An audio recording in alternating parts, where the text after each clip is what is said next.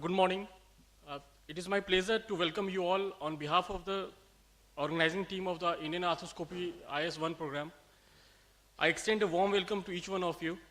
We shall start with the program now. To start with, we'll have a welcome address by the IAS President, Dr. S. Arumugam, sir.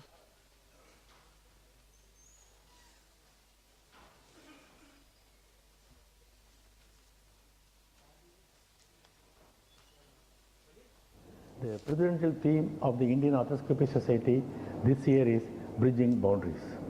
With this vision, IAS is committed to bringing arthroscopy to every corner of India, ensuring that arthroscopic surgery is accessible to all. The IAS 1 initiative was conceived to realize this ambitious goal. Today, I also wish to encourage our young surgeons to join the IAS family.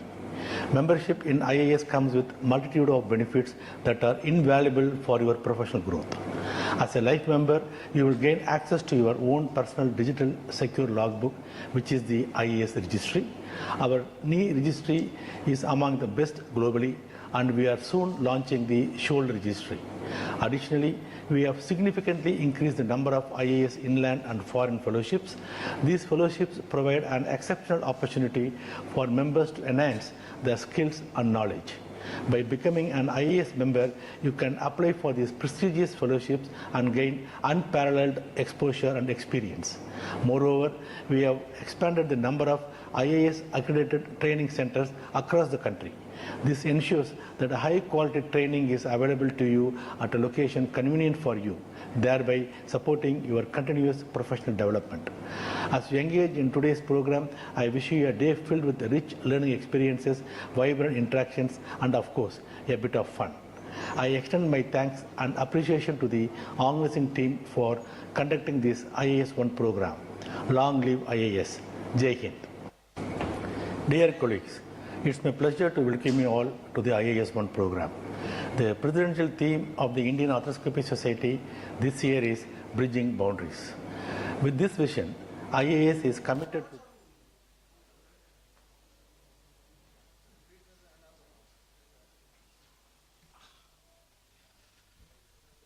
So we'll start with the academic session. The first session is Basics of the Knee Arthroscopy. Dr. Sarsi Naiman, sir, and Dr. Sudeep sir will chair the session.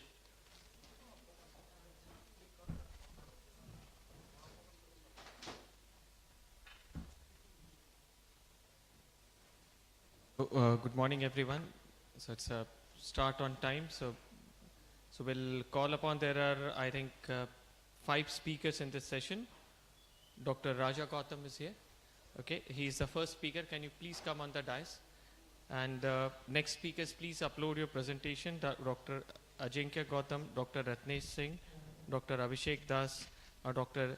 Rittayudi Mukhopadhyay. All are here. I think I've seen everyone. So, okay, your talk is ready? Yes. So we can start, okay? And request to all the speaker to be on time.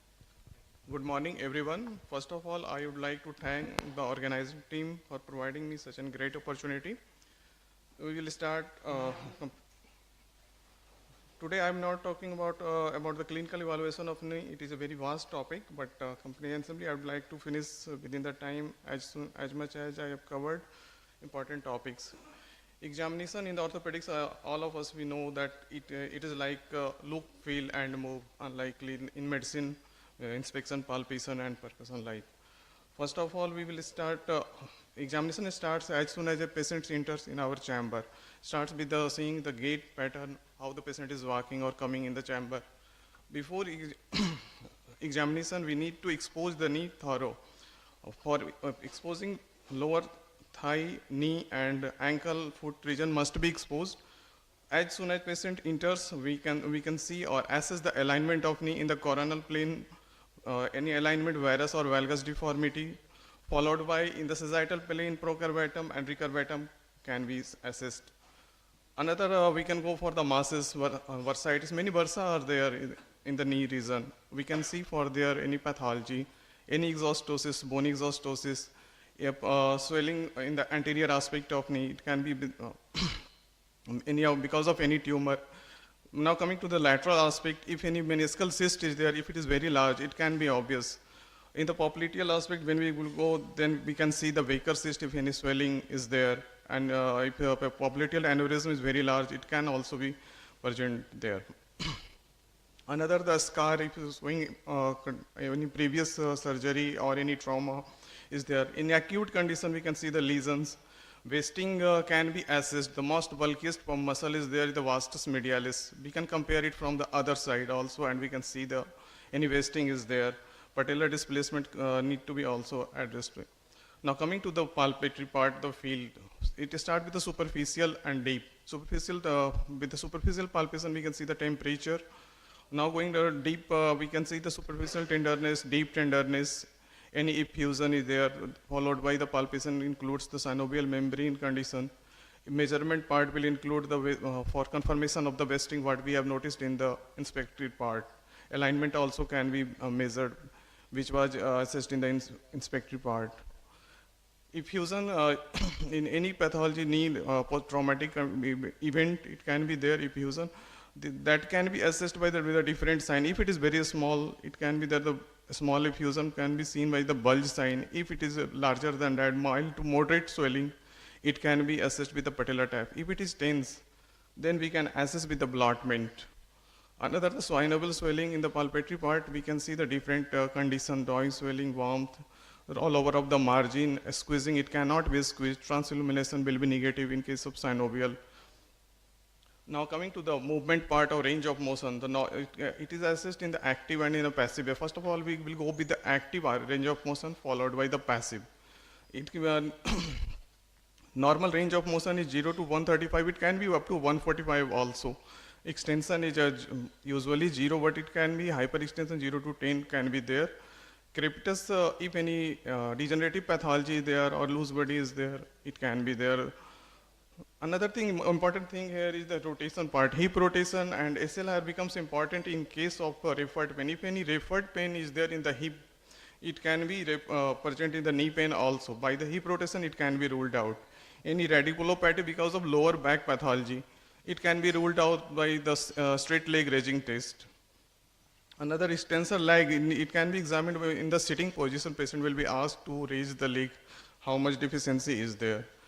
Another coming the patellar instability, it can be assessed with the Q angle, quadriceps angle. Angle is made of the line drawn between the IAS and center of patella. Next line is the center of patella to tibial tuberosity.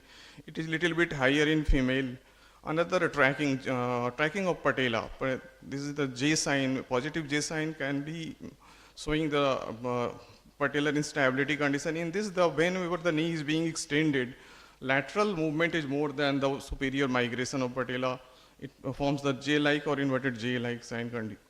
Another apprehension, patellar instability can be assessed with the apprehension. When we press laterally patella in the 20 to 30 degree flexion of knee, we can see the apprehension or anxiety over the face of the patient.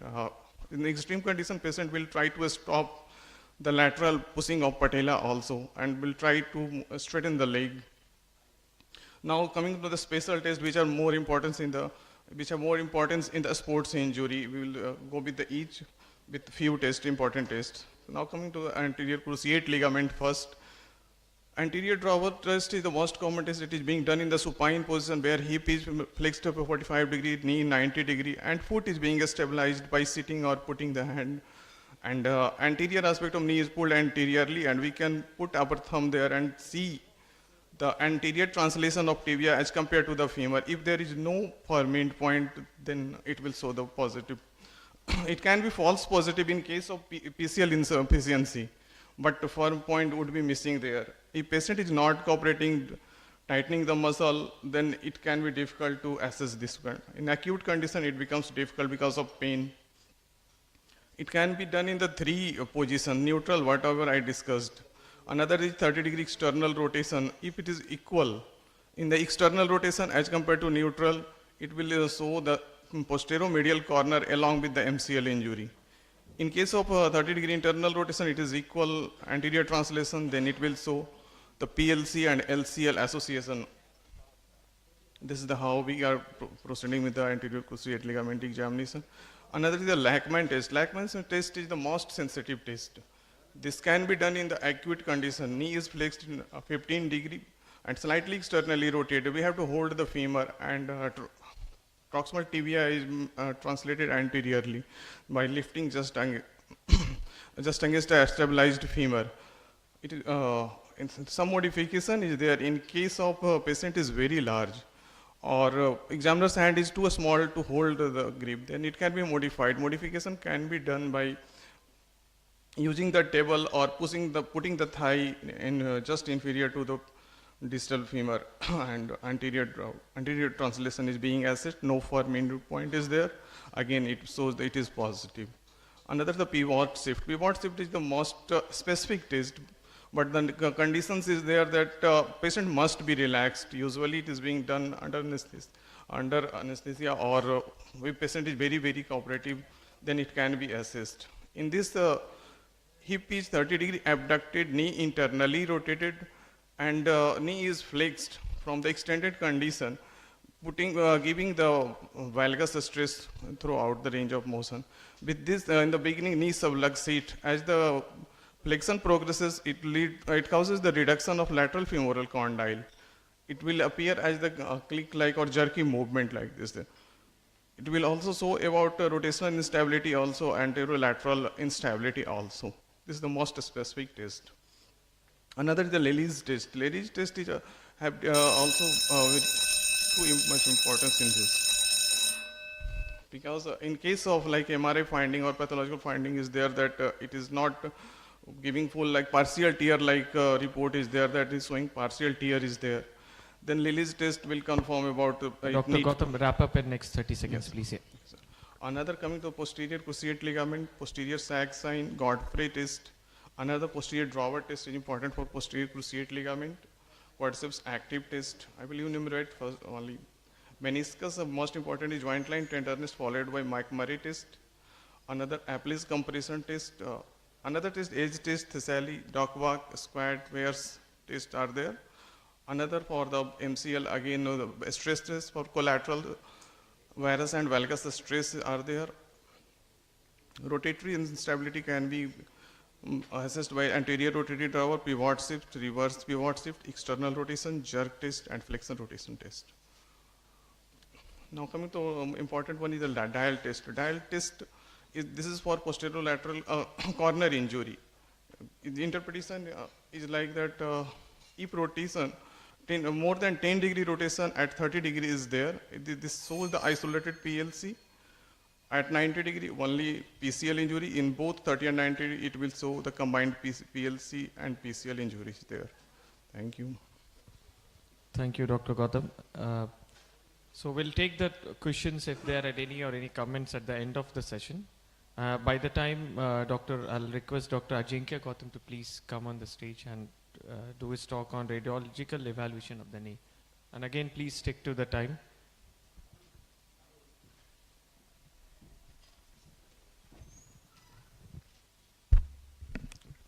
Good morning all. My topic for today is radiological evaluation of the knee. As we all know that knee is a very complex joint, and making diagnosis is already quite challenging sometimes. So by combining the clinical examination and radiological examination, we can make out a diagnosis. In the radiology part, there are mainly 4 types of radiology modalities: X-ray, MRI, USG, and CT. But X-ray is the most commonly used advised modality. That is, more likely we used to advise AP and lateral views, but my emphasis is over the stress views first. Stress radiographs can provide objective quantifiable assessment for the ligamentous knee injury. Mainly there are 3 kinds of stress views: valgus stress view, varus stress view, and posterior stress view. In valgus stress view, we take side by side 2 X-rays of both the limbs and then compare the lateral opening of middle opening of the knee joint. If the amount of gap is of around 3.2 mm for in the if the amount of gap is around 3.2 mm, we can say that is a injury to the middle collateral ligament. And if it is more than 9.8 mm, then we can say that along with the middle collateral injury ligament, all the middle side which stabilize the middle side of the knee is injured. In various stress test, side by side X-ray is taken for both the limbs, and we see the lateral opening of the knee joint. If there is a complete fibula collateral ligament, then tear then is demonstrate around 2.7 mm of increased gapping. While if there is a tear of all the ligaments, that is fibula collateral ligament, popliteus tendon, and popliteal fibula ligament, the gap would be around of 4 mm. In posterior stress view, basically it is done when there is a suspicion of posterior collateral ligament injury. The side-by-side X-ray of both the limbs are taken, and the posterior translation of the tibia is compared with the normal limb. If there is a gap of around translation of around 8 to 11 mm, then we can say there is a tear of posterior collateral ligament, and if it is associated with other ligament injury, then the gap would be around 12 mm. Now MRI, we all know that the MRI is the main modality to diagnose the ligamentous injury of the knee. There are different sequences, that T1 sequence, T2, and proton density images. Mainly there are three planes: coronal, sagittal, and axial plane. In coronal plane, a slice is taken from the knee from the middle to lateral. Then it creates a picture from anterior to posterior, as if you are strolling from the knee from front to back and vice versa. In sagittal view, a slice is through the knee from front to back, creating a lateral view as if it is scrolling through the knee from middle to lateral. In axial view, cross sections are taken of the knee from top to bottom. These are the examples: sagittal view, coronal view, and axial view. Before looking at pathology, we must know the normal anatomy. There are some for ligament tear on MRI, we have to see the discontinuity of the ligament, abnormal orientation, non-visualization, or bone bruisage. In ACL, actually ACL is a very interesting anatomy. It is an intra-articular structure, but it is extrasynovial. The synovium folds over the ligament. So at arthroscopy, we look through the synovium. When there is a tear, the synovium layer is intact and only hemorrhagic ACL is seen. Basically, ACL is composed of 3 to 5 layers of fibers. Between the fibers, there can be fat or synovium, or sometimes a little bit of fluid. That is why ACL is not black on PD images. First thing which we have to look in the MRI, that we do not have to see the ACL on PD images, because this may give a false impression of pathology.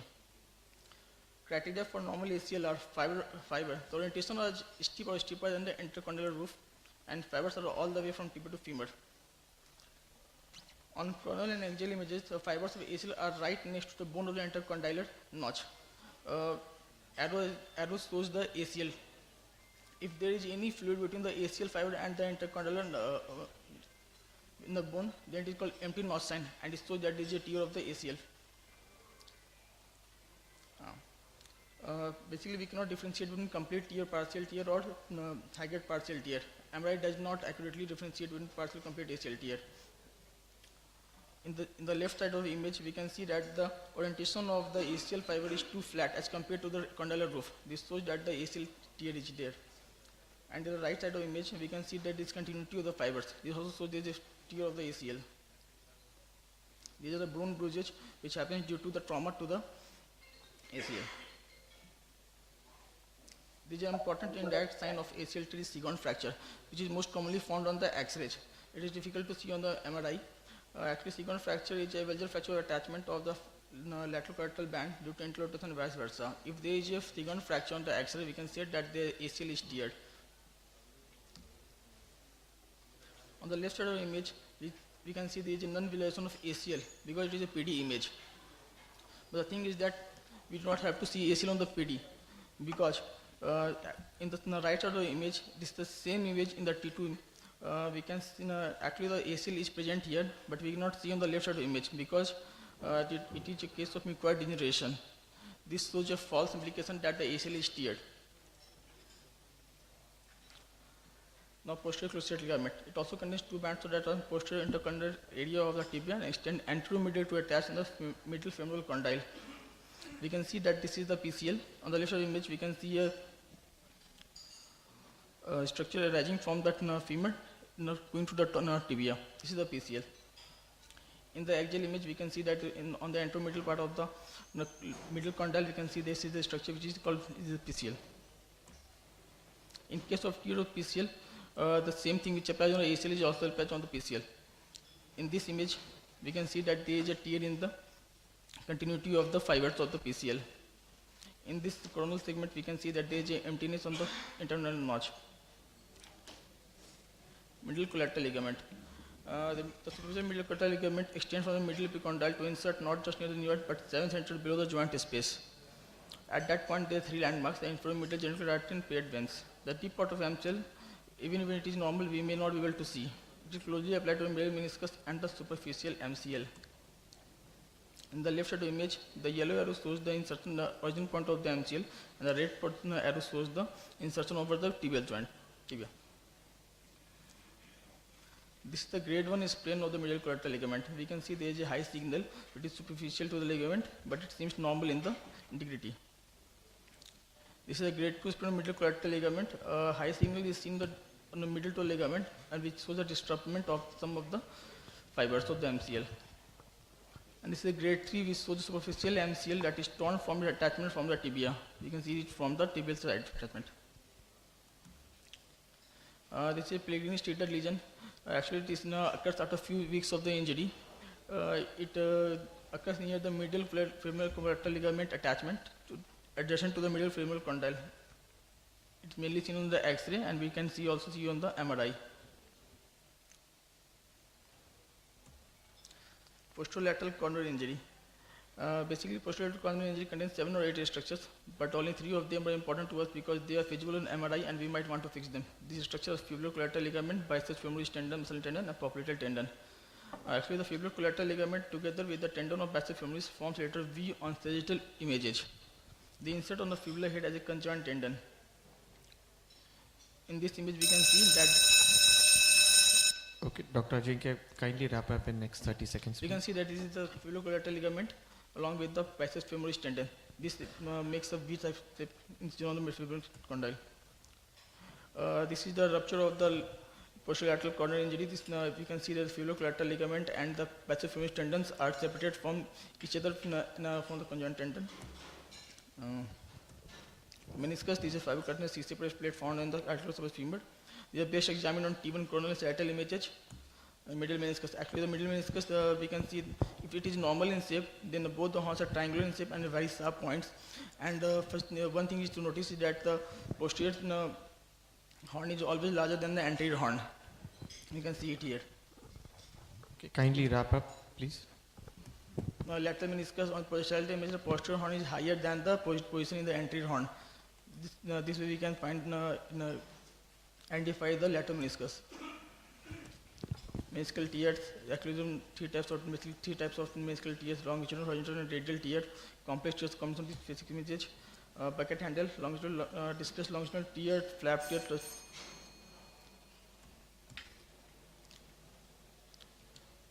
We can see that in the right side of the image, we can see the abnormal shape of posterior horn, a PCG is missing, and the right side and distal fragment is in the condyle region.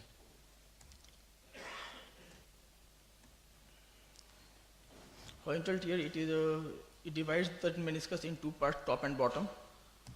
In radial tear, it is perpendicular to the long axis of the meniscus, divided to collateral bundle parallel.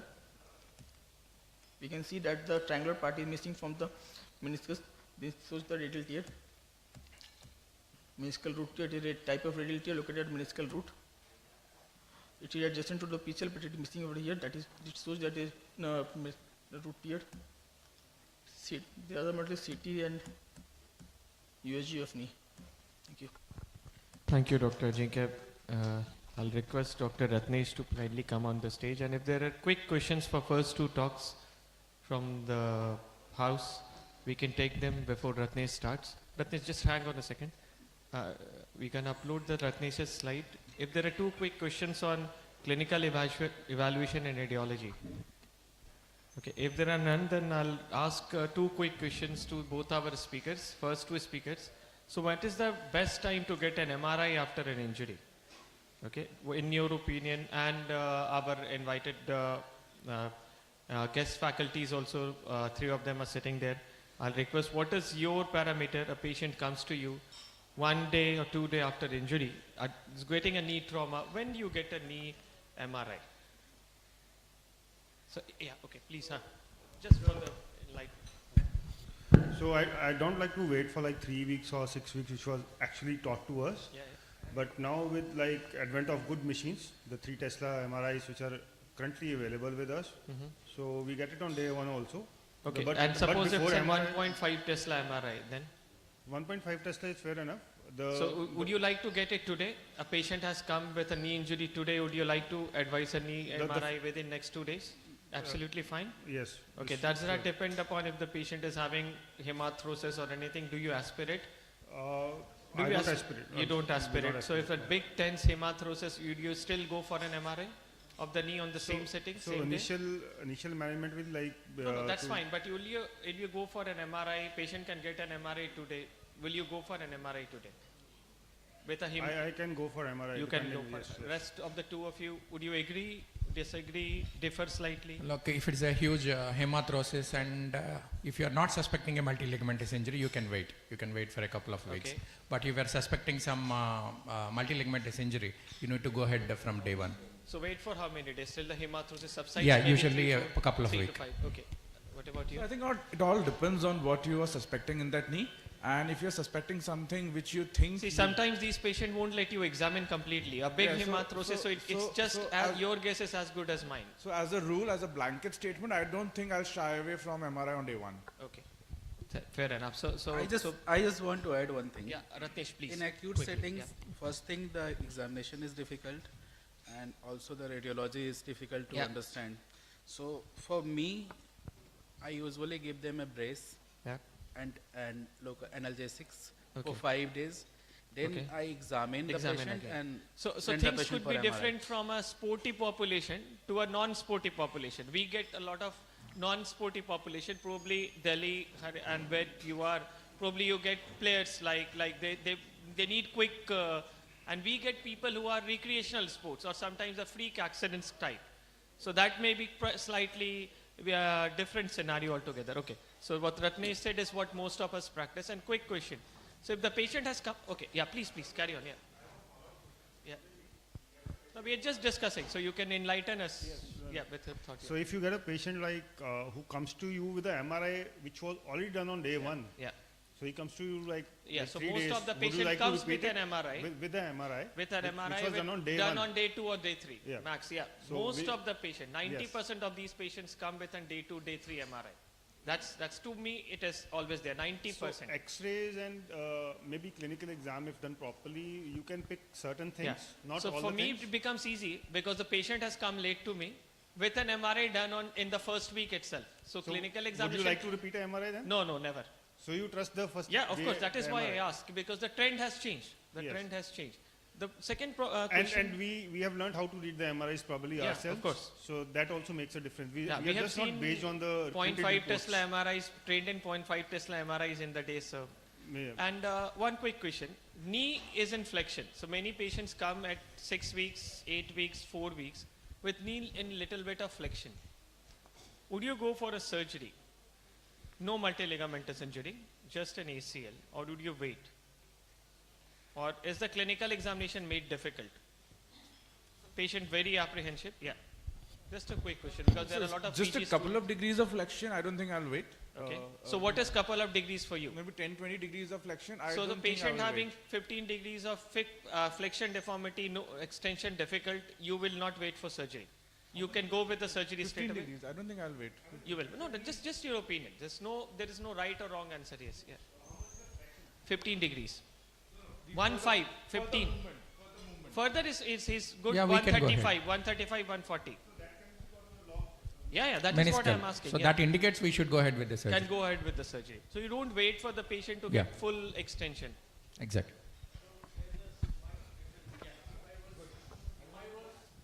See, all the differences are So, invited. Yes, please. if I was in UK, the standard practice was get the patient, Get 0 degrees. inject lidocaine in the knee, and then examine after 30 minutes. And if you are able to get full extension, that means it's not a locked knee. Send patient for an ACL prehab, get full extension, then do the surgery.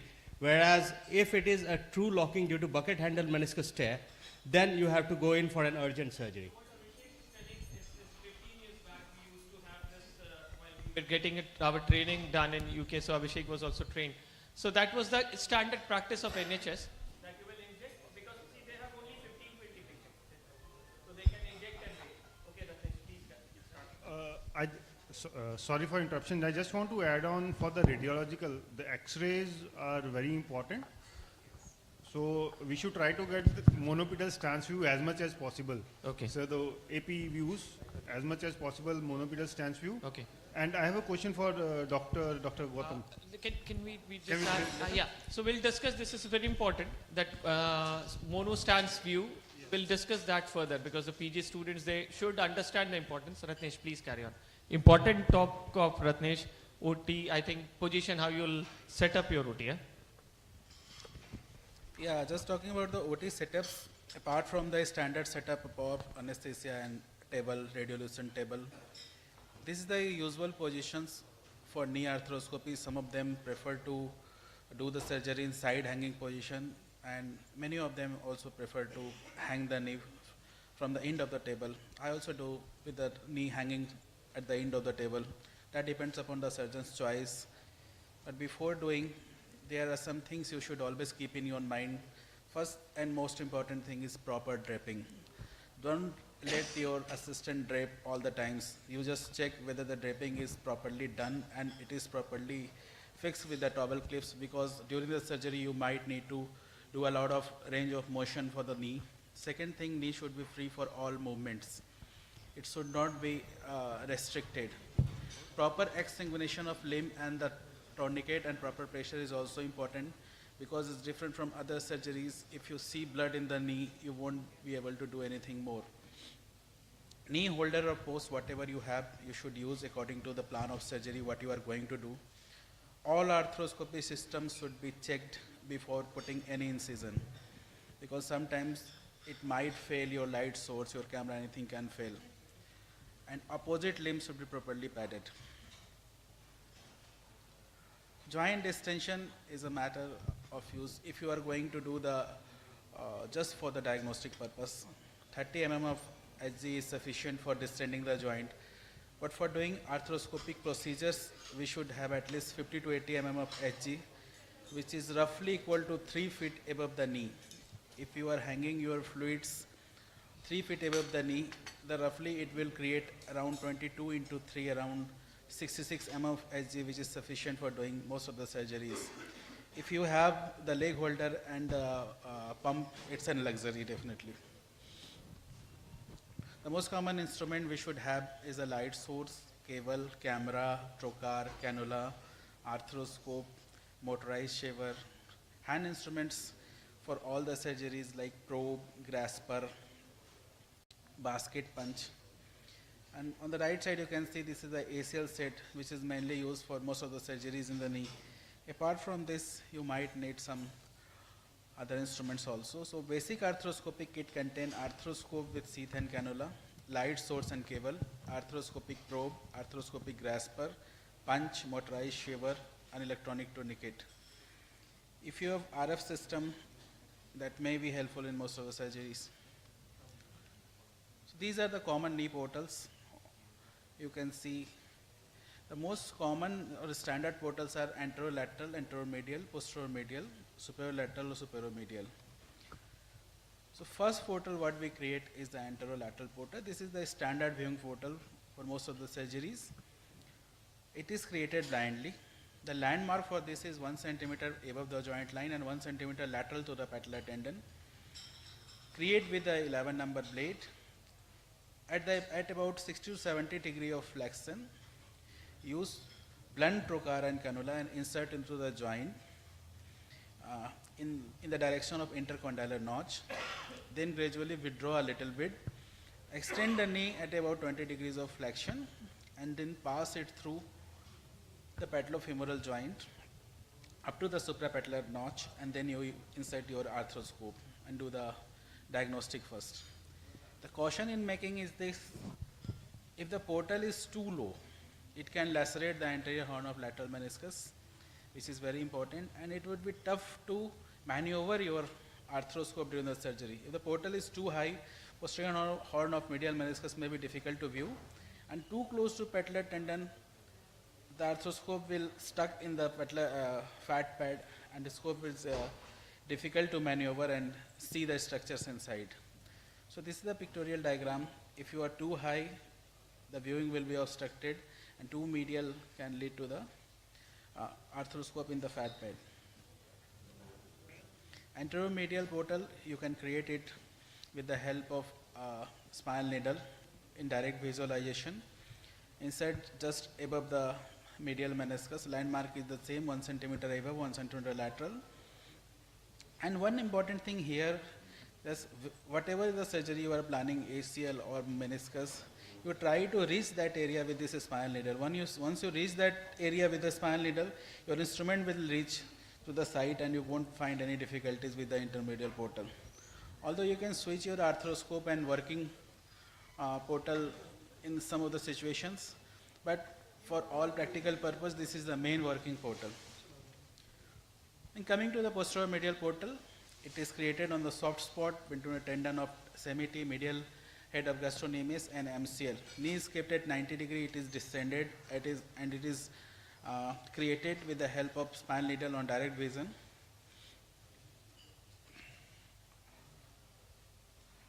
It is mainly helpful in facial reconstruction, avulsion, removal of foreign bodies, and total synovectomy.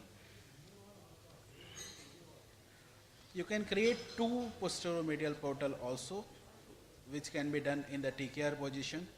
You can do your surgery with one, the standard one, and one high posterior medial portal, which will be used for the viewing purpose, and another for the your working portal for using the your instruments for the surgery also. Some people prefer to do the PCL avulsion and others in only with this high and low posterior medial portals.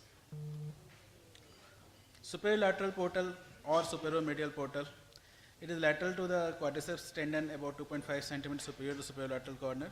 Its main use is suprapatellar synovectomy and evaluation of patellar tracking, and also during the arthroscopic arthrolysis of the joint. There are some optional portals which you can create, like posterolateral portals, through which you can create the transseptal portal. Some of the people prefer to use posterolateral, transseptal, and posteromedial portals for dealing all the posterior pathologies of the knee. They are quite helpful for dealing it directly if you are doing the PCL reconstruction, even for the ramp lesion. They are quite helpful. Another portal you can create according to your need, like mid-patellar, medial and lateral portal, accessory far medial and lateral portals for better angle of your guide while during the ACL surgery or PCL surgery. And central transpatellar tendon, I think this is not used nowadays. Initially it was used for the ACL reconstruction. Thank you. Thank you, Ratnesh. Nice talk. Clearer points, very clear points and very interesting. Okay, so we'll move on to the next one. We'll take the question at the end, Ratnesh. So we'll invite Abhishek Das for diagnostic arthroscopic relife. So he'll show you the videos of diagnostic arthroscopy. Is that Abhishek? You're showing the videos of the, okay, good.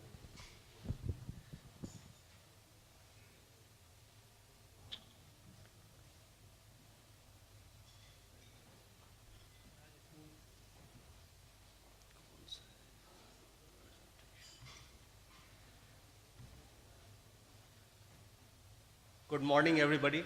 I would like to congratulate Dr. Ravi for organizing this fantastic event in Patna, and also I can see there are trainees who want to learn. So this is a very basic video on a diagnostic knee arthroscopy. For all practical purposes, we have now moved on to therapeutic arthroscopy rather than just doing a diagnostic one.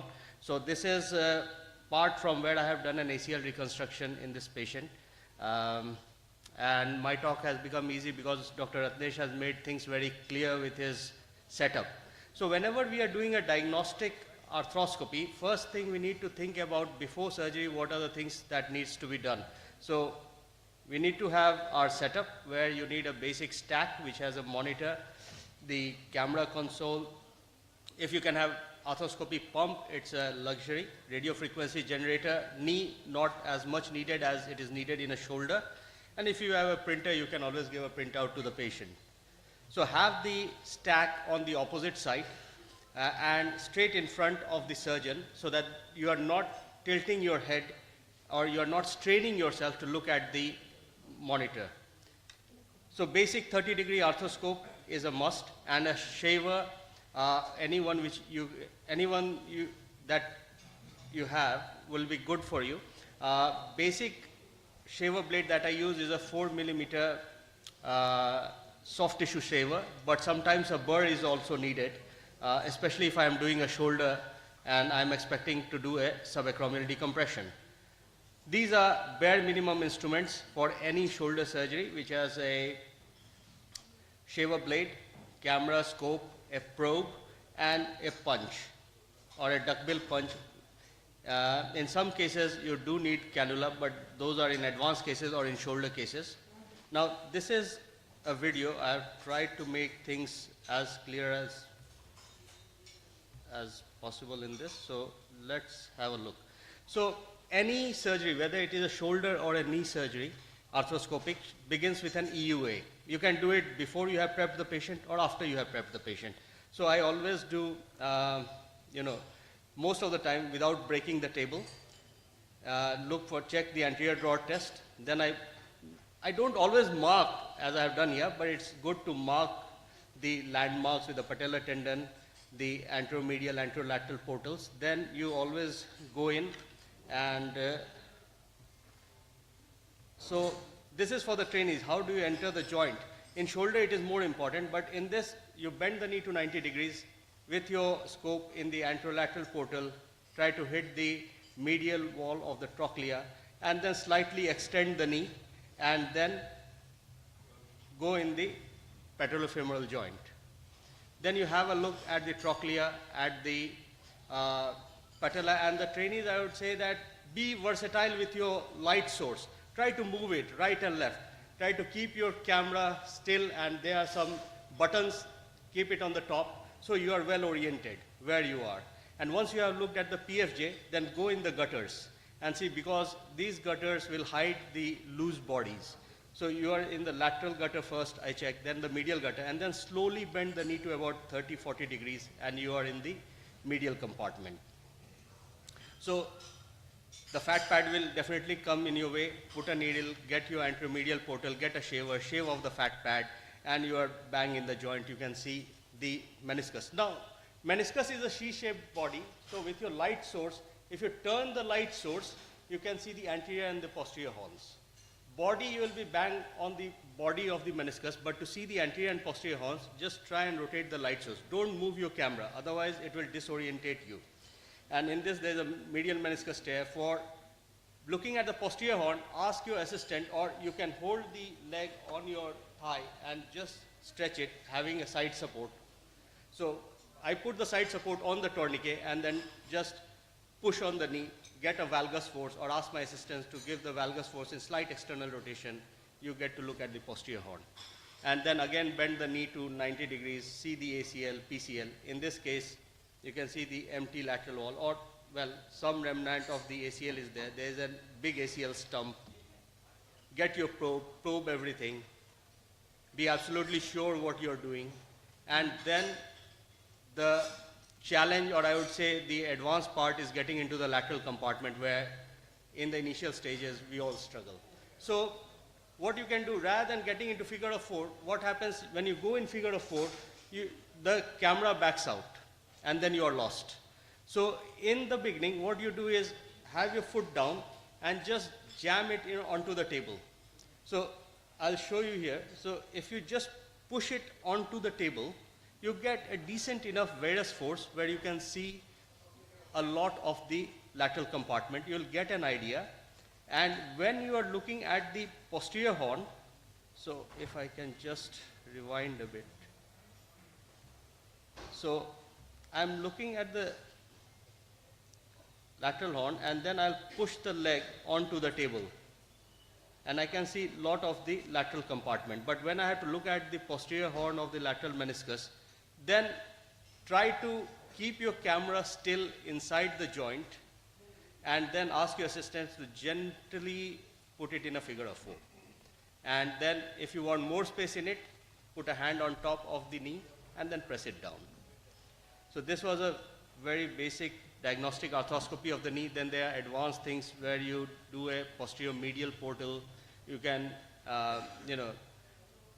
so first try to deal with, simple, like for septic arthritis, if you get in your institute, go and do an arthroscopic washout. But in that process, go and have a thorough look inside the joint, and then go on to the advanced stuff like ACL, and when you are more versatile, then meniscus repair and things like that.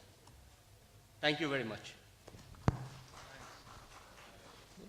Thank you, Abhishek. Nice demonstration of stepwise how you go about doing a knee arthroscopy for the beginners, and even for those who have been doing it for the long time. Thank you so much. Now I'd like to call Dr. Ritayudi Mukhopadhyay for his talk on intraoperative complications and how to manage. So that would be a very interesting talk.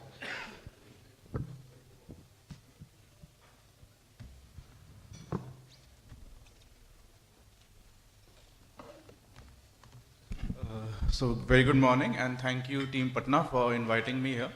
So till now we have learned how to do knee arthroscopy well and not have complications, but then a man who doesn't falter is not a man. So everybody has complications, and the best way to prevent complications and manage complications is before you go into your OR, make sure you're prayed to your God, because if God decides not to be with you on that day, then may God help you. Things can start going wrong from step 1.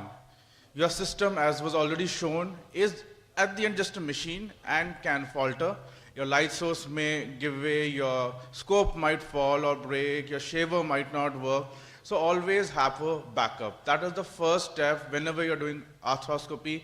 Have a backup for the system. Otherwise, you may just have to wait for hours with the patient under spinal. Once you have crossed over that step, your system is working well, the next step that comes is making your portals. In the knee, although it's not that complicated, the shoulder might be a little more tricky, but make sure you make your bony landmarks and know exactly where your portals have to be. In case you make a wrong portal, not only you make the entire arthroscopy a struggle, but can also have complications like probably scuff the cartilage, cut the meniscus with your knife, and you may not be able to reach the parts of the joint that you would want to with your instrument. So never shy away from making another portal if you need to, and never shy away from making accessory portals. That is the beauty of arthroscopy, that you can make as many portals as you want, but make sure that the surgery doesn't get tricky and doesn't become a struggle. The second thing that can happen, especially if you're doing ACL surgery, is that you've lost your graft, which is very common with the beginners. The graft slips away, you are unable to identify the tendons, and you are in a soup, and you're just waiting to find out how to get this graft out. So never shy away from extending your incision. Make sure you have a good view. You can palpate with your finger. For beginners, especially with the semi-T, if you have not cut the bands yet, you could go to the posteromedial side of the knee, palpate the semi-T, give a nick there, and retrieve the graft from there. For people who are more experienced, you could use a scope as shown here to harvest your graft, but don't spend too much time in finding the graft. I personally always take a consent for an alternate graft. Now that alternate graft could be your BP2P, could be your peroneus, could be the opposite limb, but always have that consent before you go into the OR, because this can happen to anybody. The next thing which can happen is the graft falls on the ground. Now you can shout at your assistant, you can shout at your JR, but if this has happened, what to do? Yes, obviously, you can use another graft, again a place where you must have consent for an alternate graft. But there have been studies, although they are not large multi-center studies, but where people have actually washed this graft, put it into betadine, chlorhexidine, and used that same fallen graft to reconstruct the ACL, but with precautions. You pick it up within a couple of seconds, you wash it thoroughly immediately, change your gloves, and put the patient on long-term antibiotics, at least for 6 weeks. Ideal circumstances, this should not be done. I would always prefer taking the alternate graft and have a good night's sleep rather than be worried about the infection.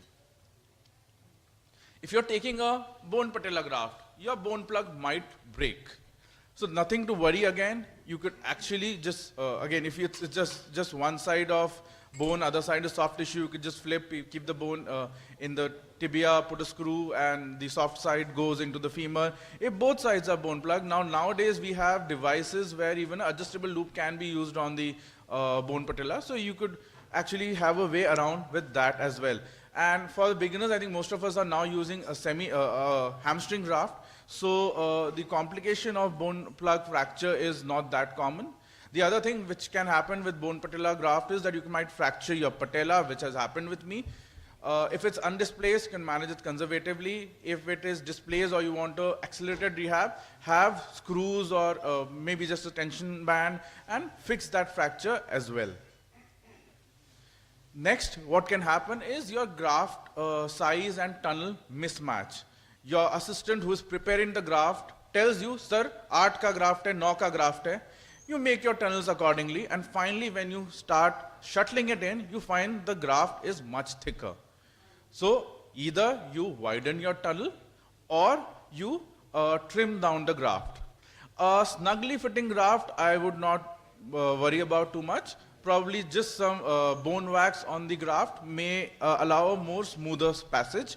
But if it's a gross mismatch, you will have to probably either redo the tunnels or trim down on the graft. Another thing which can happen, which is again not very common, but can happen since we often use the same devices again and again, which are meant to be used just one time as per the manufacturer, is the breakage of instruments.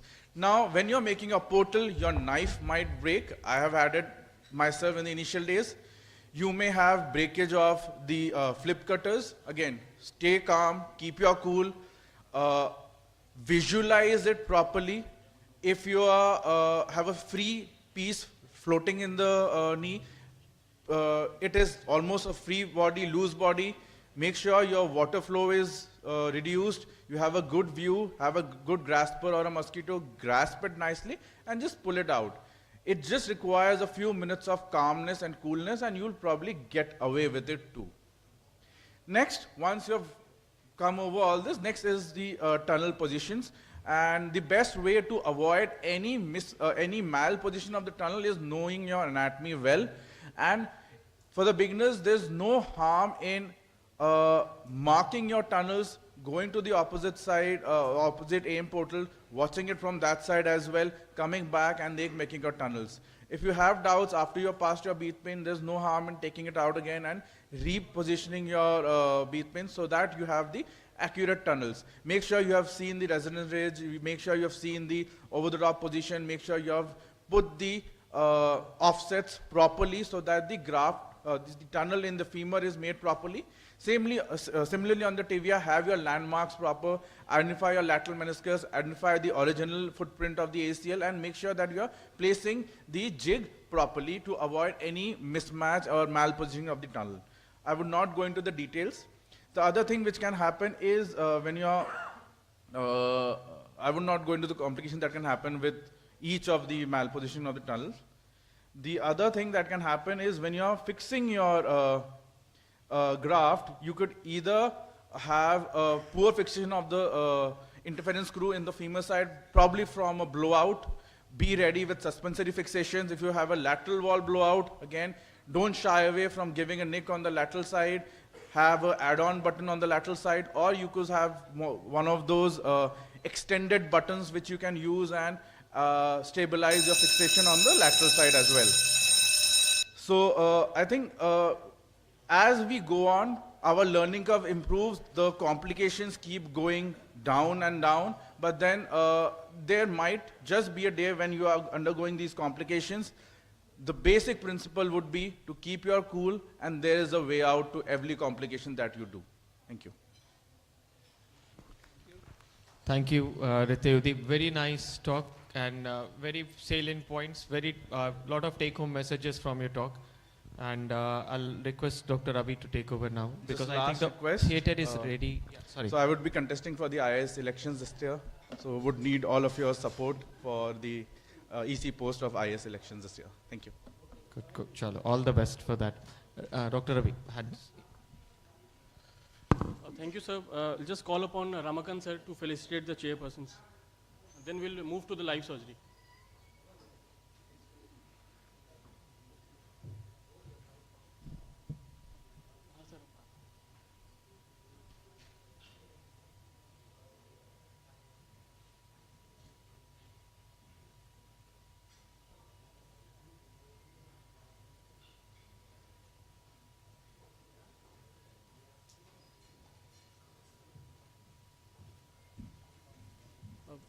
Dr. Sasid Naiman, sir. Please.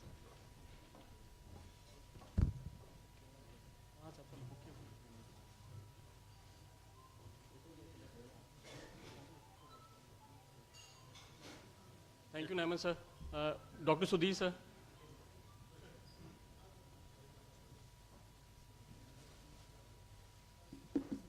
And Dr. Sudeep, sir. Dr. Jubindu Chaudhary, sir, please.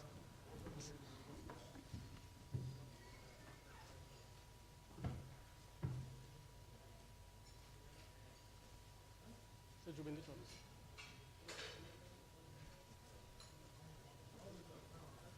Thank you, sir. We'll move to the live surgery now. OT is ready. Ravi, I have to stay. Yes. The chairperson for the live surgery is Sudeep sir, Ramakant sir, and Dr. Mani sir, and Dr. Shakti sir. करो पहले ऐसे ये कर लेते हैं table up कोई बात नहीं टेबल अप करो ठीक टेबल अप कर दो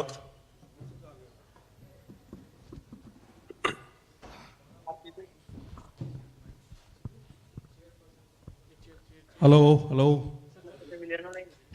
डॉक्टर अरविंद Arvind? वहाँ मॉनिटर सामने कर दो Hello, Arvind sir. Hello. So am I audible? Ravi, you are absolutely audible. Sir, Yes, Arvind. can you just tell us briefly about the case? No, first tell me how you were feeling. We have, so to everyone, we have just run 10 kilometers, me and Arvind. And Arvind is operating, huh? No. Just very much excited, boss. After a very long time, I have completed my 10 kilometer. Good. And thank you, Ravi, for the opportunity again. So this case is a 22-year male, sustained an injury while playing badminton. And if you see the MRI of this patient, give me one artery, please. तब तक adjust कर लो, light सब adjust कर लो. So this is the MRI. Cameraman focus here, please. So this is the coronal section, this is sagittal section, T2 image. Okay. So if you come from anterior to posterior, so this is patella. So this is for beginner. This is the patella. So you follow from there to posterior side. So this tibia comes here. This is Gardner's tubercle, over which IT band is getting attached. If you come more posteriorly, this IT band become much more clear. Then femur comes into the picture, and this is the lateral meniscus. Okay. This is the body of the lateral meniscus here. Hello. Yes, we can hear you. Okay, perfect. Yeah. So you can see here little bit of the rent here. You can appreciate. So here again, you can see little bit of the rent in the body peripheral part of the lateral meniscus. And here it should be anterior tibial attachment of the ACL, but it's completely wide. So it means it's tear from the tibial side. Then the lateral collateral comes into the picture. Then the medial collateral here. Again, as you move posteriorly, here popliteus. This is the popliteus hiatus. This is the popliteus. Now PCL is coming into the picture here. You can see there is on the tibia. You can see the footprint of the PCL. Now here PCL is complete. The medial meniscus. Again in the periphery of the posterior part of the medial meniscus, you can see there is a rent here. Okay. Yes, we can appreciate. In the sagittal section, this is from lateral side, fibula is here, and also the tibia is quadrangle, okay? So on the sagittal section, if you have one or two image only, to differentiate between whether it's lateral side or the medial side, suppose this is the view. Here there is no fibula, but you have to differentiate whether it's lateral side or the medial side. Tibia is quadrangle, so it means the lateral side. If tibia is triangle, it means it's the medial side, okay? Again, you can see the ACL is torn here, complete torn. And the posterior side of the medial meniscus, you can see there is little bit of the rent here. Okay, Okay. Dr. Arvind. Yes. Would you like to elucidate about the indirect findings of an ACL-TL on an MRI? So on the this sagittal view, in that, so it may be acute setting or it may be chronic setting. In the acute setting, you might have the chondral infection over the lateral condyle of the femur, because most of the time it's the valgus injury. In this case, it's not here. And if it's little bit chronic one, then you can have the PCL is buckling of the PCL, anterior translation of the tibia in relation to the femur. So all these are the indirect sign of your ACL tear. Okay, how old is this injury of this patient? So its injury is of November. Okay. So now it's almost 2 months. So what's the final diagnosis, Dr. Arvind? So it's ACL tear with, I'll say, injury to the medial meniscus, the posterior horn, and the body of the lateral meniscus. Body of the lateral meniscus in none of the way it's complete through and through. Okay. Light source on kar do beta. So in this live surgery, you are going to focus on meniscus, right? Yeah, meniscus. Meniscus. So Okay. Go I'll ahead. demonstrate meniscus, and after that I'll do ACL surgery. Upar wala light off kar do. So, so for the beginners, you should make the portal in 90 degree of position, okay? And this is the patella, this is patellar tendon. So at the junction of patella and patellar tendon, you should be making Ask the cameraman to stab into focus from the anterior side. Yeah. We are seeing the And, lateral view. And after that, you put your trocar and cannula inside it at 90 degree only. And once it's hitted the medial condyle of the femur, then you take it towards the suprapatellar area, and then at 30 degree you go in. Then do the full extension. Abhishek was telling about the basic arthroscopy. So very good lecture by Abhishek. So here, this is the suprapatellar area. And once you come over the trochlear area, here you just rotate the light, you will have a view of under surface of the patella. This is lateral facet. This is medial facet. And then you come on the medial femoral condyle. Here you can see the movement of the patella. It's almost in center in the trochlear groove. And then start flexing the knee. And once your meniscus comes into the focus, then you completely flex 90 degree flexion of the knee joint. Then here comes to the posterior horn of the medial meniscus. White balancing कर दो बेटा जरा, पीला पीला आ रहा है इसमें. अच्छा, आगे वाला है. उसमें भी होगा ना white balancing. मेरे से क्यों इतना मेहनत करवा रहा है? Okay, so this is the posterior horn of medial meniscus, and once you just give the little bit of the varus, and you pass your scope in between the femur, medial condyle and the PCL, you will be in the posteromedial fossa. Here you can see the ramp.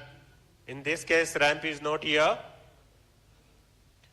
And this is the meniscus body. Here if you want to see the complete meniscus, then your one assistance has to give the valgus stress. Then with the help of probe, you should be doing probing here. Would you like to go for pie crusting? Since it's before doing pie crusting, just see how much medial side is open. So if you see here, without doing pipe crusting, this much of the medial side is getting open. This happen in many hyperlax patient, okay? So in such type of cases, if you are doing comfortably without touching the femur and tibia, you can pass your probe above and below the meniscus. In this type of cases, you don't need to do the pie crusting. But of course, in most of the cases, you have to do pie crusting to create this much amount of space on the medial side for doing any meniscus repair or meniscectomy. Even for the meniscectomy, you have to do little bit of pie crusting. Otherwise, you will be damaging the cartilage. So very, very good point, Manish boss. So for medial side, it's always better to have the pie crusting. Okay. But in this case, since it's looking like a lax patient or MCL injury, I have to see in the MRI it was not there. So on probing, nothing is coming. But only thing is that in the posterior part, in the body, little bit of the bulkiness is here. You can appreciate this. My probe is rolling over that. That was the signal intensity changes on the posterior part of the medial meniscus. But it's not complete tear, so I'll not touch this. There is hardly any tear, not on the upper surface, not on the lower surface. There is no any tear.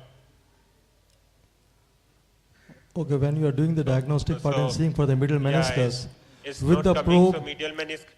Dr. Vin.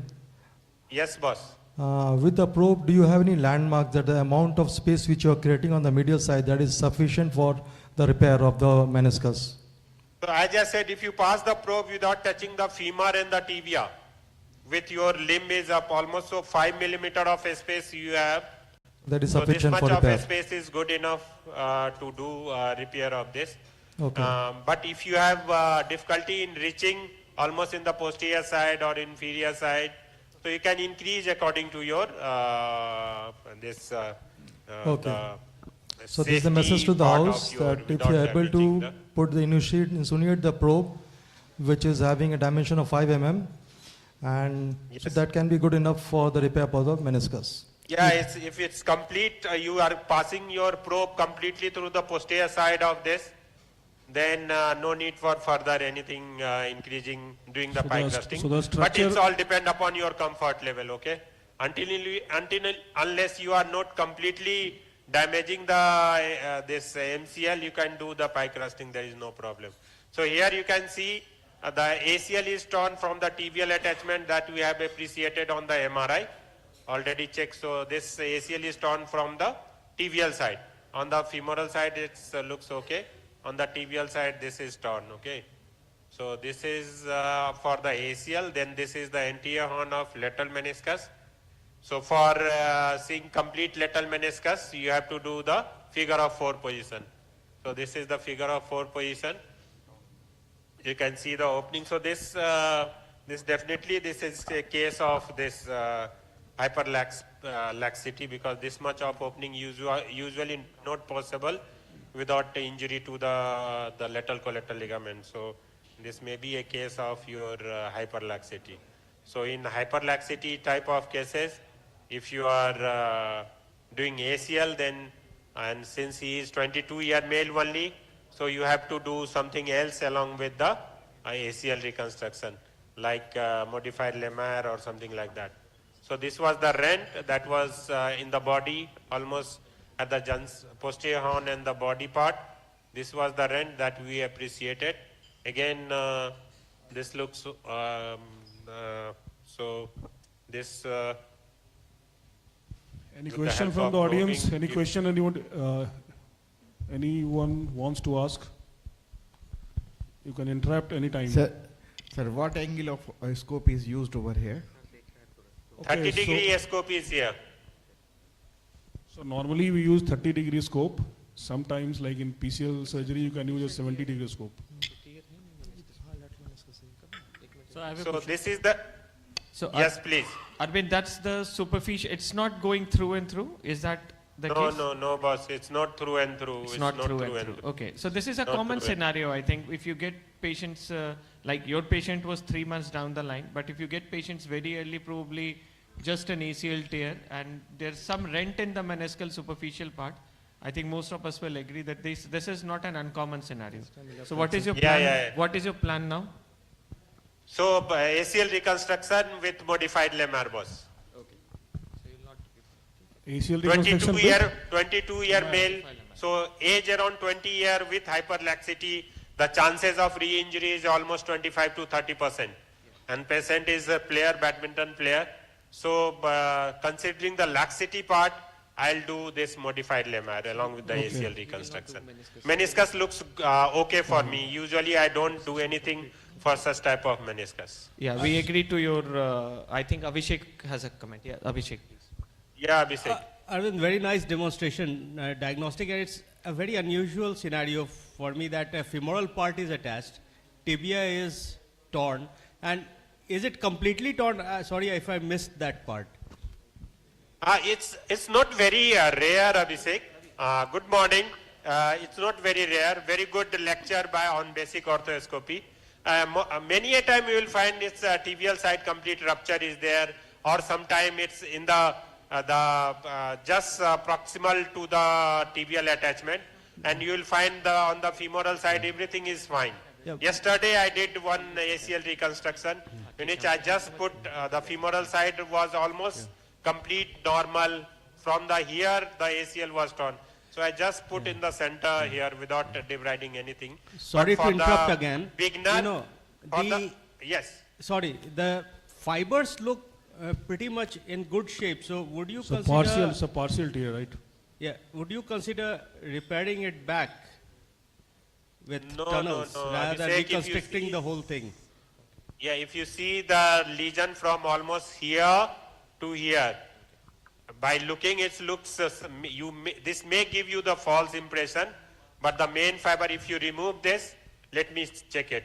If you remove this, many a time this is complete tear. It's not like your partial tear, so just remove the fascia first, okay? Okay. Arvind, we agree to your plan. Just a quick question to you. Yes, You were boss. planning to do a modified lemur, not a question. So we would love to see that particular part of your surgery, okay? So Okay, what boss, we will okay. do, are you doing it in before making the tunnels or after making the tunnels? Because No, no, after making tunnel, passing Okay. the graft, everything is passed because Okay. I have to see Sure, sure. the femoral part Okay. of the ACL where its button is, okay? Completely agree. So what we will do here in the hall is that we will go back to the talks, okay? We'll start the second session of the talk and we will get back to you the moment you are going to do modified lemur. Is that okay? Okay, boss. Just a reply Yeah. to the Abhishek question. So how many of you will do only repair of this case and how many of you will do the reconstruction? So for me, full reconstruction. So no repair. in this case, I will do Abhishek, selective still you are in favor of repair or reconstruction? Reconstruction. Well, Arvind, remnant preservation would be a very good option for this one. And maybe with suture tunnels, would it come back? I'm not sure. Arvind, Ramakant this side. So in this Ramakant case, I will do selective bundle ACL reconstruction. I will keep the intact So which side. bundle do you think it's torn? Yes. So we will use the rent what you're showing to pass the graft, okay? And Perfect. yes. Yeah. Okay. So pass your graph from here and just 1 year Yes. to pass your graft here. So this remaining part will remain as such. Yeah. Over that you will be reconstructing the ligament. Only thing, if you are keeping this much bulk of the tissue, your graft should be 8, something like that, not more than that. Okay. Otherwise this will lead to So Arvind, you overcrowding. go ahead with your preparation of take out your graft, go ahead with the tunnels, and when you are going to modified lemur, get back to us, okay? We want to see Okay, that. boss, thank you. We are not leaving Thank you, huh? Okay, boss. Okay. Thank you very much.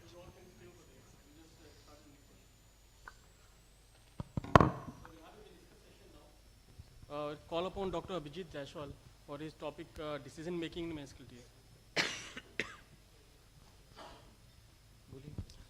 Dr. Abhijit Jaiswal, yeah. I think you're speaking on decision making in meniscus. Good morning, everyone. Meniscus tear. Just before Abhijit start, our invited guest faculties, outstation faculty, would you differ from what Arvind has planned in this particular, whatever you've seen, just your thought. Can we have a mic to that table, please? Mic, Hariji, can we have a mic there? So you've seen the condition of the ACL. Just one by one, quick answer, what would you do? So I would go with the same plan, do a selective bundle reconstruction as Dr. Ramakant has said. Okay, fair enough. Would you add the Lamar? And what about Lamar? He is hyperlax. Probably, Yeah. I don't know, we don't know the Wheaton score, but he is lax. What is the activity level of the patient? He's a badminton player. Recreational or a pro? No, I think he plays for something, if So I'm not I'll do wrong. LET. Sorry? I'll do a modified Lamar. Modified Lamar. Rityudi? If he is a active professional athlete, then yes. Otherwise, just the ACL. Otherwise, no. Okay. Even the Wheaton scores are high? That we don't know. If the Wheaton scores are high and if he's just a recreational badminton player. Maybe just the ACL. Maybe. So your threshold for doing modified Lamar is slightly higher. Yeah, Okay. only the active agree. professional athletes. Okay. Fantastic. Okay. What Yeah, about you? almost same. But only thing is I won't overrate in the ACL graft. Okay. See, in enough. much of these patients, they stretch out or re-tear it. So you because don't- they have the tendency to Yeah. hyperlax. So the problem is that the moment you tunnel 8 mm, suppose your graft is 8, minimum is 8, and you're trying to drill it, your femur part is almost good for nothing actually. So rather than be in an anatomical position further back rather than be anterior, saving the posterior bundle. If you can, it's good. For me, I think I'll. So what, in fact, I want to question, what bundle are we thinking on the femoral side? So tibial side, yes, we are reconstructing either, I don't know what bundle you are. What bundle you are thinking on the Femoral side. On the femoral side. Where will you drill your tunnel on the femoral side? Which bundle you will reconstruct on the femoral side? Tibia, it's fine. You're going in the center. You have a space. So we need to ask Dr. Arvind also. We'll ask, but let's hear from each one. So what about for femur only, going from all inside technique? In that case, we can preserve that remnant. So that is one very good option. If you go all inside, probably you can target your target area much better than if you're going from medial port. And in that case, the remnant is also well preserved. So it. But then the area is so small. Even if you go outside in, inside out, saving that with an 8 millimeter, it's practically very difficult unless until because it's a wide insertion. It's a very wide insertion. So unless until one is very clear, one bundle is absolutely intact. There is no. I know people say that, but practically I'm not a huge arthroscopy surgeon, so you can take not from me. Totally agree, but No, I have it's very also difficult, seen many you're attempts. right. It's very difficult to preserve the footprint. Totally agree. We say it's selective bundle, but most of the bundles are gone by the time we We drill it. start with the target, we will preserve, but at the end of the surgery, we see that very few of the So fibers like one question from the faculties, you are saying that in active patients who are professional athletes use modified lemma, right? Do you use like internal bracing in all those patients? I never do internal bracing. No synthetic grafts. So absolute no. I mean you don't use internal bracing at all. So we did a thesis in 2019 to 22, okay, and with internal bracing, good 40 patients, I think 38 some patients, and no difference actually. And our are not sports, but then there's a disclaimer, these are all non-sports injury patients. They don't do active sports, okay. So that may be one caveat there. See now with the Yeah, so there is just one, but that is just one. There is just one study, okay? So literature is divided between both. Yeah. I would say biology is any day better. The literatures are not favoring internal bracing these days, so it's better not to go for it. I think it's... Okay, sorry. We'll just start it. Good morning, everyone. Thank you, IS1 and Dr. Ravi, for inviting to speak on decision-making in meniscus here. The initial topic I was given was review of literature, which was changed to decision-making. So let's start. Before we proceed, a brief review into the meniscus. Like these are crescent-shaped fibrocartilaginous structures which attach to the tibia and deepen its articular surface and distribute the forces evenly. And they are wedge-shaped in cross-section, and the fibers run everywhere. And when we talk about the vascularity, especially the red-white and white-white zone is a major criteria in repairing. The red zone is vascular zone, red-white is at the vascular junction, and the white zone is avascular. It is bathed by synovial fluid. Since, from the beginning, we have a lot of concepts which have changed, which was once considered a functionless remnants of intra-articular leg muscles. Now we know that they are essential biomechanical role in the joint in load bearing and distribution and transmission, anteroposterior stability, congruence, articular cartilage lubrication, nutrition, and proprioception. When we talk about the etiology, they can be traumatic, degenerative, intraumatic, they can be acute and chronic. Acute are the ones which need to be addressed at the right time. When we talk about acute, these are the patterns that we see: radial, vertical, horizontal, bucket handle, flap, root, complex. And these are the ones which go to the progress, vertical tears, they progress to bucket handle, radial tears may progress to parrot beak, horizontal tears may progress to flap, and root, be it posterior or anterior. So mechanism is a rotational force. When a flexed knee extends, in young it can occur only when weight is being taken, knee is flexed, there is a twisting strain. Young active athletes are more prone, and in middle life, fibrosis, which decreases the mobility, and more than 80% cases, meniscus tears are co-linked either by ACL, predisposing factors like a discoid meniscus. So like something like this, a valgus force rotation. So before we have proceeded for the imaging, clinical features which suggest as a guide whether you choose conservative or surgical. So when the symptoms are mild, a patient is able to weight bear, there is minimal swelling, and you can try for a conservative treatment. But the surgery ones, like the patient athlete is unable to continue playing, locked knee, positive McMurray's, presence of associated ACL tear, and little improvement, after 3 weeks. So MRI is the gold standard to plan. This is how it looks in both the coronal and SAT sections. Your meniscus, how do you classify them? So grade 0 is a normal intact meniscus. Grade 1 is intrasubstance globular appearing signal, not extending to the articular surface. Grade 2 is linear increase signal patterns. They also don't extend, they are further into A, B, and C. We'll not go with that. Grade 3 is abnormal signal intersects the superior or inferior articular surface. So why do you want to do it? You want to restore the function, maintain load transmission, minimize the contact stress, contribute to stability, chondroprotection.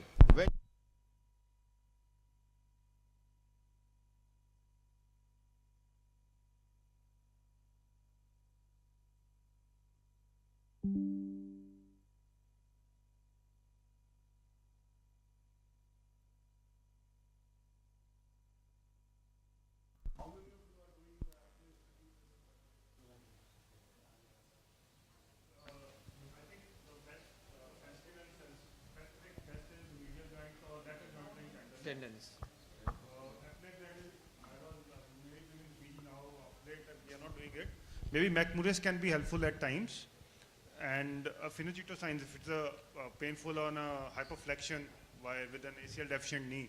So it gives an indirect. So again, for my go-to-go is joint line tenderness, which is always almost correlates with the MRI findings. Yes, joint line tenderness is a one go-to-go sign. The only problem with the joint line tenderness is, suppose you are having a joint line tenderness almost at the at the level of joint. So many times it becomes difficult whether it's a tear in the meniscus or it's the tear in the medial collateral ligament. That can be one confusing. So how do you differentiate between them? Yeah, okay, carry on with the topic. That's the message to the house, okay. So we are back with the small technical glitch. So when to repair? So resect, rasp, repair. It depends on chronicity, pattern, site, size, excursion, tissue viability, prognostic status, patient compliance. So we talk about the repair. So acute symptomatic tears around 8 weeks, longitudinal, vertical bucket handles, peripheral, red, white, like more than 7 to 10 mm, unstable, displaced into the notch, associated ACLR, patient preferred. You should avoid repairing chronic complex tears, degenerative tears, unstable knee, associated grade 4 osteochondral defects. What are the treatment options we have? Non-surgical, meniscal repair, meniscectomy, meniscal allograft. So when we talk about the meniscectomy, now, it's not advised, nobody should do a complete meniscectomy because we have seen long-term follow-up results, it causes a lot of severe arthritic changes in the knee after the surgery. And so partial meniscectomy is preferred now for giving a stable and balanced peripheral rim preserving. So when you talk about the arthroscopy techniques, these are the ones that we have currently: outside in, inside out, all inside. So you should take care when you're planning for, you're doing your repairs. Joint opening is very much significant. When you're working on the medial side, pie crusting, and while doing repair of the lateral, figure of 4. So pie crusting, you should know the landmarks of the MCL, and the point which you see in the green, that's the area where you should use your needles to do multiple pricks for a better medial, like when you're working on the posterior side especially. And whenever you're doing this outside in and inside out, you should know about the landmarks when you're going to posterior, to lateral, to medial, with the saphenous vein, saphenous nerve, and the peroneal nerves. So outside in sutures are basically preferred for the anterior third tiers. They are easy with outside in. Inside out, you can do the vertical longitudinal tiers, bucket handles. And now with the suture-based devices, you can do anything.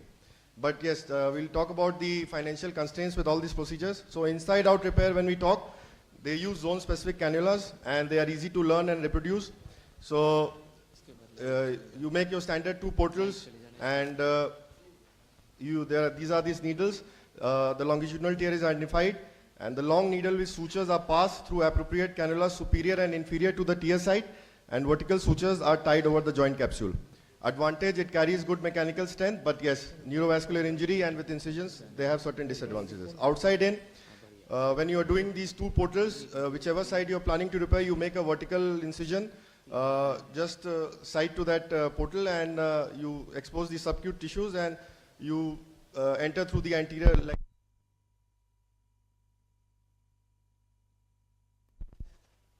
So lots of technical glitches, I hope. One question from the faculties. Like if you're doing pie crusting, you do at the joint line, femur side or tibial side? So what is the indication of doing it more proximal and more distal?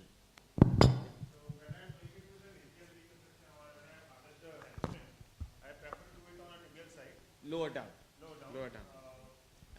And you do it with a needle, 18 gauge? 18 gauge. How many pricks? Till the joint opens. Sorry? Till the joint opens. Till the joints open. Okay. And all at the same level or a zigzag different level? So I just try to prick it at a point, and my assistant generally gives a good valgus force, which helps me in opening a medial joint. So again, we should not scuff the cartilage when we are trying to repair it, because it defeats our main motive of preserving the cartilage. So you should have a good access to the medial compartment so that your all instruments, whatever you want to do, can go in easily, and you can. So if you have a more posterior tier of the medial meniscus, would you like to go slightly higher on the femoral side, or still stay on the tibial side? So isolated meniscus, I generally prefer doing it mid substance or a femoral side, because femoral side again has a good tendency to heal. Okay. If at all you are trying for doing a pie crusting on the tibial side, do you take any precautions? I just try to do this for the superficial fibers. I mean, it's right in front of you when you have harvested the hamstring. So you can actually see the fibers and do it visibly. I mean, you see and do. So what we can do is that while doing the pie crusting, just put one stab over the femoral end, just one in skin, and just put one stab incision, and then do the capsular release. We don't have to prick it multiple times. Yeah, because multiple time at the same level is a dangerous proposition. Yeah, that's right. Yeah, people overdo it. So you are back again with the outside technique. You pass your sutures and loops, and you bring them outside and tie them. So these are small stab incisions. No special instrumentation is required. Best indication is anterior third tiers, but they are difficult to aim and locate, and it is time consuming. So these are the new ones, all inside repair systems. We have multiple options: fast fix, max wire, meniscal cinch, rapid lock.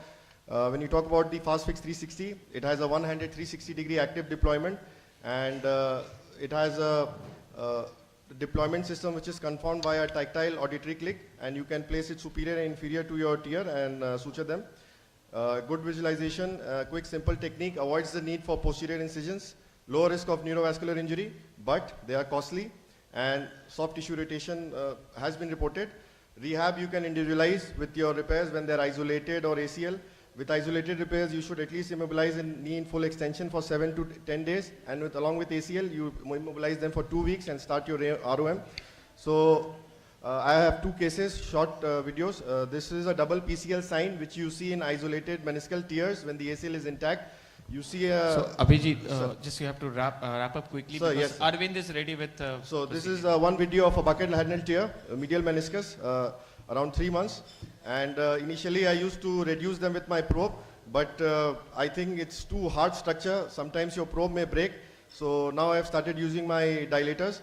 And since this was 8 weeks, the patient was complaining of locking, female patient, terrible pain, and locking was there, pain was there, every time flexion. This problem of locking is a very, grieving problem for the patient. So yeah, in the first attempt, so I used the inside-out technique for this, and used this zone-specific cannulas and fiber wires, and got them outside. And you can tie your knots, Duncan or Mulberry, as you preferred. And the second case is a bucket handle which was 1.5 years old with ACL, and this I was quite unstable. Despite reduction, I was not able to reduce it, so I had to do a partial meniscectomy in this, excise that fragment. If you see, it's going inside, but when I'm trying to reduce it, it is quite unstable. There is a lot of fraying in the fibers. It comes back, so my decision was to resect it. Thank you. Thank you. We'll just go back to the theatre. Thank you. So I think we'll go back to the live surgery. Dr. Arvind, are you there? Boss, good morning. Yes, once again. So there was discussion about how to preserve the remnant on the femoral side. Okay?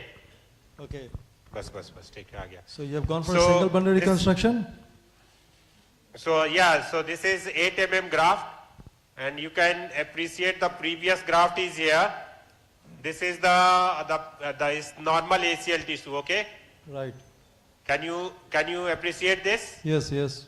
And this is the graft, and on this side, femoral side.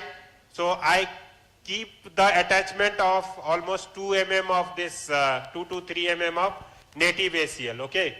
Right. So this I made in figure of 4 position here.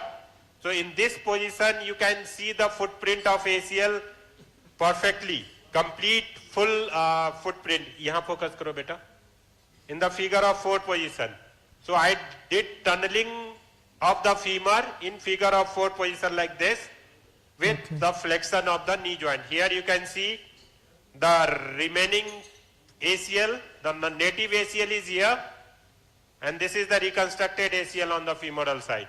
So this how you can preserve your remnant ACL on the femoral side, okay? Good. So in this view, you will have full view, complete ACL view on the femoral condyle. In hyperflexion in this direction, so this become difficult to see completely, okay? Like this, if you do like this, so it will be difficult. Okay, are you worried about putting on extra tension on the ACL in the figure of 4 position? No, this is just for the tunneling part, boss. I am saying there was discussion in the audience how you will preserve the femoral attachment at the time of drilling of your ACL, okay? Okay. So this is I am demonstrating only. So you can see this is the remnant ACL here. You can see my ACL tunnel is low and posterior. So since ACL attachment is almost 10 to 11 millimeter on the femoral side, it's a ribbon attachment. So just most posterior part ribbon attachment you can leave, and remaining you can drill. In this way you can save your remnant ACL on the femoral side. So this is what I want to demonstrate. So Arvind, you mean to say that you mark your point of femoral tunnel placement in figure of 4 position, right? Yeah, absolutely right. And do in the normal figure drilling. of 4. Okay. Okay. So I have passed this ACL part over the femur. So now I'll go for modified lemur, and after doing that I'll come back on the tibia for ACL fixation. Light idhar marker de dena. Light idhar de do beta.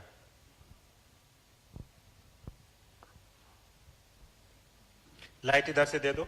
So it's a right knee, and we are seeing the. Yes, it's the right knee you are seeing from the lateral side. Okay, so the Camera camera has to come from your right shoulder. Yeah, ask the cameraman to turn. Yeah.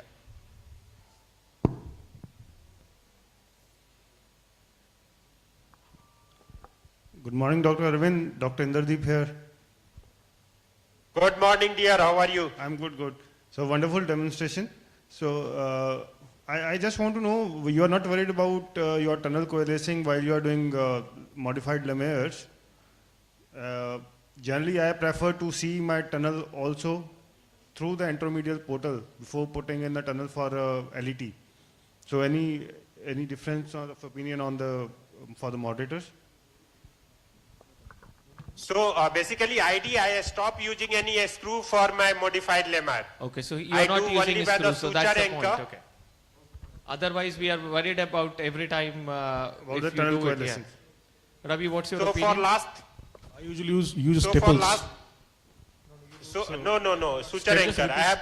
So if you see the healing of the tendon with the bone, whether it's ACL, whether it's your lemur, whatever the procedure, is the cortical healing happening only. It's healing not happening into the tunnel.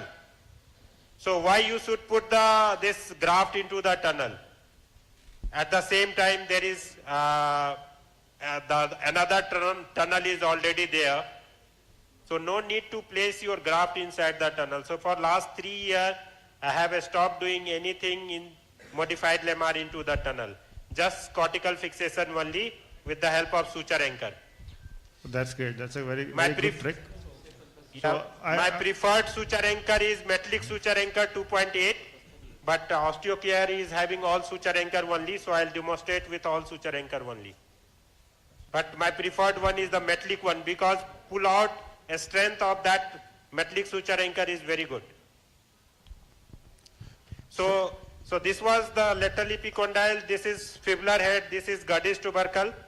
So I made incision in the line of Goddess tubercle only, and after putting the incision, your IT band will be in front of you. So usually I take the central part, somebody take posterior part also, but my preference is the central part because closure become easy for me. So here, can somebody give me the scale please? So by using the anchor fixation at the cortex, you also don't need to have 10 centimeter of your IT band. Usually 6 to 7 centimeter is good enough. In this way, you can decrease the length of your IT band at the same time. So you can, so this is the Goddess tubercle here. So this is 5, 6, 7 centimeter somewhere here. White वाला scale नहीं है बेटा, वो दो ना. Arvind sir. At the same time, you can feel the lateral epicondyle also. So anything around 2 centimeter bigger than the level of your lateral epicondyle is good enough. Okay? So I'll take somewhere here. This is the point where 6 centimeter is almost coming. So anything, it is 6 to 7 centimeter most of the time. My graft is for modified lemur. So you harvest the central part of the IT band, the central parts. Yeah, 10 periosteum, yes, yeah, central part of the IT band I choose. Any worries if you are harvesting the posterior or the posterior aspect of the IT band? So there is Kaplan fiber, there is chances you may damage that. Usually it should be avoided. Right, so this is a message to the house not to harvest the posterior part because you are going to damage the Kaplan's fiber and that is one of the stabilizers. Kaplan fibers have important role in rotational stability of the knee. Right. So better to take the middle 1/3 of the IT band. So 1 centimeter in the width. Knife dena beta. So 1 centimeter here. Clean करके दिया करो यार knife को.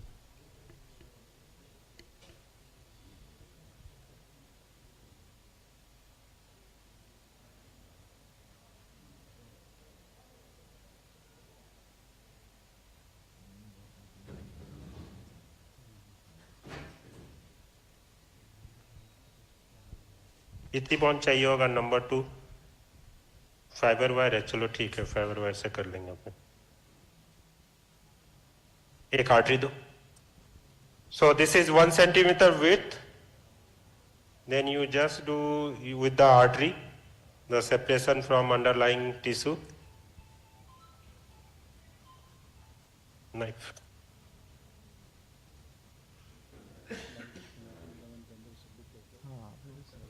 So that's the important step. How do you identify the LCL? पर दिखाओ बेटा जहाँ marking है परफेक्ट वेरी गुड इसको इधर लिया चलो देना नाइफ दो ना knife knife knife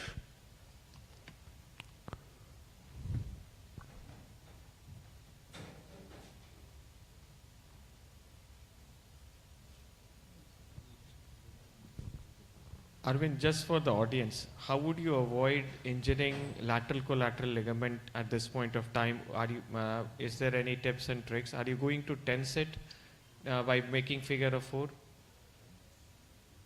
So, boss, most of the time your lateral collateral ligament is deeper Posterior, to your it's deeper IT and band. posterior because you have marked the fibula as well. But would you like to tense, make a figure of 4 and feel it as well at the same time? Usually you don't need, boss, because most of the time it's very superficial to your this, and also you are cutting proximal to that, and after that you are using scissor to complete your dissection. So most of the time you don't require, but definitely it's always better to have palpatory feeling of that. So you can see this is the bulge here. Yeah. Here. So this is your lateral collateral area, lateral epicondyle area, and your lateral collateral will be coming something like this. This is the fibula. Yeah. So this your lateral collateral ligament is coming something like this. Okay. Fair enough.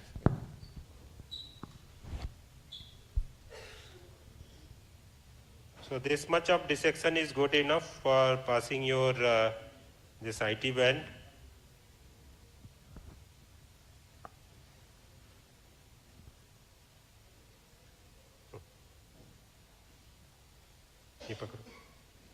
And then you take the stitch with either ethibond or fiber wire.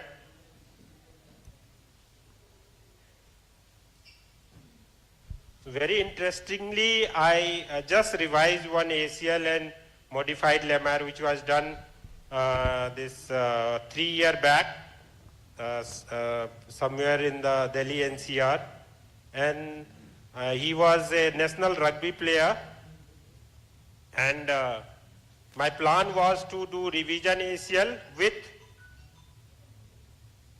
ALL reconstruction because your already modified lemma has been done. But just in the things come into my mind, just open the lateral side and see what is happening there with the IT band that was closed. So very surprisingly, IT band was absolutely normal. It was complete in width there. So I again took the central part of that and I did this modified lemma only. So if you close in a very good way, so even your this once fail, you can do a revision modified lemma with the same IT band. Okay. This was done almost 3 months back only. Or you never know whether the surgery was actually done or not. So No, it was done. It was done. There was suture anchor. There was metallic suture anchor. Okay. It was not in the tunnel. The same technique, they have done it. The things I am doing right now.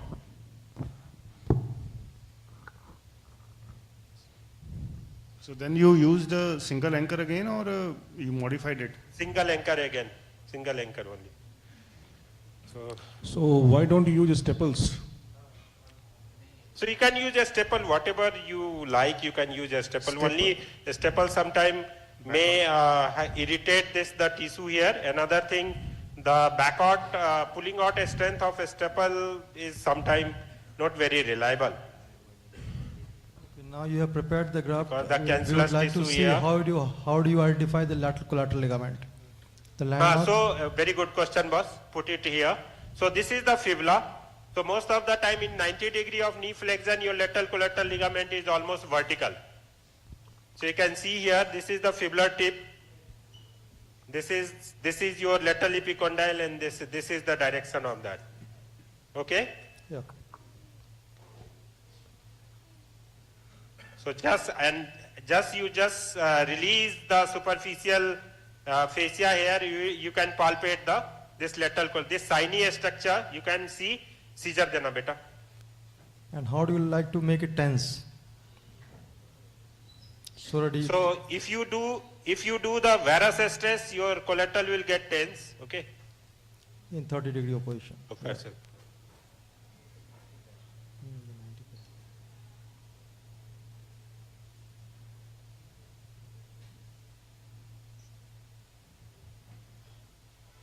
Anchor इन लोग के पास कितना है बेटा? 1 point.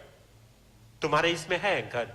तुम्हारे set जो लाए हो अपने यहाँ से मेटलिक एंकर रहता है ना उसमें? अच्छा, सब ईटीओ कर दियो.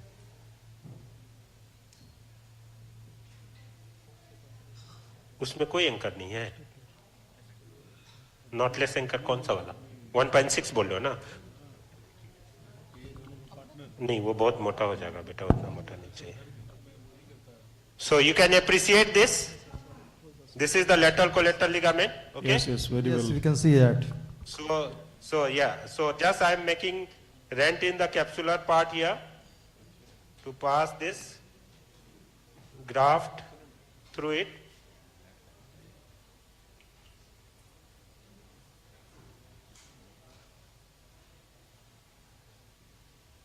This is anterior to that, and this is posterior to collaterals. Okay. 90-degree artery देना बेटा.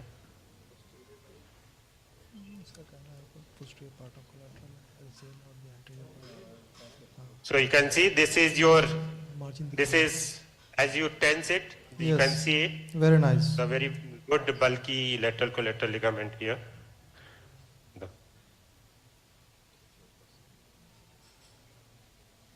At the time of passage, you should be very much sure that you have made very good space for passage of your IT band central part, okay? Because many a time it gets stuck here. So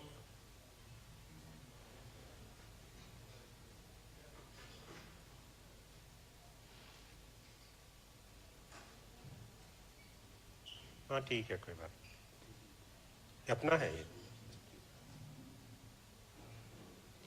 artery देना।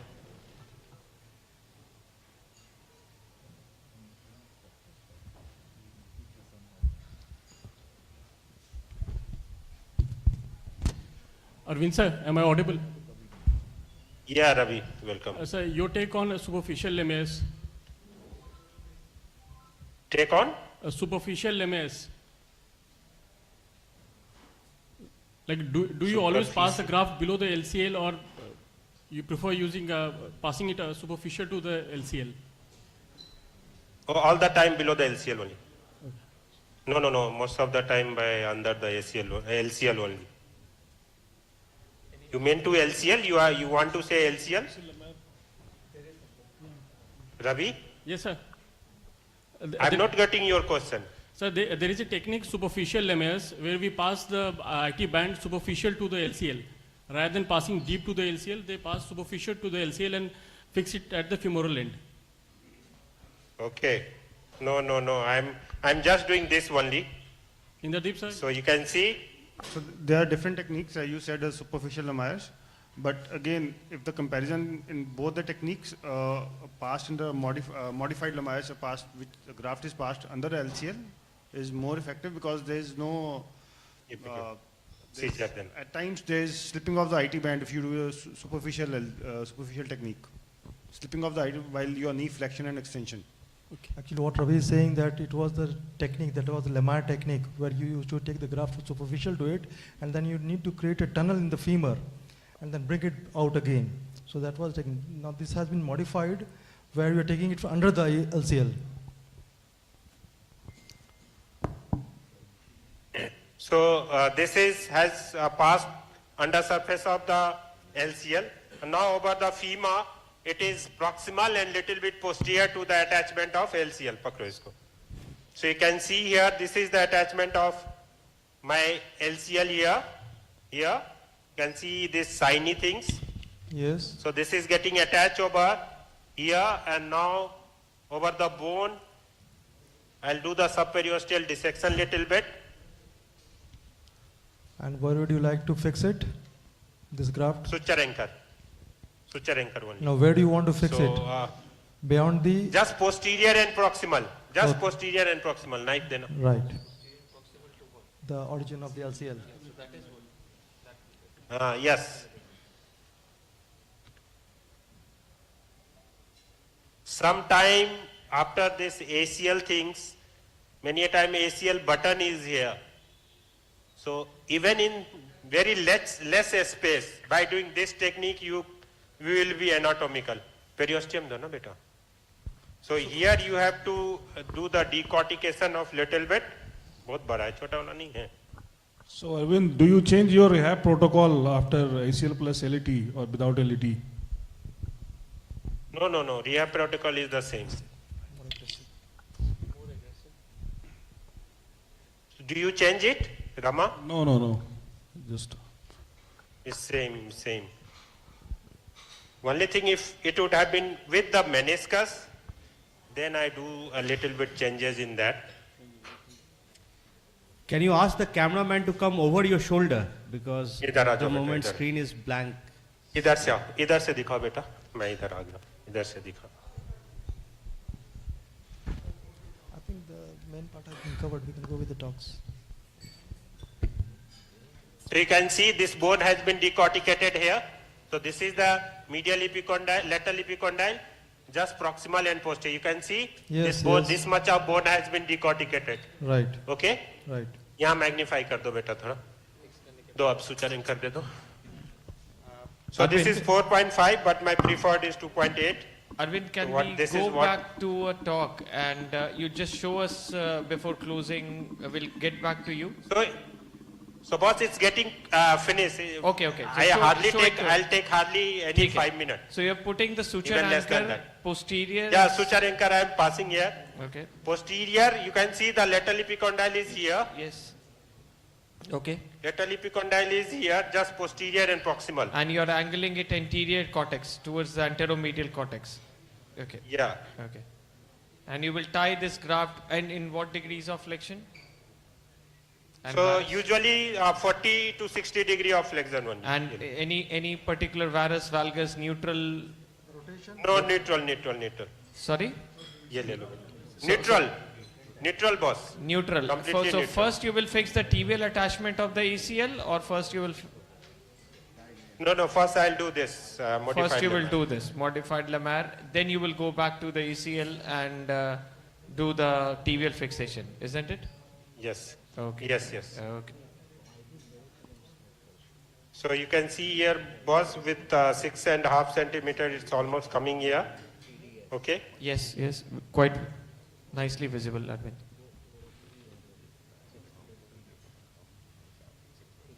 So sliding stitch will be here because anchor give me the facility of that. One thing here, you should not be tightened too much. Graft tightening should not be too much. That has to be in mind. So the knee is at 30 degrees? No, right now I am not completely fixing it. Okay. It will be around 60 degree, boss. 60 degree. And अब neutral इसको extend कर लो. rotation, no varus or बस valgus. इतना रखो. No varus, no valgus, neutral position. 60 degree. And now I am tightening it, okay? Now I am tightening it. 60 degree रखो बेटा बस. दिखाओ कौन सा इसका धागा था, यही था ना? ये इधर रख लो. ये इसका है. ये दे दो.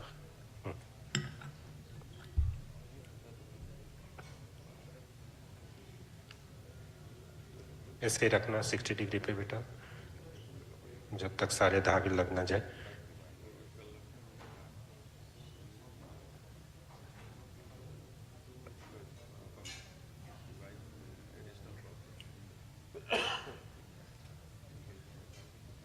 So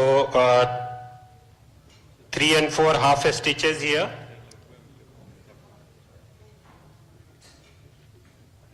That's enough. Similarly with the another thread, since it's double loaded.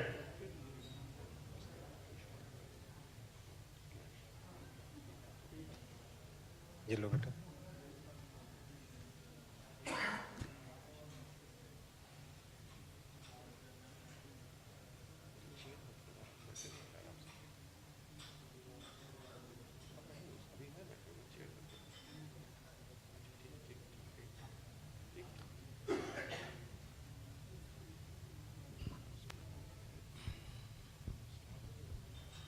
Okay, that's it. Done. So I think we are signing Yeah, off. that's it. Yeah. So over to the next session. Talks. Great, Arvind. So we'll sign out from your end and we'll continue the talks here. And we'll see you back here. Thank you. Thank you Thank so you, much. boss. And Thank you. Big round of applause I have for Arvind for a very nice demonstration of modified lemma. Thank you so much. Thank you, boss. I have with my anesthesia, Dr. Sajid, Yeah. my fellow Dr. Manish. Yeah, thank you and to our your dear entire staff, team. Deepak Great, and great work. Gautam. Thank you. Thank you, sir. We'll move on to the next meniscus session. May I call upon Dr. Madhusudan, sir, and Dr. Abhijit Subhas, sir, to chair the session.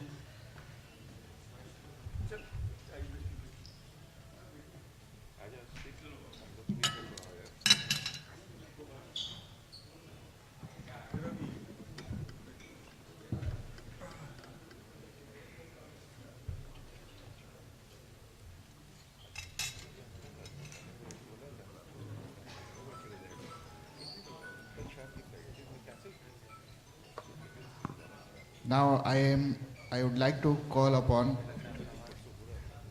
Dr. Indradeep Singh for his talk on all inside meniscal repair, early life.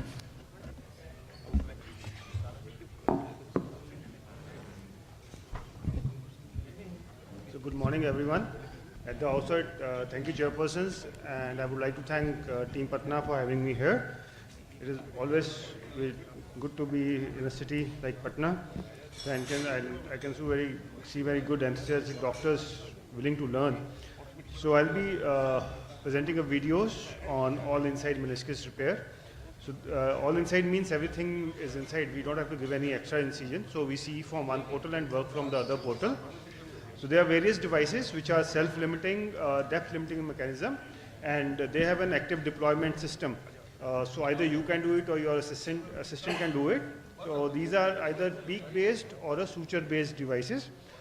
So how to repair these longitudinal tears? I will not go into the big theory of the tears and all, so I'll just directly jump onto the video. So there are different kind of configurations we can have. This is an all-inside device, so we go across the meniscus, go behind the capsule, meniscocapsular junction, and have a tactile feedback rather than depth, it should be a tactile feedback when you have a giveaway of piercing a capsule.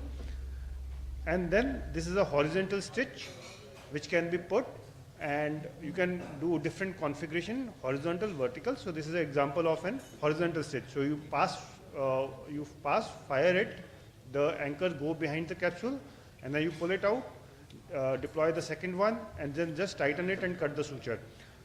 So this is a horizontal stitch, but when you have an undersurface tear, then you need a reverse type of device, which is reverse curved. So then you again come from the anteromedial portal, pass through the meniscus, pass through the capsule, and you should have a tactile feedback of the needle passing beyond the capsule, pull it out, and then again go behind the capsule. So this is it's a longer tear when you intend to use multiple sutures. So don't tighten it now, because if you tighten it down, nothing will be visible. Then come with another different company, I'll say a different colored suture, so that you don't have any confusion between the suture color and which one was put earlier or which one was put second. So once you have done the second, then do a alternating tightening of this so that your meniscus sits down. So both the ends are opposed to each other. That's what we intend to do. So as this is on the middle compartment, I have done a fair amount of pie crusting to see everything. So then you tighten it alternately, and you can see both the ends are opposed. So that's how you do an undersurface repair with the vertical sutures. So the most important questions we ask us every time is how much should be the depth of the inserter. So generally there's a formula which says this, but we keep it around 18 to 20 mm always, so that it should go beyond the capsule. Otherwise it will fire within the meniscus, which can cause a lot of problems. So always around 18 to 20 mm in most of my patients. And the angle of attack is very important, because if you go behind, you can actually injure the neurovascular structure. So for the posterior horns of the medial meniscus, it's from the anteromedial portal. For lateral meniscus posterior horn, you can come from anterolateral portal, but then you have to be careful because neurovascular structures are right behind here. So you can alternatively come from the anteromedial portal to attack the posterior horn. So posterior and middle can be easily tackled. However, the interior horns are difficult to be tackled with all inside devices. So you can use an alternative method to repair these tears. So as I said, lateral meniscus posterior horn has to be taken care of, because if you come directly from the anterolateral portal, you have a chances of injuring the vessels. So in this, if you have such kind of tear which is present along with an ACL reconstruction, you have already seen these are some sutures which have been already put from anteromedial portal, but this cannot be actually given good apposition with the all inside device from a anterolateral portal because vessels are right somewhere here. So what I do is I use an antegrade suture passing device. So this is essentially done over a silicone cannula. So I go through the tear, pass a thread through the tear in the posterior part of the tear, retrieve a suture from under the tear so that I can take another pass into the near part of the tear. So it has to be done very carefully because you can end up unloading this suture. So then you again come and make a pass through the near part of the tear. So there can be entanglement, so always keep your shoulder instruments ready. And you should be very careful while doing this because after this you have to knot them, and you should be familiar with an arthroscopic knots or a simple half hitches to be done with a knot pusher device. A small knot pusher always comes handy. So then you simply do the knots, which completes your pair, and it also takes care of your neurovascular bundle. And these are kind of circumferential stitches which are actually gives good compression at the tear site. So that's the completed repair. So horizontal tears again can be taken care with an all inside device, but my go-to-go device here again is an antegrade suture passing device. So after freshening up both the edges, then we come up with a antegrade suture passing device, make a passage, and then do the knot simply. So it has been shown that closing up the fish mouth always saves the cartilage. So the results of repairing a horizontal meniscus tear within this kind of all inside kind of repair is also beneficial. So again, there are always discussions over the knots which are on the articular cartilage, but this kind of circumferential repair, it gives a good compression, and there's a synovialization of the fiber wires which have been used for repairing these tears. So nothing comes without complications. So there can be infections, there can be a neurovascular injury, there can be an articular cartilage injury. So you have to learn your techniques properly. So this is one of my own patients in which there was a deployment failure. So we try to pass. So you don't have to be very forceful, you need to be very gentle. Once I passed it, deployed it, but once I was pulling it out, I saw it's not deployed. So the peak stills come out. So then you have to either use another device or an alternative technique to repair it. So with this antegrade suture passing device, again, the needle can break. So again, I deployed it, it went and hit the cartilage, and the needle was there. So don't panic in such situations. Just put off the irrigation, come up with a cockers or an artery. Stay calm, as Dr. Ritya already mentioned, stay calm during this procedure, don't panic. So it was just slipping out. So then, luckily I was able to get hold of this. So the advantages of doing an all-inside repair is there are no posterior incisions, there are no experienced assistants which are required, it saves time, and probably there are less complications. But however, there are a lot of disadvantages. If I say there can be a misfire and the cost is a problem. And there is a greater iatrogenic meniscus damage. If we see with an inside out, the holes are relatively smaller as compared to with an all inside devices. And there are high chances of neurovascular complications if we are not aware of the neurovascular anatomy during arthroscopy. Thank you. Thank you, Dr. Indradeep, for a nice presentation on meniscal repairs. We will take questions after this discussion. And now I would like to call upon Dr. Sridhar for his talk on bucket handle tear relive.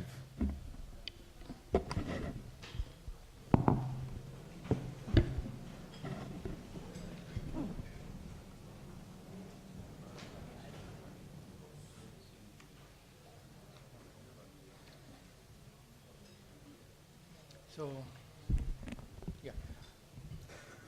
Very good morning, everyone. So I'm just showing two cases, one old one where all the three techniques of meniscal repair were used to repair this bucket handle tear. So first we should try to reduce the bucket handle tear and see how far it is reducing back, and any remnants or the fibrillations you can shave it. So this is the inside out sutures which I am passing out. So now we have a lot of newer techniques, newer cannulas, different angles from 40 to 10, 5. Lot of companies have one cannula, two dual cannulas. So you have different instrumentation now to do this technique. And always, if you are doing this, always try to put the safety incision, and always make sure you know wherever needles are coming out in the posteromedial aspect. So once that is done, you can pass the second needle, and once you tie the knot, you can see that whole body or the bucket handle part of the meniscus sits back and reduces back into its position. So that's mostly at the centralization sort of stitch in the body, where you need to put it back in the reduction place. This is into the body and anterior junction, where you can pass 2 needles from the outside in fixation mode. So if you, any financial issues, you can simply use 18 gauge epidural needle with 2 proline, like what we do in ACL avulsions if you don't have any retrograde passes. So this you can pass through that. So once you pass through needles and pass the fiber wire, you can use the loop and shuttle the sutures back. So once you shuttle the suture back and try to reduce it, you can see it nicely sits back and get reduced into its position. So here I am shuttling down the sutures. So once that is done, the whole of the anterior part or the anterior body sits back. So depending on the reduction, you can try to repeat it, which zone, as the earlier speaker already spoken about that, whether you are going posterior horn, body, or the anterior horn. So most of the time, if you are doing in the posterior horn, it's always safe to do some all inside one, because you have the fear of damaging the neurovascular structures. So once you see there is still not reduced the posterior horn part, so you can use the any of the all inside device which is you are comfortable with, because most of these challenges comes with the financial challenges. So if you are not aware of the device, as the earlier speaker said, you may have an earlier deployment, some may get pulled through, some may not get deployed and cost you so much in financial part, and you may need to use another anchor. So if you're using so many devices and not able to get it back, it's a more of a financial stress to the surgeon. So once that is done, you can take another stitch, and you can see that again the posterior horn sits back and nicely reduced. So once you reduce it back, you can assess with the probe how much is the reduction done and whether it is stable in reduction or not, and you can try to repeat the sutures again. So once that is done, you can try to probe it and check how is the reduction here, and see whether any displacement of the meniscus. So see whether it is any getting displaced again back into the condyle. So once that is fine, so you're happy, and go ahead whether you are doing ACL or any other procedure along with that. So that's one case. So that's of the reduction. So that's a pretty good reduction. You can see that. This is the other one where there is another case with bucket handle medial meniscus. Most of the time, always there is a struggle to get into that. So most of the time, 90% we may need to do pike resting of these things. And some of the cases, surprisingly, we see that there is no tear. So especially for the youngsters, if they get reduced back into the place, we may feel that there is no tear and the MRI may be wrong. So again, you need to probe for all these meniscal tears, and also especially ram tears. Unless you probe them, you may not establish there is a tear inside, and unless you probe that, you may not know how much the tear pattern extending from the posterior horn to the anterior horn, and how much is the length, and how many sutures you need to put that. So once you assess the tear pattern, so this is what we are doing with all inside repair. So once you are done with that, then again you can use our all inside devices. So most of the time now, with all inside devices coming up with a lot of newer instrumentation and technique, life becomes much easier in repairing all these meniscal tears, especially the bucket handle tears. Most of the time it's a financial constraint. So once we are done, especially in the red zone, you try to rasp it at the tibial rim, so that the red zone will have a very good healing of the meniscal tissue onto the capsule. So once that is done, at the center of the body, you can take a all inside device and try to take a stitch into the meniscal tissue. So once that is done, so that's the one device going in. So once that is done, you can pull through so that the meniscus gets reduced, and you can take another one. So that goes into the capsule. So once you are done with the single all inside device, you try to pull it out and give tension so that you know how much the meniscal tissue goes back and gets reduced. And always be careful to get a good spacing in between, because sometimes you may cut through the tissue if it is a friable or not a healthy tissue. So you may cut through that, or it may give away or pull through the tissue. So once that is done, so you're happy that meniscal part as such is reduced back into the position. So then you can assess that. So you can assess the tear pattern, how many sutures you want to put it, and how much spacing you have to give. Usually 5 to 6 mm should be fine, and mostly we may need around 4 to 6 sutures to reduce back the bucket handle tear depending on the tear pattern. And most of the common problem we have is the meniscal anterior part gets lifted off. So we may see once you suture it in the superior surface, it gets lifted off. So you need to put under surface in the inferior surface so that you can balance the meniscus and keep it reduced back into its position. So that's the one going inferior surface. So once that is tied or tensioned, you can see that the whole meniscus again falls back into its position and gets into the normal anatomical range. So once you are fine with that, you can again assess where you want to keep that inferior sutures. You want to keep the meniscus pulled back and assess for the stability. So once you are fine with that, you can go ahead with the other procedure, whether you're doing other meniscal repair or any ACL. And most of the time, if you are doing any ACL repair along with the meniscal tear, you no need to do any extra microfracture sort of thing, because you already drilled a femoral tunnel, you have a lot of BMAC or the PRP coming in. But if you are doing only meniscal again, rasping the meniscal rim or the tear part and doing 2-3 microfractures in the non-contact place or the non-weight bearing area will give you, that will be your cheaper PRP or a BMAC or the fibrin clot, whatever you want to place in the meniscal tear part. So once that is done, that gives biology.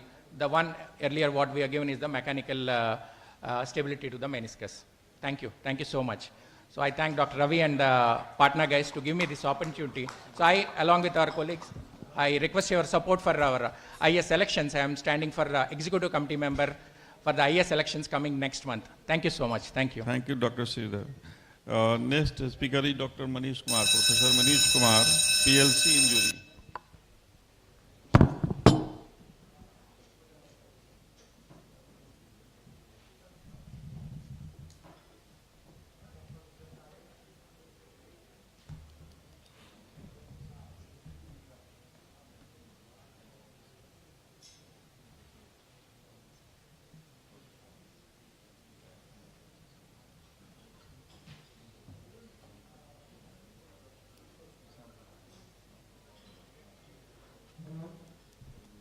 Okay, thank you.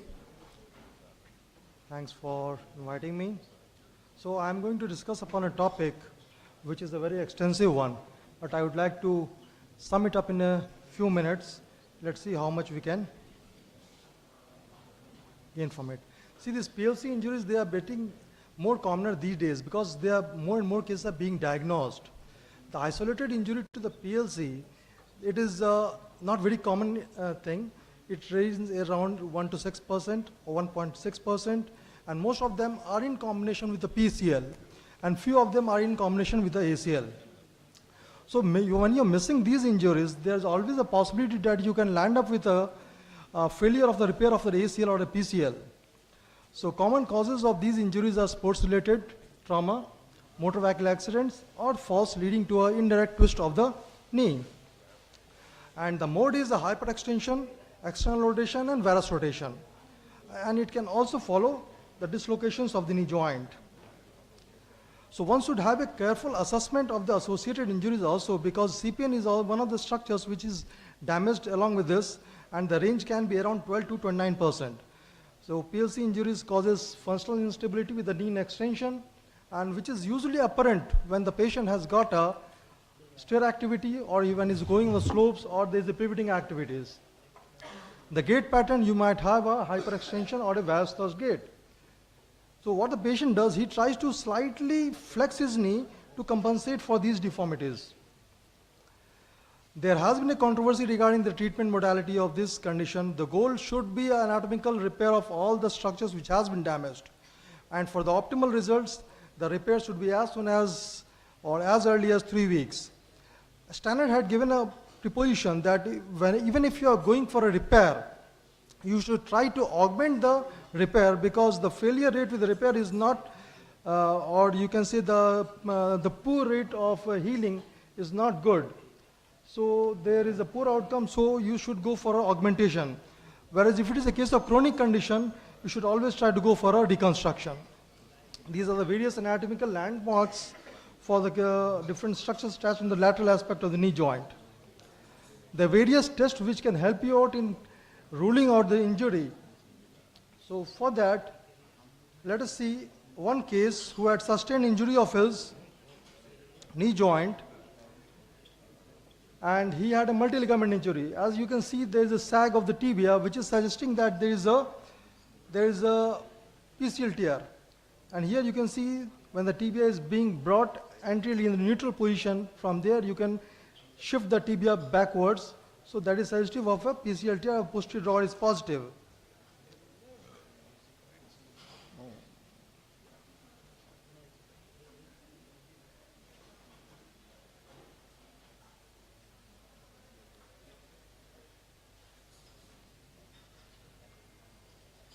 Okay.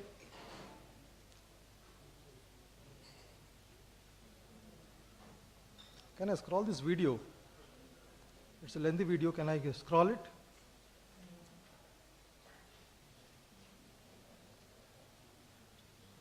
The mode can be changed. This.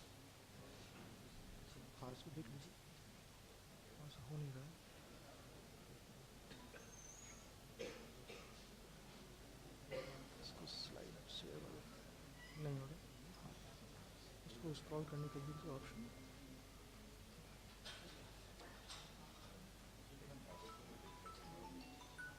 ठीक आप कर सकते हैं, ठीक है. And the other test, you put the foot into the external rotation, and so this is the posterolateral draw test. So the posterolateral, that is suggesting that the patient has got a PLC injury. The next set of tests would be, this is the varus stress test, so that is suggesting a injury. This is the opposite limb, that is normal one. Now here is the other test, that is called the external rotation recover time test. You can see this is the left side, which is the heel does not rise much, but whereas on this side, see the heel is rising much. So that is also suggestive of a PLC injury. This is the dial test that can be performed in two positions, 90 degree and 30 degrees. In 90 degrees, you can see there is a mode of external rotation. So that is also giving you some assumption that the PCL is torn, and this is in 30 degrees, so that is suggestive of a PLC injury. So the tunnels for PLC, you need to recreate certain landmarks. Here, what we have done is, we have taken two sockets has been created on the femoral side, and that will be the site for the placement of your graft for the LCL and the popliteus. And this suture, that is the fibular tunnel, and this is the tibial tunnel. Now here, the sutures has been passed, which will guide you for the graft to go inside. That's for the popliteus, and this is for the lateral collateral ligament. And here is the fibular tunnel, which has been created for the placement of the graft. And here you can see this is the graft, one of the graft which is going into the popliteus, for that will behave like a popliteus. And this one, this graft, that will behave like a lateral collateral ligament. So before we proceed, we need to fix these grafts. So that fixation can be done by means of screws. So there you are fixing the graft for the lateral collateral ligament, and this is the fixation for your popliteus graft. And now, after the graft has been rigged, that is the lateral collateral ligament graft that is being passed through the fibular tunnel and being brought out from the posterior aspect. And along with the other graft which was behaving like a popliteus, that will be gathered together, and from the posterior to anterior aspect will be retrieved from the tunnel in the tibia. So you are retrieving the graft, these two grafts together, and from posterior that will be brought out anteriorly where the tunnel has been created here, which is lying just medial and inferior to the girdus tubercle. So before further fixations, the first and foremost, you need to fix the graft which was in the fibular tunnel. That will be for the fixation of the lateral collateral ligament. And the next one is the grafts which were brought out anteriorly, that has been fixed by means of another screw. So your surgery has been completed. So this is the intra-op stress test. We have already performed the ACL and PCL reconstruction, and this is the reconstruction of the PLC. You can see the anterior door latchman that has been abolished. The varus stress that appears to be fine. So this is the 1-year follow-up of the patient. He was having a foot drop because he had a CPN injury also. The patient is able to jump.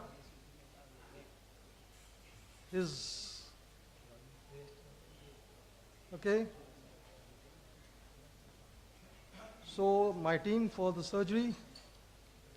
So conclusion, repair or reconstruction of PLC attempts to recreate the LCL for varus stability, whereas the popliteus and popliteal fibular ligament is for the rotational instability. Anatomic reconstruction are most promising by restoring the normal stability, and no individual component has an ability to restrain external rotation, varus rotation, as well as posterior translation. So thank you. Thank you, sir. May I call upon Praveen Sahu, sir, to felicitate the chairperson.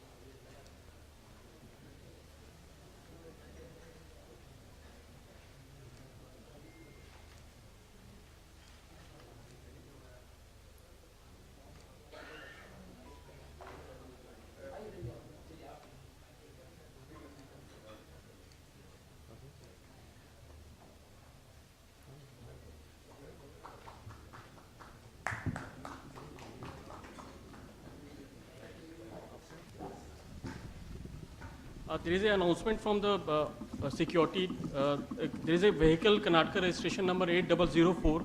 The owner is supposed to meet the security team as early as possible. So we move on to the panel discussion on meniscus repair. The panelists will be Dr. Abhishek Das, Dr. Rajiv sir, and Dr. Shiras, please. And Dr. Rita Dioti and Dr. Indradeep Singh to moderate the session.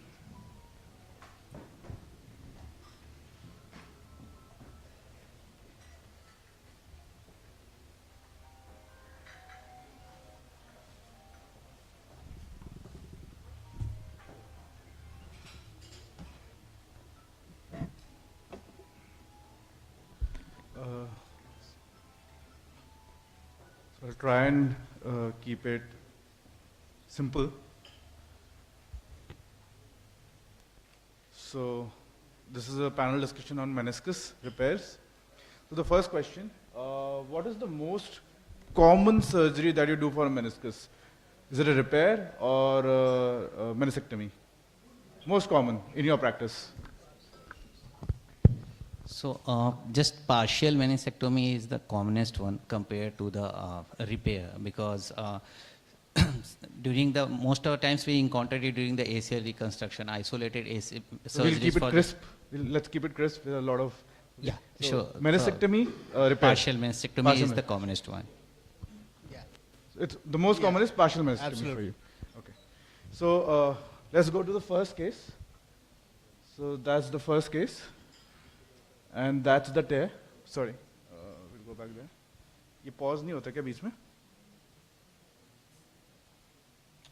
बीच में pause नहीं होता क्या?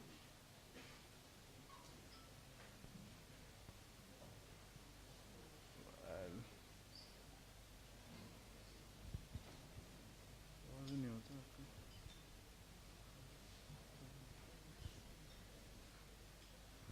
And this.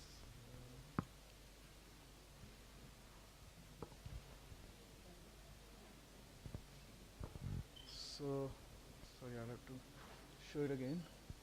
So that's the first tear that I have. Since we are not able to pause the video, I'll just run it through and then come back later for the rest of the part. So that's the tear. So what would you do? So it looks like a radial tear. Yeah. And well, previously you had very little options. The things that I want to know is what is the chronicity of the tear, age of the patient, and whether it is reducible or not. That's a radial tear. Well, sometimes the edges are enfolded, but here I can see it's Yeah. not enfolded. So I'll put the scorpion on either side, pass the sutures, and then see if I can bring them comfortably back. So to where it as we belongs. could see, I'm sorry, we have to go again and again back to the video because we are unable to pause it. So this is anterior. This is quite anterior to the popliteus. Would you still be using the scorpion? See, under guided vision, I would still use like the mini suture passer or the meniscal scorpion. I think I'll still be able to navigate it. So this would be a repair for you with a scorpion. Yeah, depends again on chronicity and the age of the patient. The others? In that fraction of second, the posterior part or the capsular part looks intact. Yeah. So if it is not through and through, usually I'll just trim the partial mastectomy, trim the border and leave it alone. If it is up to the, throughout the substance, we'll try to do side-to-side repair. Okay. Yeah, in that area, usually I go the inside-out repair. If after the shaving of the central part, the avascular part. You do inside out. This is a lateral Inside. meniscus. You're comfortable with the inside out on the lateral side? Yes. You're comfortable with Yeah. inside out. Okay. So I did a repair. I used the all inside device, and I did a cruciate repair for this. So we'll come to the type of repair that you would want to do for a radial tear. So that's the repair. That's the second stage going in.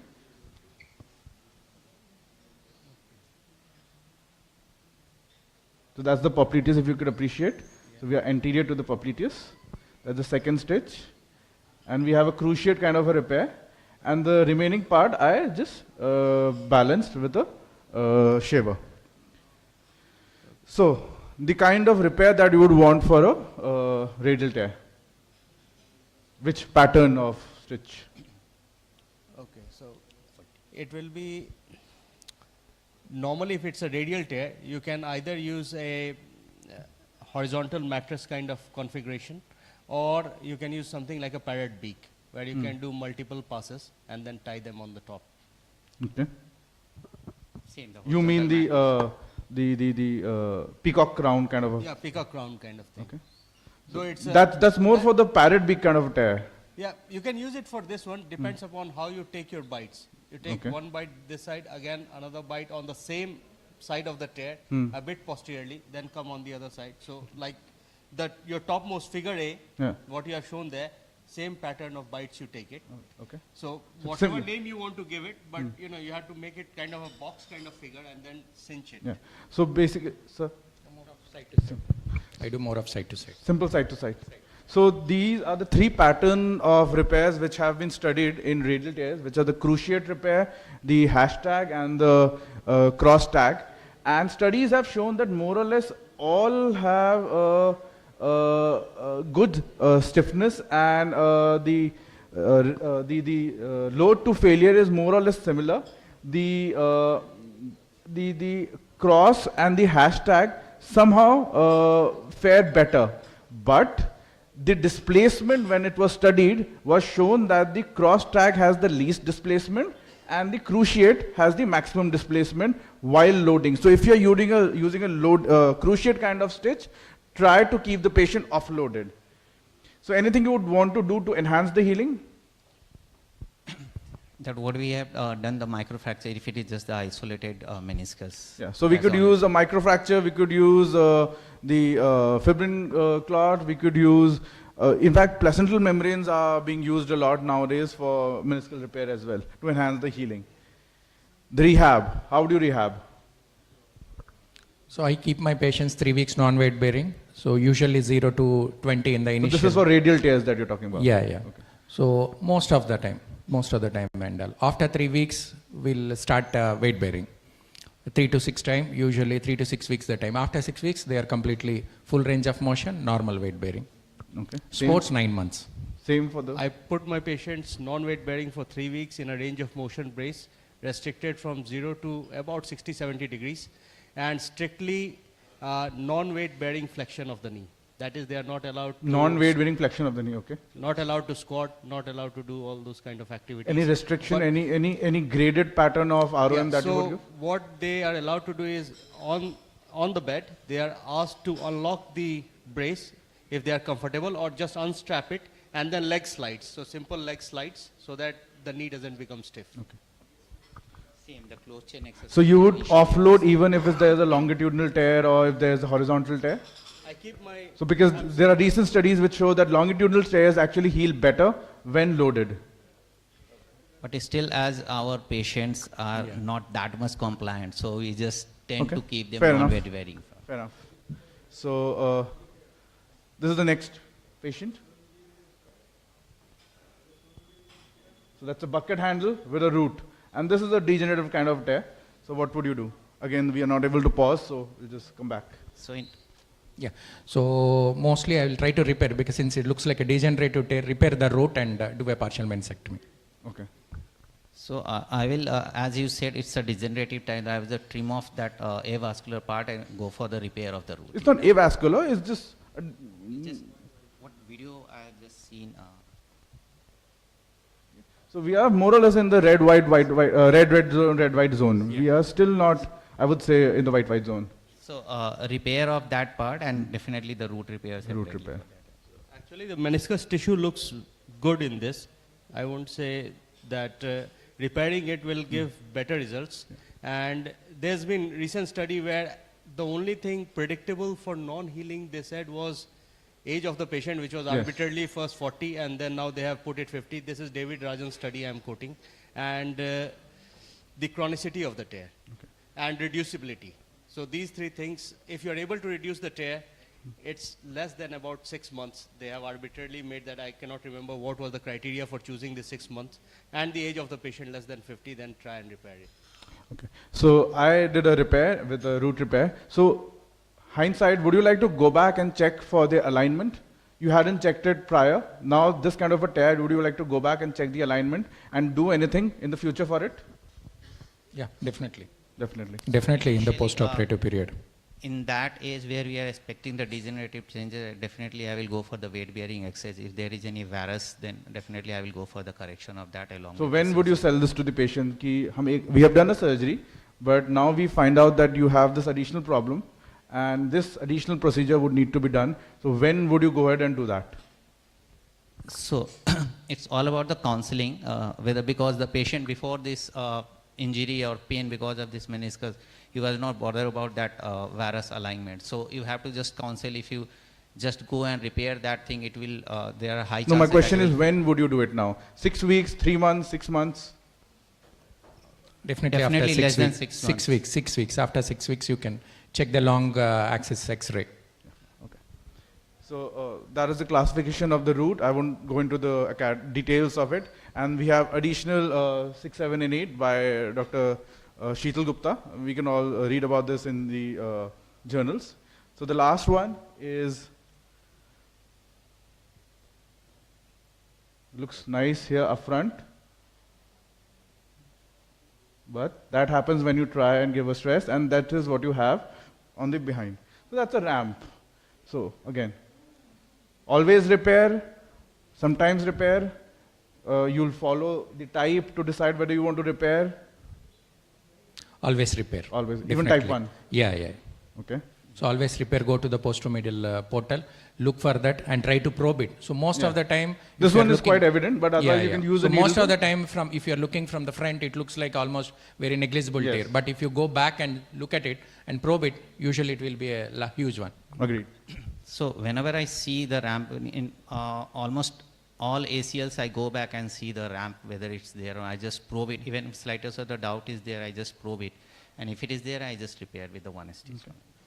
Yeah, so same thing, because not repairing it will put additional load on the ACL. So as a rule, whenever you're doing ACL, make sure that you go into the posteromedial compartment, use your spinal needle to at least lift off the capsule and see whether there's a ramp or not. And if there, repair it. There could be multiple ways. You could use the scorpion, you could use the lasso, and combination of both. So in this actually I've used a combination. I've taken a bite with the lasso and also with the scorpion, and then tie your knots. You might need 2 or 3, and you can actually have 2 portals on the posteromedial side, visualize and do your instrumentation also from there. And at the end, if you're still in doubt, you could use an all-inside device from the front on the more medial part just to add on to the stability. Once your capsule and meniscus have opposed, you could use an all-inside device on the more medial side to add on to the stability. And most of these patients, early stages, they heal back. Yeah. So if it's a chronic ACLs, if you're seeing that, you have to repair that. So I will not go into the theory of it. We can all read it. So, and Dr. ID can... Yeah, we have more cases. All inside, I just take a bite from the posteromedial side in the capsule and just pull it through the anterior portal and then use that all inside device. So basically just add on to the stability of it. So again, I'll ask all of you to please support in the coming up elections, and Dr. ID for the next few cases that you have.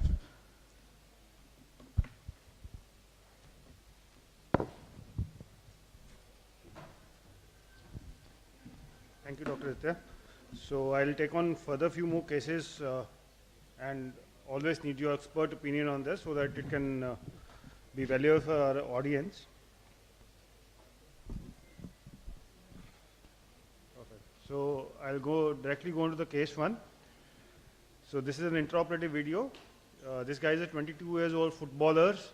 He had an injury during football clash, and it was 1 month back. He complained of instability and locking.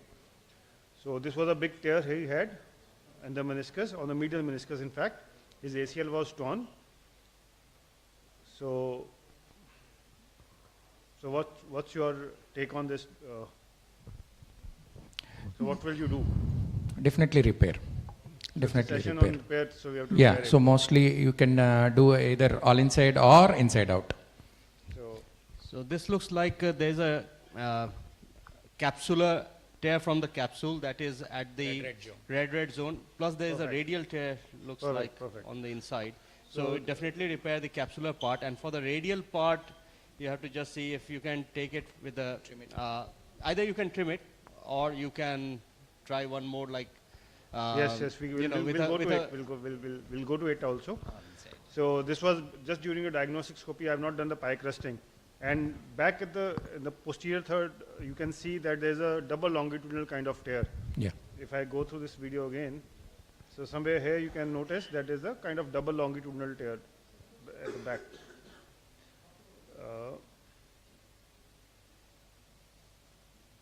So here, there's a double longitudinal tear. Yeah. So so what kind of repair, as you have already said, it can be either all inside or inside out. So what are your tips and tricks for this kind of approaching these kind of meniscus tears, a bucket handle tear? What are your tips to the younger guys? First, after reduction of the meniscus, we just take another reduction stitch. We don't tie the knot on the outside, inside out. We just take a stitch and pull it, keep it pulled, and then we tie the other sutures, and then finally tighten the first one, the reduction suture. So you are doing an inside-out stitch? Yeah. And then doing an all-inside repair? Yes. That's true? Yeah. Okay, perfect. That's also right way. So Dr. Sridhar, anything on this? Yeah, You're yeah. doing an inside-out Sort of repair. centralization stitch, then you will know, you can assess like whether you go ahead with the all inside or inside out with the other zones. And you can assess how many all inside devices you need to use for that. Perfect. So Dr. Abhishek, anything on this? Any tricks during intraoperatively? It's easy to say, There's a difficult cost to do. constraint always, in Yes. my case at least. So first the Same, reduction same, same. suture, then tag at least the posterior most part and the anterior most part. If it is coming anywhere more than anterior 1/3, then definitely all inside for those two parts, and middle I can do with the inside out. Just to be a bit cost effective. So cost is a big factor which plays, I think, almost with every one of us. For a non-insured patient or from a lower middle class family who is not able to afford many all inside devices. So I always prefer doing an inside out repair. So I try to save whatever meniscus is there, even the double longitudinal part. So this is after a pie crusting. The zone specific cannulas are very important. Please have them in your kitty. And you can make as many as inside out passes from looking from anteromedial portal, and your cannula is from anterolateral portal. So you can do it with preloaded needles. You can use the single arm needles or whatever you have, and simple 2-0 stitches. So do you prefer Ethibonds 2-0 or fiber wires, or a ultra high molecular weight polyethylene? Fiber wire. I prefer fiber wire. So again, there's not much cost which is involved. So again, the stitches have to be taken on the superior part of the meniscus and on the inferior part of the meniscus as well, because if you are just doing it on the superior part, the inferior edges are reverted, so they go far off. So you have to do it on both the surfaces, and that's the completed repair. So this is what's happening on the outside. So do you you always make a posteromedial incision? Or you don't make a posteromedial incision? I do always, because I want to make sure where my needles are coming out. Definitely. So yeah, so they have already completed this video. So I always make a posteromedial incision. There is no harm in making this incision. You always protect the saphenous nerve and vein. So that's how you do it. And a simple stainless steel spoon, which is already there in your OT.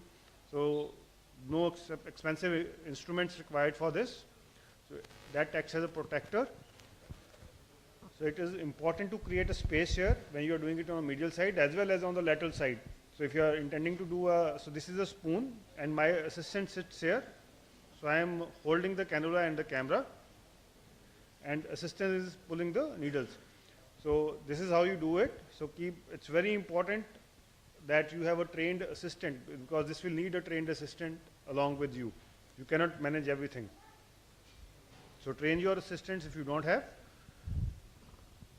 So especially taking out the needles.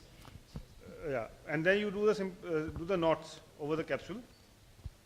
So the scope is inside, and I see under the arthroscopic vision approximation of the stitches. So I put all my stitches, do my ACL part, and then come back to do the knots. So any knee flexion, do you say that it should be in this much of knee flexion while you are knotting? It's more than arthroscopic vision rather than the flexion, but 60 to 90 will do. A few articles suggest around 90 degrees of flexion, but I think that doesn't matter. So if you're keeping in 30 degree of flexion, that gives an adequate length to the collaterals. So now the next question is this. So what will you do this part? I'll shave off. Trim it. Trim it. It's very small. So what if you don't trim it? Leaving it alone. So if yeah, you it can leave extend. it alone. It can extend.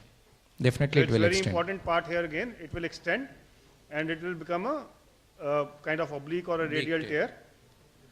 So I just come up with a punch to balance it. So we use a better terminology to balance it, not to resect it. So that's the completed repair. So what's your rehab protocol on this? So you have a nice stable bucket handle tear which you have nicely repaired along with an ACL reconstruction. So what will be your rehab protocol? I keep my rehabs the same if I repair them as well as non-weight bearing in a range of motion brace. Non-weight bearing for how many days? For 3 weeks, non-weight bearing, and they are allowed to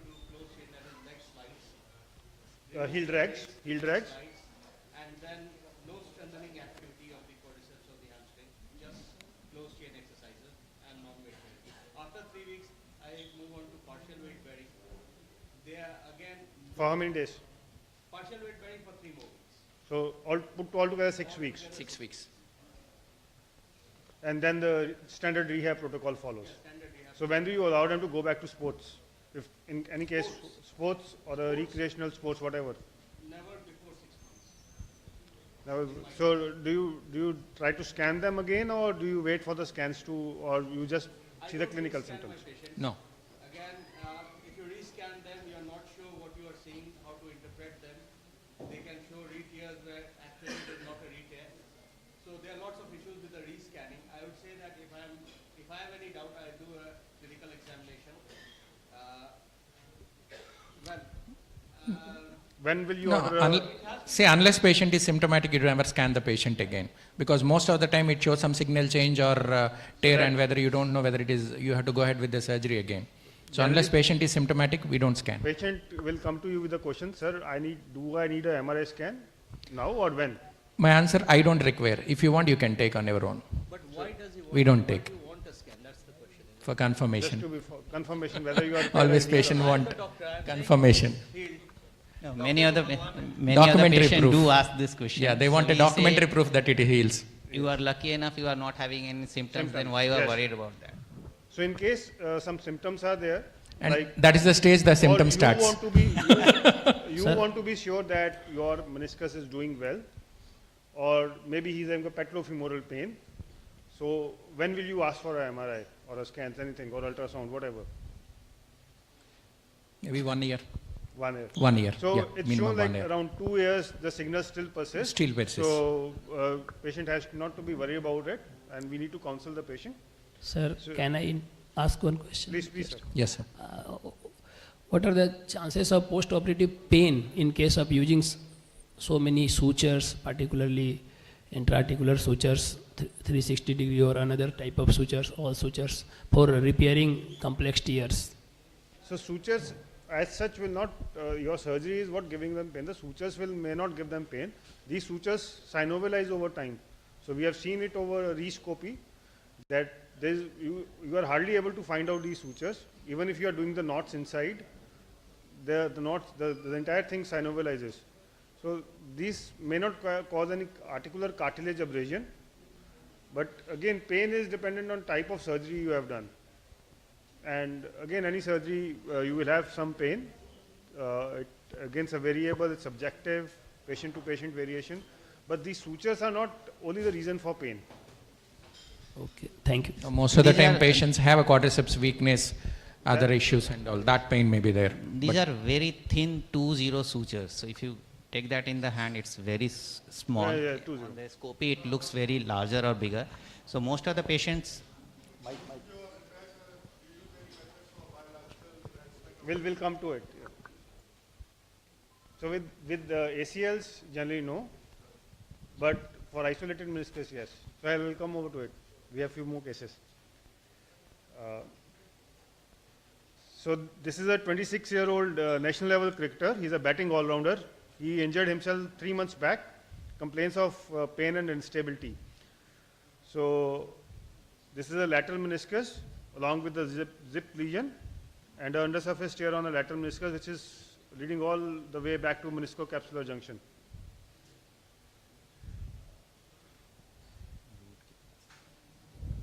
So you can see a meniscocapsular separation here, and undersurface tear on the lateral meniscus.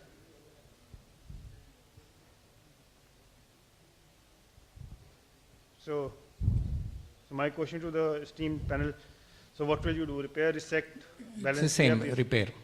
So this Repair is a either you session can on do that. so we are going With to- all inside or inside out. All So inside more or out. less in red, almost near to the red zones, are definitely repair will be. So what kind of method are you going to? So I did an all inside. All inside, yeah. Affordable always, all inside. So this was true for this area. So let me finish this repair. So any choice of the devices you are going to use, peak based, suture based, the depth of penetration. In this one, I would use like. This is a lateral meniscus. Reverse fast fix 360 is I think your mic is off. Your mic is off.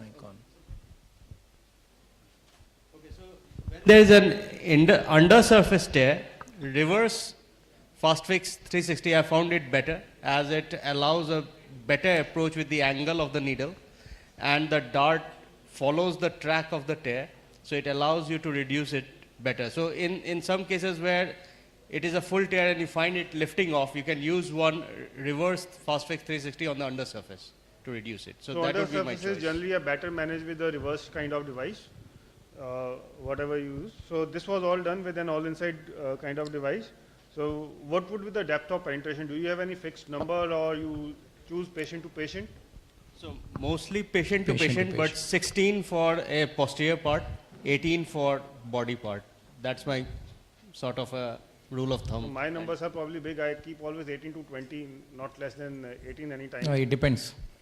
Stage of the patient, how thick is the meniscus. So depending on the device. So usually always assess how much is the meniscal part, and then you can do formula for that. it, or you just?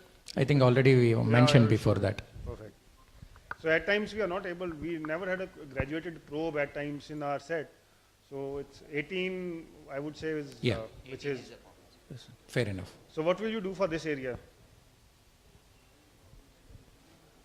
So this is a posterior most lateral meniscus, meniscocapsular separation or a zip lesion.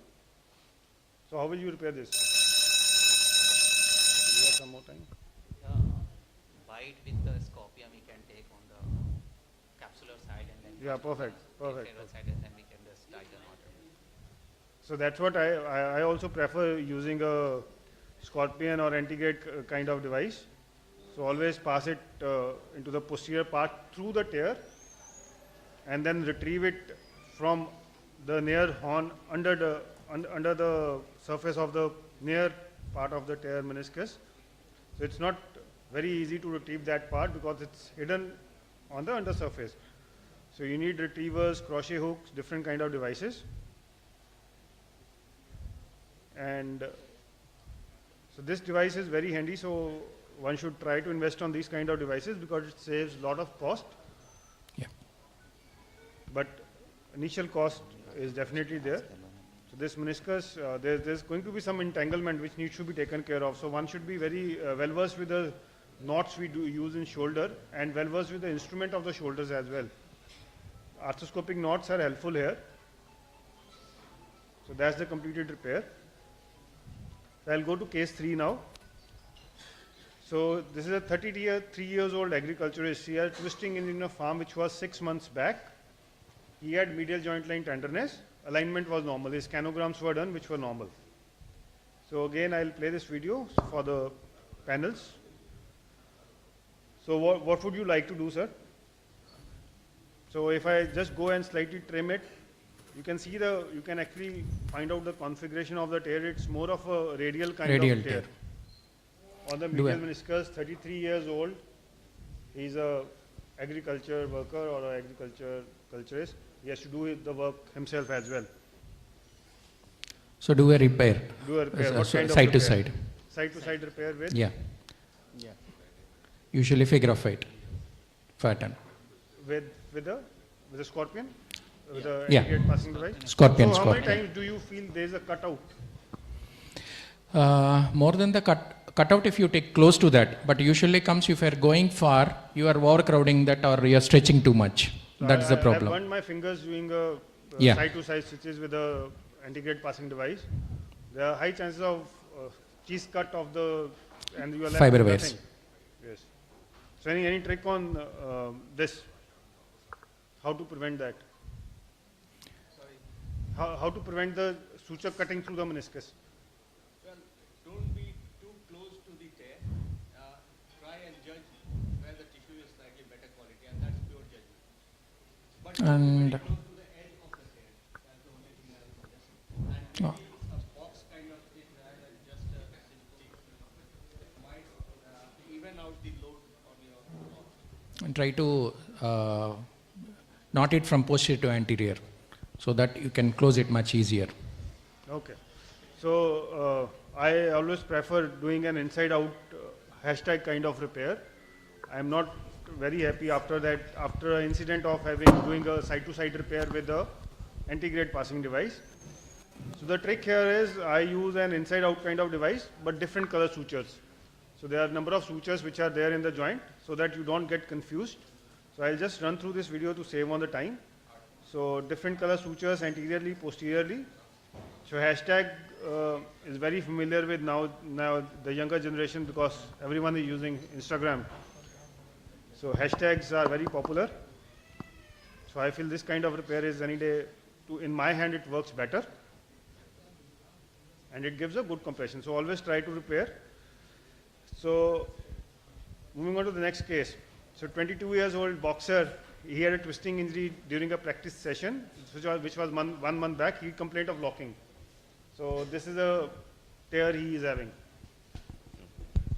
So what will you do, sir? It's a bucket handle tear. It's a bucket handle, isolated meniscus tear. ACL is go inside, fine. reduce the tear. We'll go on to this. One more case. So this is an intraoperative video. I'm trying to reduce it. Okay, I'd still pass a reduction stitch and put 2 or 3 heavy artery clip on it and let it hang down. Sometimes after a few minutes, and maybe those are long 5 minutes. You have to watch on the clock, 5 minutes or more. There are chances if he's a young patient, it might reduce. So we feel the fibers will stretch and it will fall on to its place. So, sir, your opinion on this? The reduction stitch, because it's very difficult without doing it without reduction stitches. You will not be able to close it appropriately. Center, you can use the inside out and try to reduce it so back. So that's what a reduction stitch. So if it doesn't come back, then? Well, I'll throw in the kitchen sink at it before calling it a day on this kind of meniscus in a 22-year-old and chopping it off. So we'll always try to... Yeah. I'll do everything possible to reduce it. Maybe also accept a non-anatomical reduction. So these players, generally athletes, they have always less time. So they want to go back to sports as early as possible. You still have the same decision for these patients? Well, pre-op counseling is a must. Sometimes, as I said, there are cost constraints with these kind of tears. There's time constraint. If you have counseled properly, you have explained that, well, in the longer run, we want to save your knee. Try and repair it. If it fails, then, it fails. He has some tournament which is coming up in 6 months, which is very important for his career. Yeah, call him at the end of the season. Chop it off then. Okay. So, Dr. Sridhar. Yeah, try to repeat. Either you can put a anterior and posterior 3 more stitches apart from the center and try to reduce it back. So for particular this case, he's a boxer, he wanted to go back to his sports. I tried everything, putting it back, but there was fair amount of meniscus which was still there in the periphery. So I thought of just chopping it out, and this fish mouth was left. So what will you do next? You can vertically close it, fish mouth closing. So I did the same, and then I did augmentation as well. Plot. So but I'll come on to that. So before that, just one more case, and then we'll go to the augmentation part. So this is a 26-year-old software engineer. He had a twisting injury 6 months back, complained of pain and locking. So this is an intraoperative image. So this was again a bucket handle tear of a medial meniscus. So I repaired. It was a very juicy looking bucket handle. It reduced well. I did a inside out repair. So he was symptom free for 3 years. He had a twist during a volleyball again 1 month back, when he came back to me and complained of mild pain. So this was his intraoperative image. Now a video. So this was the flap which was really floating in the knee. So we can see the other, there are no, I can show it to the sir, there is a synovialization of the other sutures. You cannot see the sutures anteriorly now. Sorry for the glary video. So the anterior part of the meniscus has healed, and the posterior flap was there, which I removed. And see, at 3 years also the cartilage is pristine. Yeah. So there's always a role of meniscus repair. So one should go ahead and try to save the meniscus as much as possible. The only thing which I missed probably in the first time was this oblique part, which I didn't balance much. So then I learned to balance the oblique part also or repair it. So this was the cause of the, maybe a cause of failure of the flap to heal. And it retore. So now the biological augmentation, how do you augment your repairs? So I just do only microfracture. Microfracture, where do you do the microfractures? Usually lateral femoral condyle. Inner side of the lateral femoral condyle only. Same.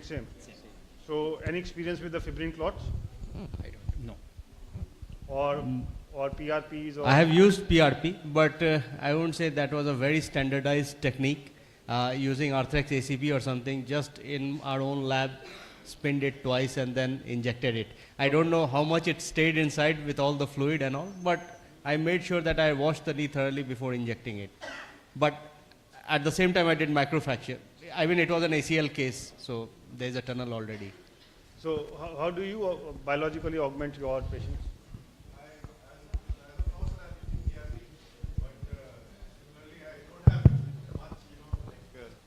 How the results are post-op, like I don't see much, that was a question to from you to sir, like so my what is your take on that? So for my isolated meniscus, I always tend to augment, not for my meniscus or along with the ligamentous injury. You have any experience with BMAC? No, with BMAC I use a fibrin clot, so which is cheap, and it comes from the patient itself. We draw around 60 ml of the blood. You can use an insulin syringe. The problem with fibrin clot is it is difficult inserting it. You can make a fibrin clot. Yeah. It's very easy to make. You just withdraw 60 ml of blood and just keep on rotating it with a cannula or a glass syringe. At times it is difficult to find out the glass syringe. So these come very handy, which are already in our arthroscopy tray. So these are the clots which are made. Then what we do to insert them is, you can actually cut them. These are so solid, you can cut them with the scissors. To insert them, we make a Vicryl loop. So Vicryl is maybe a 3-0 Vicryl if you have it in your OTs, and then make a loop into it. So then with such kind of loop which is made into the fibrin clot, it is delivered into the knee with the needles, with the needles which are not pre-loaded, in fact, with the single arm needles which needs a thread to be loaded into those. So that's how it is being done intraoperatively. So after you have made the passes in a horizontal kind of repair, your needle comes in through the tear and you pull the fibrin clot and push it. So the loop of the Vicryl helps it pulling it into the tear, and then you can, once you have passed it, you can just do the knots over it so that we can get all the mitogenic and the chemotactic growth factors or the chemicals right at the spot where we want those. So that's the finalized repair, but this was all the inside view. But what's happening on the outside is you need a syringe cannula. So you need a syringe over which you pass a cannula, withdraw suture, and then again you have to pass a needle, take out the cannula, load the free suture into this free needle, and then pull the things from outside. So you need a trained assistant who is doing so that you can pull the clot inside. Or you can do a bone marrow stimulation. I preferably doing it on the lateral intercondylar notch in front of ACL. So this is a point when you are doing a meniscus repair, we need a good blood in our knee joint. So once you are done with the drilling, I prefer doing a drilling than the fractures, and we get all these blood and the growth factors into the knee. So to conclude, always go an extra mile to preserve the meniscus. You should be familiar with all your multiple techniques. Try to augment the repair and never forget the alignment. And you should know, go in all with your instruments, everything, whatever you have in the OT, you can use multiple techniques to do that so that you are able to repair the meniscus and preserve the knee. Thank you. Thank you. Thank you so much.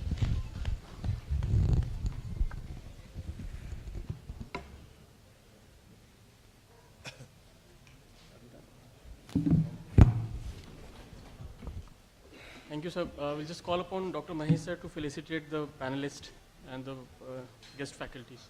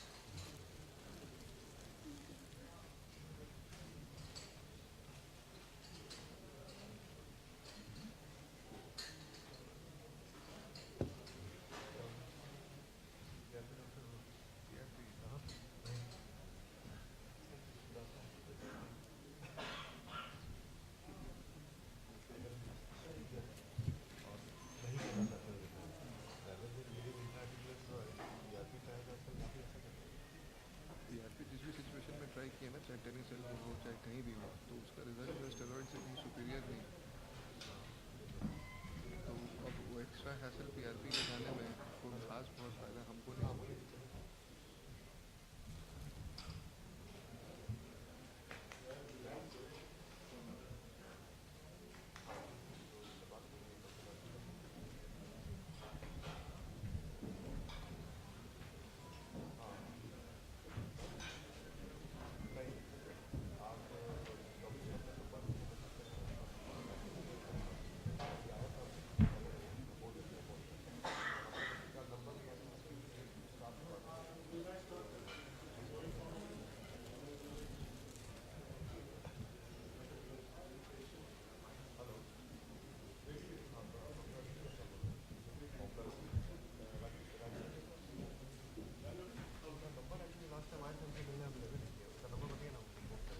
We'll have the lamp lightning.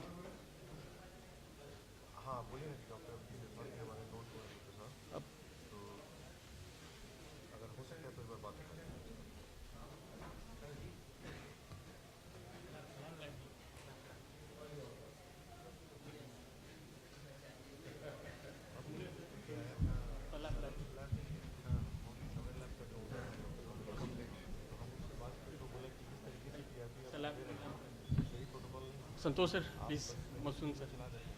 Sir, Ramakan sir. Manish sir, please. Sir, Abhishek sir, please. Dr. Ratnesh sir.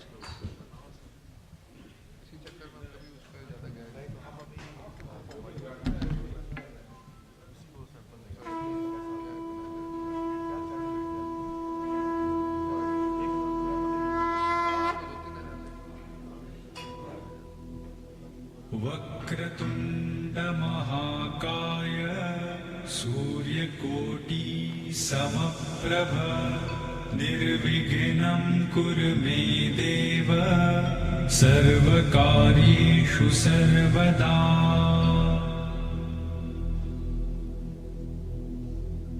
वक्रतुण्डमहाकाय सूर्यकोटि समप्रभ निर्विघ्नं कुरु मे देव सर्वकार्येषु सर्वदा।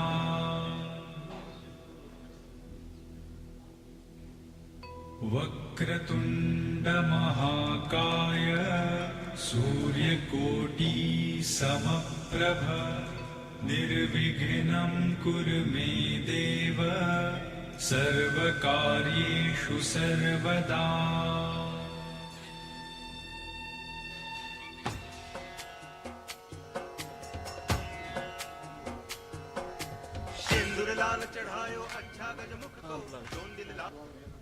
Thank you, sir. I request Dr. Amulya sir to grace the stage and just address the audience.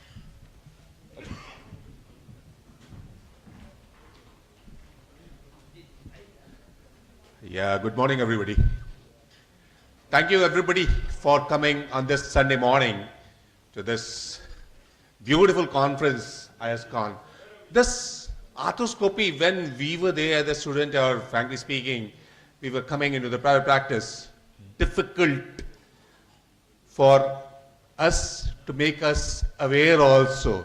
I still remember when Dr. Anand Joshi came to Patna way back, people were sitting around, "Arey, ye kya ho raha hai?" And now you feel the young generation, what energy they have got, how much eagerness is there to learn. Credit goes to IAS 1, the organizing body from the top, and giving us a chance to be there. Ravi, I must give credit to you. You have taken all the efforts.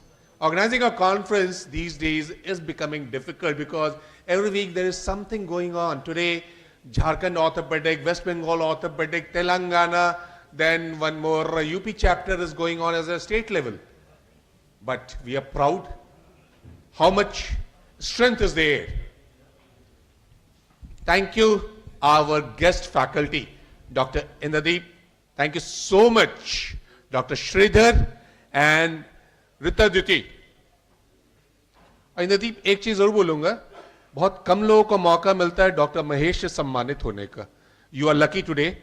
Mahesh, मैं आपकी बात कर रहा हूं, बहुत कम लोगों को मौका मिलता है तेरे यहां से सम्मान मिलने का. So he doesn't know you. I know you. So he's one person who sets his own standard in the world. What he's doing for the spine today in Bihar, Sisro ke saath milke what he's doing, naturally the team is working with him. Ravi is one of the, and you must have met some of the people who are here. I saw Arvind operating. Today unfortunately I was not supposed to be here. I was supposed to be in Ahmedabad for my own. There was a young doctors forum for which I was one of the examiner of orthopedics. And I had to take the exam right from 9 a.m. in the morning. I told Ravi that it won't be possible for me. But परसों पता नहीं क्या हुआ. या तो किस्मत चाहता था मैं यहाँ रहूँ आपके बीच में. So I'm here in front of you. I cancelled my yesterday program. I'm in front of you. So what Bihar Orthopedic Association is doing for the young generation, so you people have to support us, the Bihar Orthopedic Association. Dr. Praveen, our secretary, is here. Next week we are having our own state chapter conference, so request all the young generation. And you are much more talented than what I am, frankly speaking. I see Shakti there sitting. So everybody is inside his own institution. That's why Bihar is shining all around. And we are there to support you as an elder. 60 साल उम्र हो गई, थोड़ा सठिया गया हूं. उम्र ज्यादा बीत चुके के बाद होता है कि आदमी ज्यादा बोलने लगता है. But I must say thank you again to all the people who have supported in this noble gesture. So hopefully whatever we see in the coming few hours, which will much more beneficial, ultimately the society will be getting benefit. Thank you the audiovisual people, and thank you the Marriott Hotel people and the organizing committee who are sitting there on the back. Thank you so much. Thank you, Ravi, once again. Thank you, Dr. Ravi.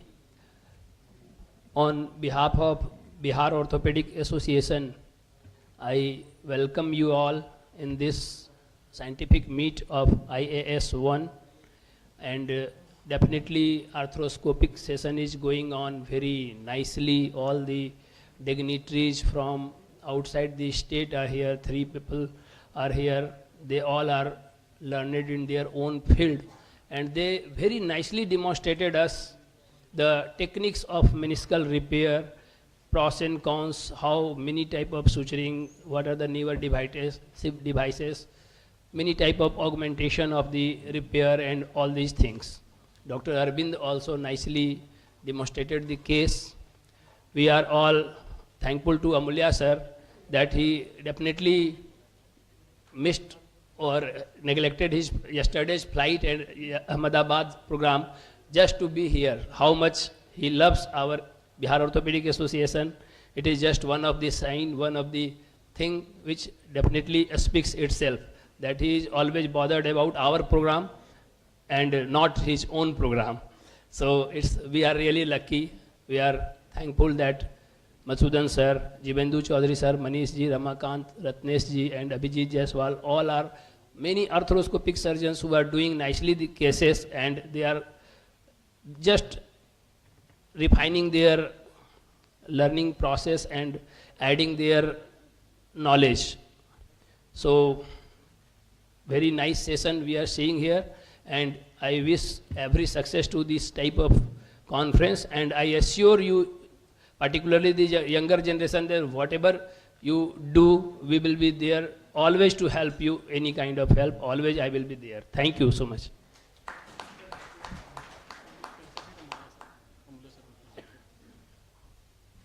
Yes, Amulya sir, please just felicitate.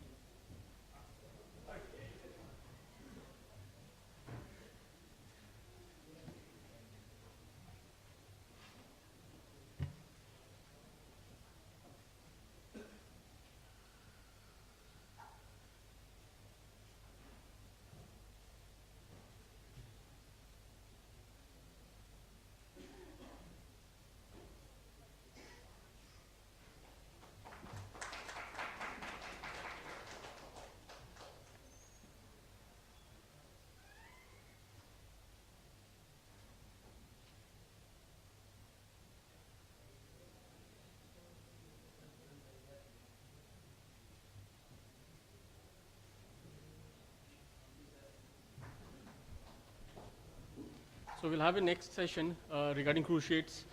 Call upon Dr. Madhusudan sir, Dr. Jubindi Chaudhary sir to chair the session.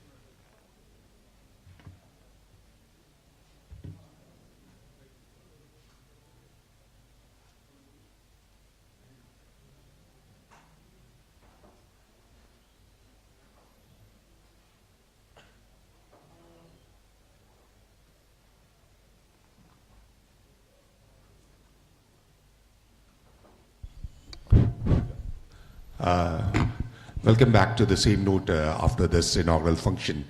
Coming to the next one is a session on Get Your Tunnels Right, and Dr. Ayush will be talking on this. Dr. Ayush, please.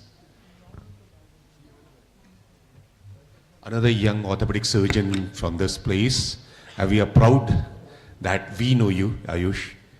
It's all yours. Good afternoon, everyone. Respected chairperson, guest, and dear friends. So I will be talking about the tunnels for the PCL and the ACL. So why it is important? So precise positioning of the femoral and tibial tunnels is critical to mimic the natural anatomy of the ligaments and achieve the best possible result. That is which is biomechanically better, provides better stability, achieve early recovery, and its a long-term outcome is good. So I will straight talking on the introp things, not much theory. So to identify the ACL femoral footprint, in the acute cases you can be getting the native ACL femoral footprint, or in chronic cases you can go behind resident's ridge, which is not very much visible. You can also use a arthroscopic ruler or introp fluoroscopy. What I use is a 45-degree fracture all, and what I ensure that when I make my ACL femoral tunnel, so not more than 2 mm, 3 mm posterior cortex remains after drilling the femoral tunnel. So this is the basic diagram to show where the femoral tunnel footprint should be there. So this is the introp video. So in this we are looking from the anterolateral portal, and my all is coming from the far medial or the accessory medial portal.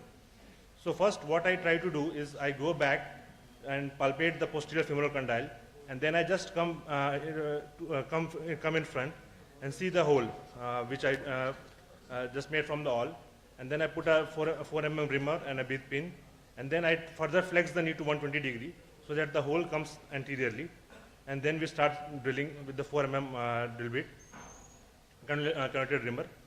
So according to your ligament length and the tunnel, you can decide. So this is the 35 mm tunnel which you most commonly get, and then you drill with the desired 8 mm tunnel. And I always use a adjustable loop. So around 2 centimeters is the tunnel for the 8 mm length. And then we go back to the accessory medial portal and we look into the tunnel. There is a good bone stock in the lateral cortex. And you just see this is the posterior lateral fossa, and you see the thin amount of cortex which is there. So that is the ideal placement of the ACL femoral tunnel, so that the posterior cortex which is there should be the minimal, at around 2 to 3 mm. So around the, about the tibial tunnel, it is in the midline. This is the theoretical diagram, and in acute cases, even in the chronic cases, you will be getting ACL tibial footprint, interspinous area, retroeminence ridge, and what is most visible is the posterior border of anterior horn of lateral meniscus. So this is the introp video. You can see this is the lateral meniscus, anterior horn, posterior border. You can see the ACL remnant. So when you put your drill, it should be coming at the posterior border of lateral horn. You can see there. So this is the point where the drill should come out. So this is a jig from Osteocare. You can see there's a black marking on that. And what I do is that I keep it on the ACL and the ACL tibial footprint, and The black marking I try to put it on the posterior border, and then when you drill, you will see it will exactly come out at the desired region. So it is, you can see the drill bit is coming along the posterior border of the lateral meniscus anterior horn. And then you can further drill. So this is the final picture. You can see the whole ACL is coming from the tibial stump and is going way back posterior. And then you flex the knee, and it should be all inside the notch. There should be no notching. So regarding the post-op X-ray, the screw trajectory should be anterior to the intercondylar eminence, which you can see in this. Regarding the femoral sitting of the endo button, so it is not the placement of endo button outside which is important. It is the part where you drill from inside that is important. But still, if you would like to evaluate the post-op X-ray, this is the lines which you can see, and the button should be exactly at the cross section. But that is not much important. It is the inside which is important. So regarding the femoral tunnel, the PCL femoral tunnel is 8 mm posterior to the distal border of articular cartilage of medial femoral condyle. In right knee it is 1 or 2 o'clock, and in left knee it is around 10 to 11 o'clock. So this is the pictorial diagram. So again, you can see we are looking from the anterolateral portal, and this is the jig from Osteocare. Marking is there. You can put it on the medial surface of lateral surface of medial femoral condyle. You can drill that, and then you can use a curate, and then that is a 4 mm desired rimmer of the tunnel width, and then you clean the tunnel. So that is the easy part in PCL. So now the PCL tibial part. So it is a little bit dangerous regarding the posterior popliteal vessels. So there are two theories in that. That is the anatomical footprint or the non-anatomic footprint. Anatomic footprint is just 2 to 3 mm below the joint line. And the problem here is that there is a killer turn. The graft sharply bends, and there is a chance of failure. And the non-anatomic thing is that you go 10 to 15 mm below the joint line. The curve is more gentle, and hence it avoids the killer turn. So this is the diagram trajectory of the drill bit and the insertion of the PCL. So in this, what is most important is that from the anterolateral portal, you go to the posteromedial fossa, and you first make a posteromedial portal. First the spinal needle, and those again the cannula, and then you try to shave off the tibial footprint, and then you look from the posteromedial portal, and you can see here. Just a second.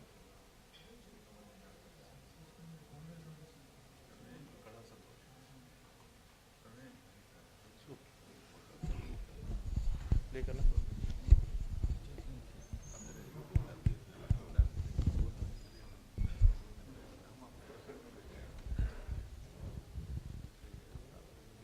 So when you look from the posteromedial portal, that is what you should see, the 16 mm mark.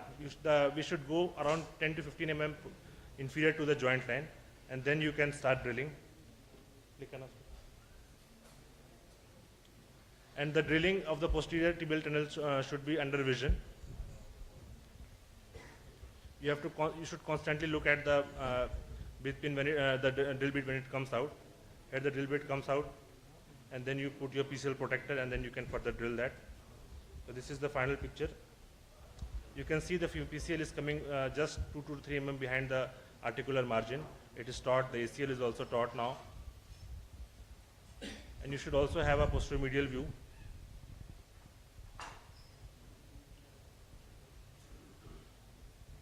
So this is deep down, the graft is coming above, and hence it goes towards the anterior. Now we are looking from the posteromedial portal. That is the joint line, and then you go down, and then you can come from above. It just avoids the sharp killer turn. So post-op X-ray evaluation. So femoral is not much important. In the tibial part, you have to see the screw trajectory. It should be coming below the joint line, and that is what you should achieve. I always use the suture disc along with a bio screw. and then a slab for almost 2 weeks. Thank you. Thank you, Dr. Ayush, for nice presentation. Our next speaker is Dr. Santosh Kumar Singh. His topic is hamstring graft harvesting. Welcome, Dr. Santosh, a former army officer. Colonel Santosh, we are always proud of you. He is working with Medanta in Patna. And we are proud that you got Visis Sherwa medal also in the army. So now we want to see your expertise in this hamstring graft harvesting, relieving. So you may enrich us by your knowledge. In this session, we have got some of the brilliant speakers from our own state. So when you heard the young generation, the Ayush, next comes as Dr. Santosh, Colonel Santosh, I will say. And after that, following is Sudeep, Professor Sudeep from AIMS. Yeah, Santosh, it's all yours. Thank you, sir, for the nice introduction, sir. My topic is very small and I will not take much time. It's a very common and gold standard when we are taking semitendinosus and gracilis implants. Just to add something, I would like to add something while harvesting these things. This is the anatomical sketch of the, and how much we have to, the diameter which has been recommended in various literature. If you'll go through all those, what are the drawbacks of harvesting, you will find the two study, which in which one study, Segawa et al. Arthroscopy 2002, you can see this study. In this study, when I learned that internal rotation strength decreases when you are taking a gracilis, so I left harvesting gracilis onward, because in most of the cases, valgus knee ladies patient, I do not use to harvest gracilis. Only the semitendinosus I used to harvest, and mostly in those cases where I'm doing a suspensory fixation of ACL. So harvesting technique you all know, and prescribed in all standard literature. You have to do, as early morning Dr. Arvind was doing, oblique incisions should be given just to avoid those saphenous and all superficial nerve damage.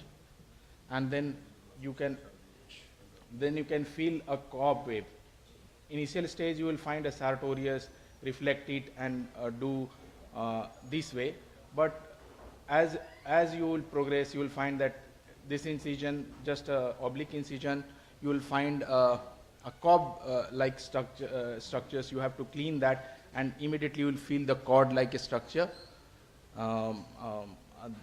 You will separate that semitendinosus from the gracilis, feel it with the bands. In gracilis, 1 or 2 bands are there, but for most of the semitendinous harvesting, you will find the last one is with the gastro band. So you have to cut all the bands not to damage the semitendinosus graft, and it is easy to harvest. You can do both ways, either with the open stripper or a closed stripper. But what I used to change with the time, that I started taking the cambium layer, the periosteum. I used to take that.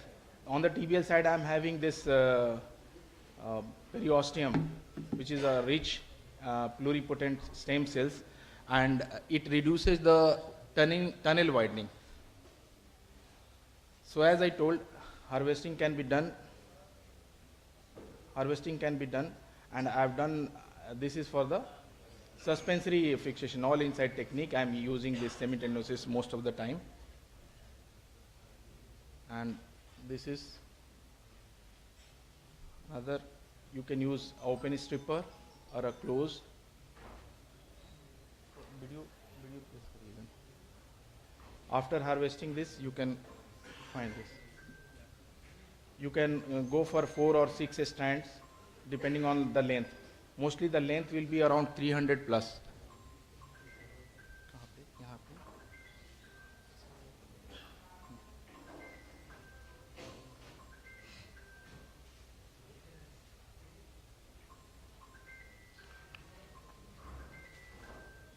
So these are the harvested and prepared graft. And once harvested, you can post.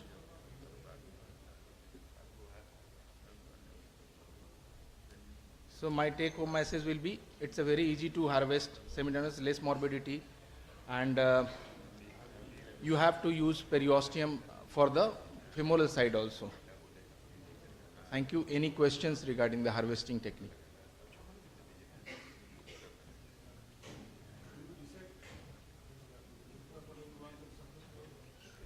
No, I don't use. For the faculties? Do you see? No. Just the oblique incision, right? What? When I am taking a semi-T and quadrupled it is around 8 mm. 8.5 it comes.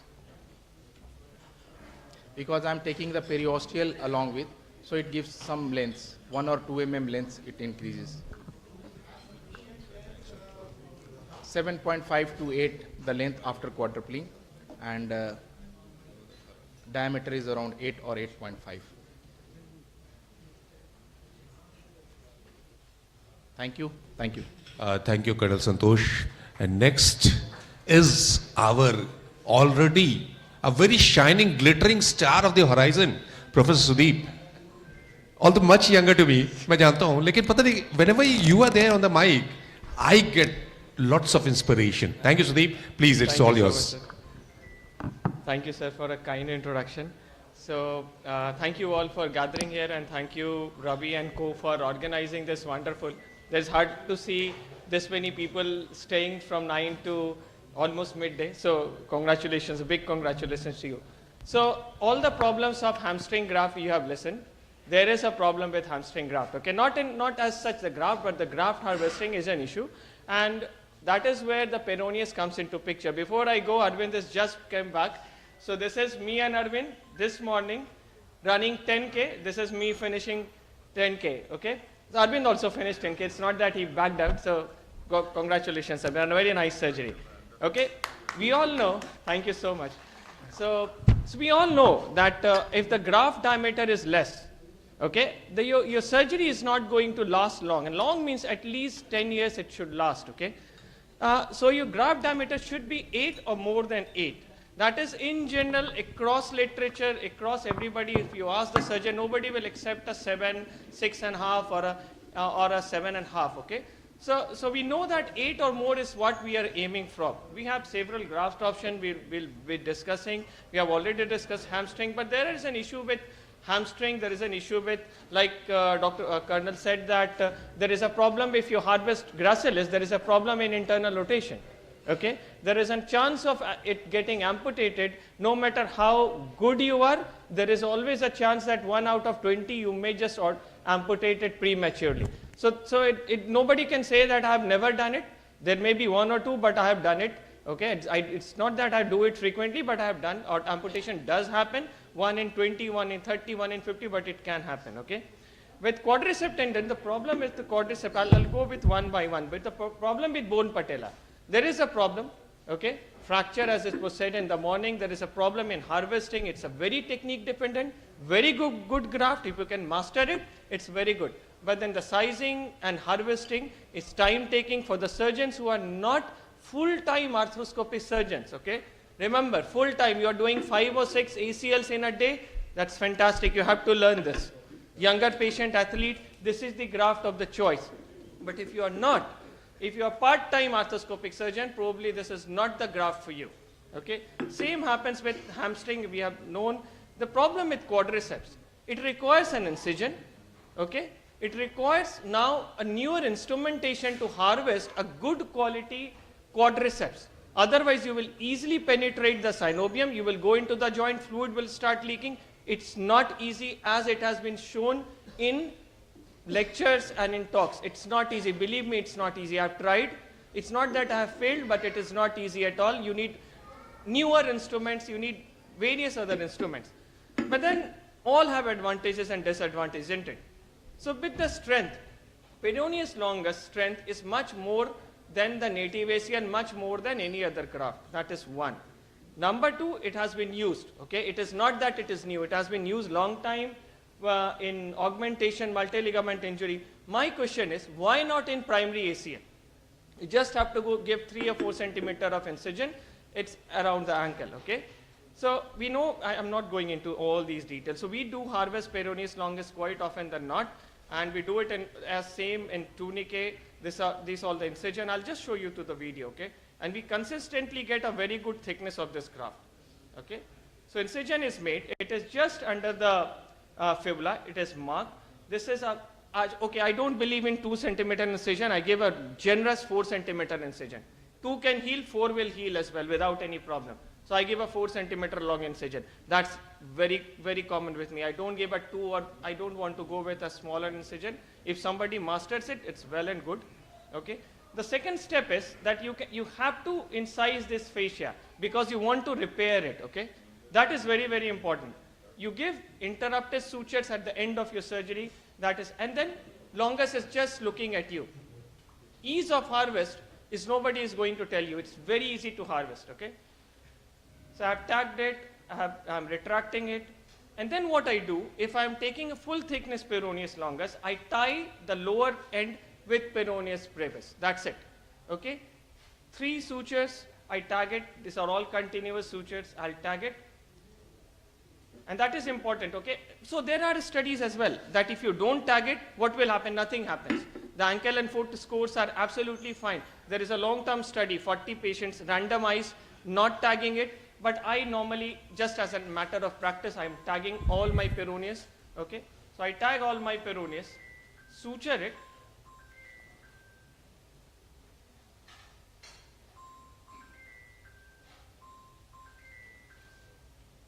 Okay, this is the suturing has been done. I cut it just above the suture.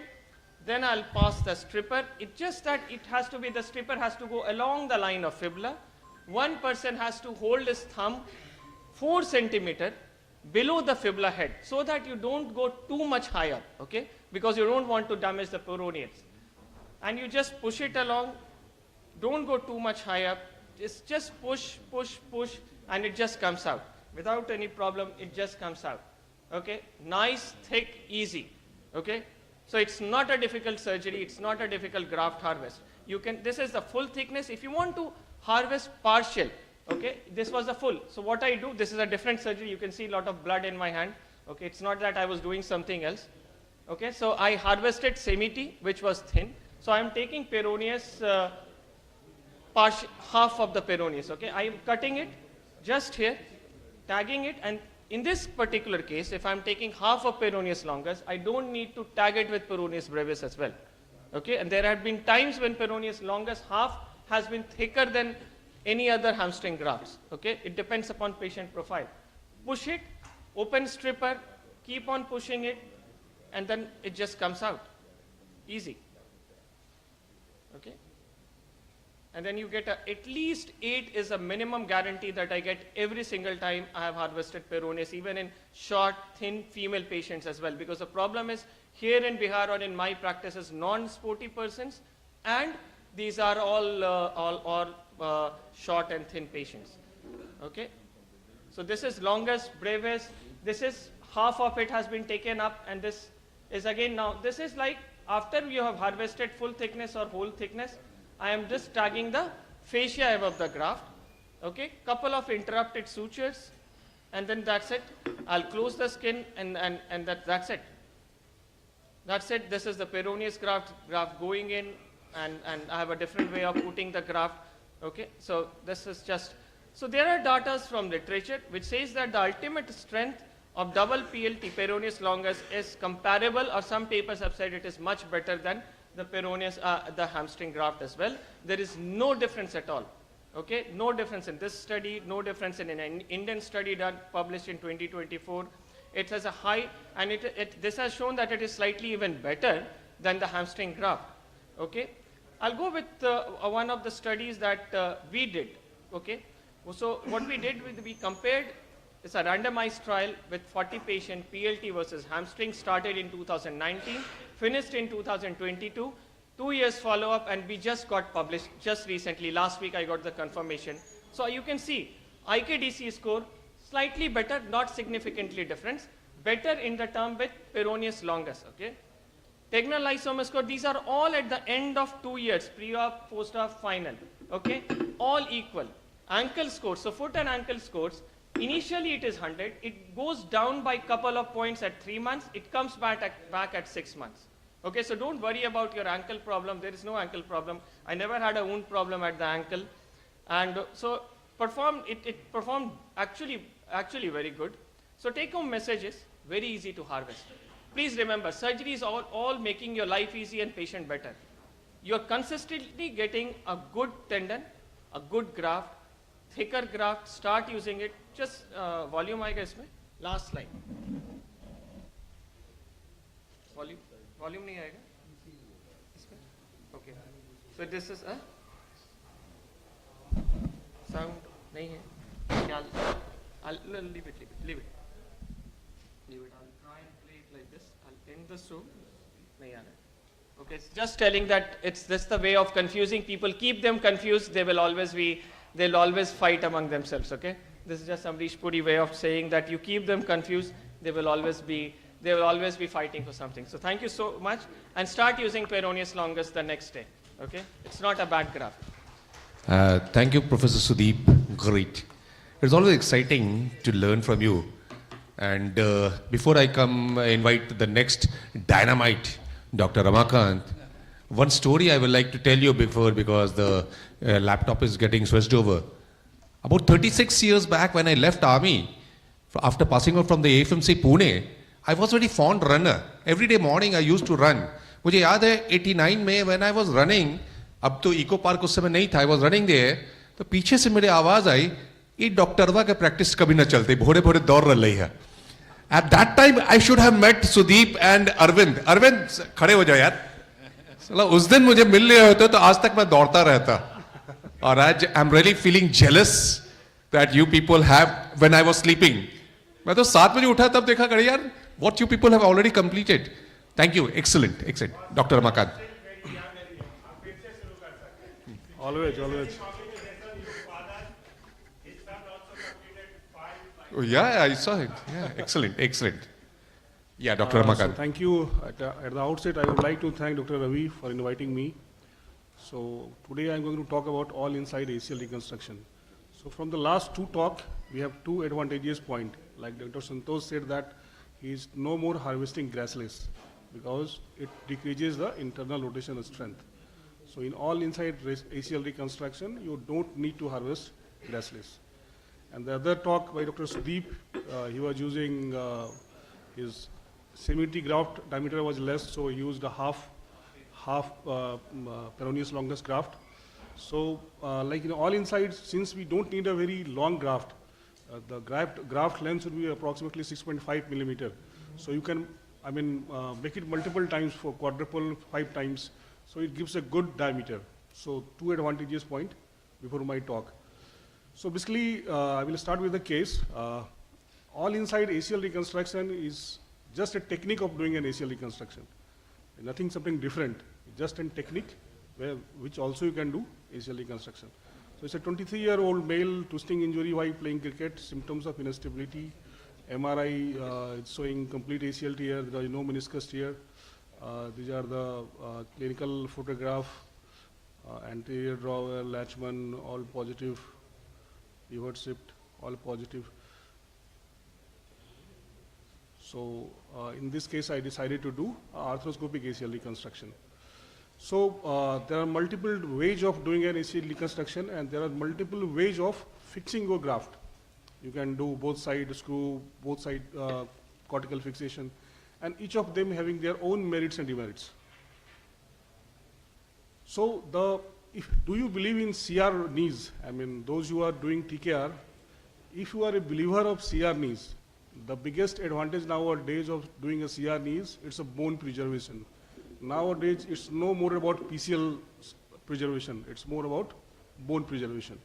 So it's the same, conventional ACL reconstruction and all inside ACL reconstruction, the major difference is it's a bone preserving. And how much bone it preserve? this much amount of bone, right? So it's a bone preserving surgery. So what's the difference? I mean, in all inside ACL reconstruction, there are no open tunnels. We drill 2 closed or blind sockets. So that is the major difference. There is no open tunnel. It's a 2 closed or blind sockets. Fixation, normally we use suspensory or cortical fixation, both on the tibia and the femur side. So it's an adjustable loop on both the sides, so it gives freedom to adjust the tension of the graft. So you can adjust in the last on the both sides, on the femur side and on the tibia side. Graft choices, you can have quadruple symmetry graft, it's a preferred one, but at the same time you can preserve your gracilis. You can also use your quads and bone patella tendon bone graft. Graft length, that is very important. If your graft is long, I mean, you won't be able to apply tension at the end. So the ideal length of the graft should be approximately 6.5 to 6.8 centimeter.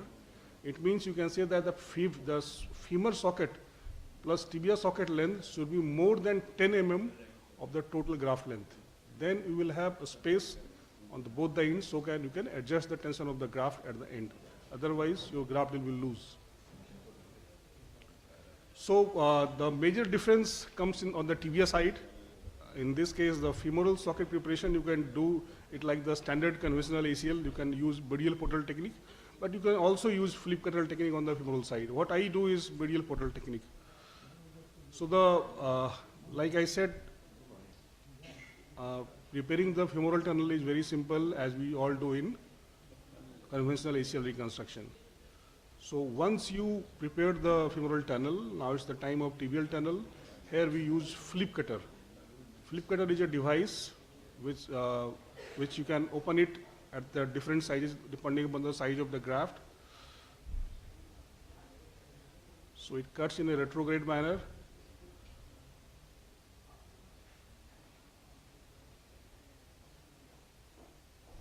So this is the flip. This corresponds to the size of the graft. And this goes in a retrograde manner.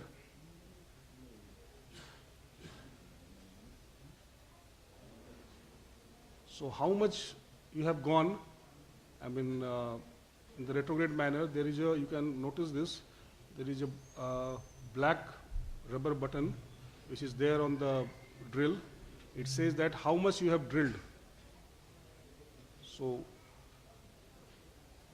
that you don't blow the anterior cortex of the tibia. So once you have drilled it, with the help of breath pin, you pass the suture inside the tibial tunnel and you retrieve this suture through the medial portal. I'm going to retrieve this suture through the medial portal.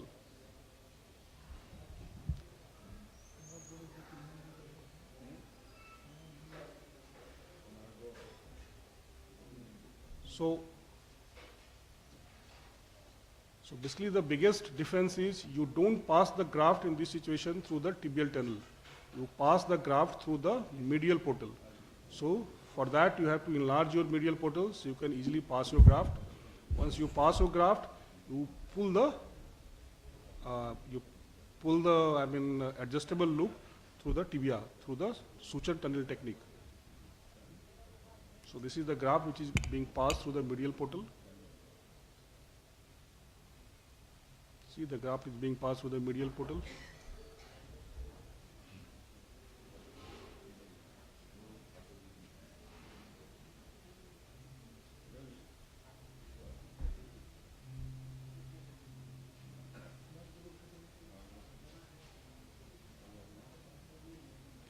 So once the graft is passed through the femur, we pull it through the tibial tunnel.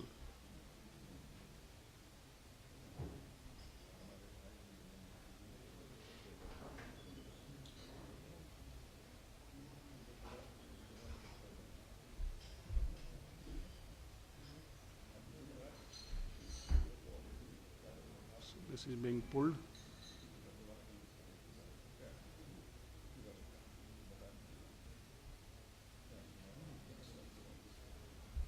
On the tibial side, usually we use endo button adjustable loop to fix the graft.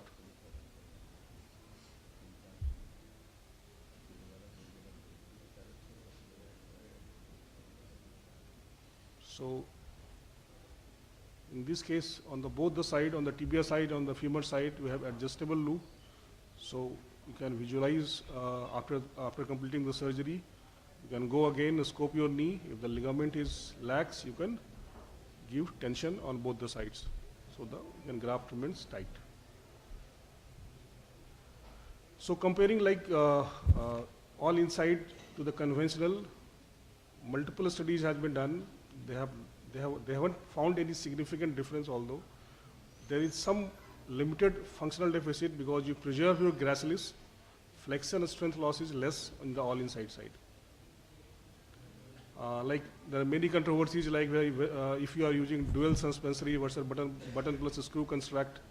So all this says that the ultimate load to failure was higher in the suspensory fixation group, and although there was slightly greater cyclic displacement in the suspensory fixation group, it was not found to be statistically significant.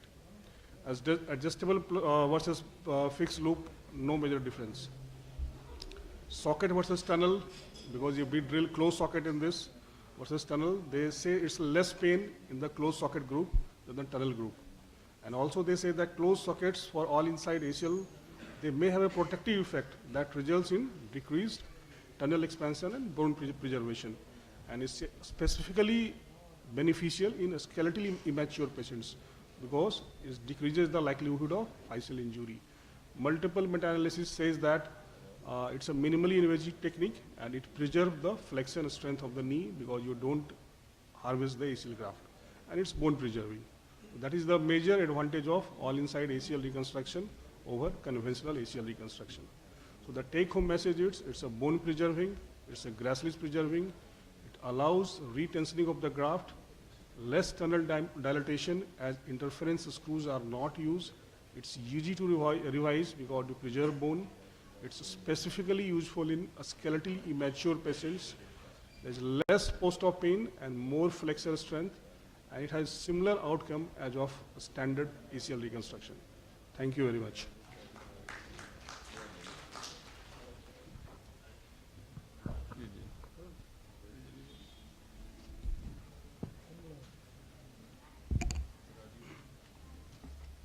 Thank you, Dr. Ramagan.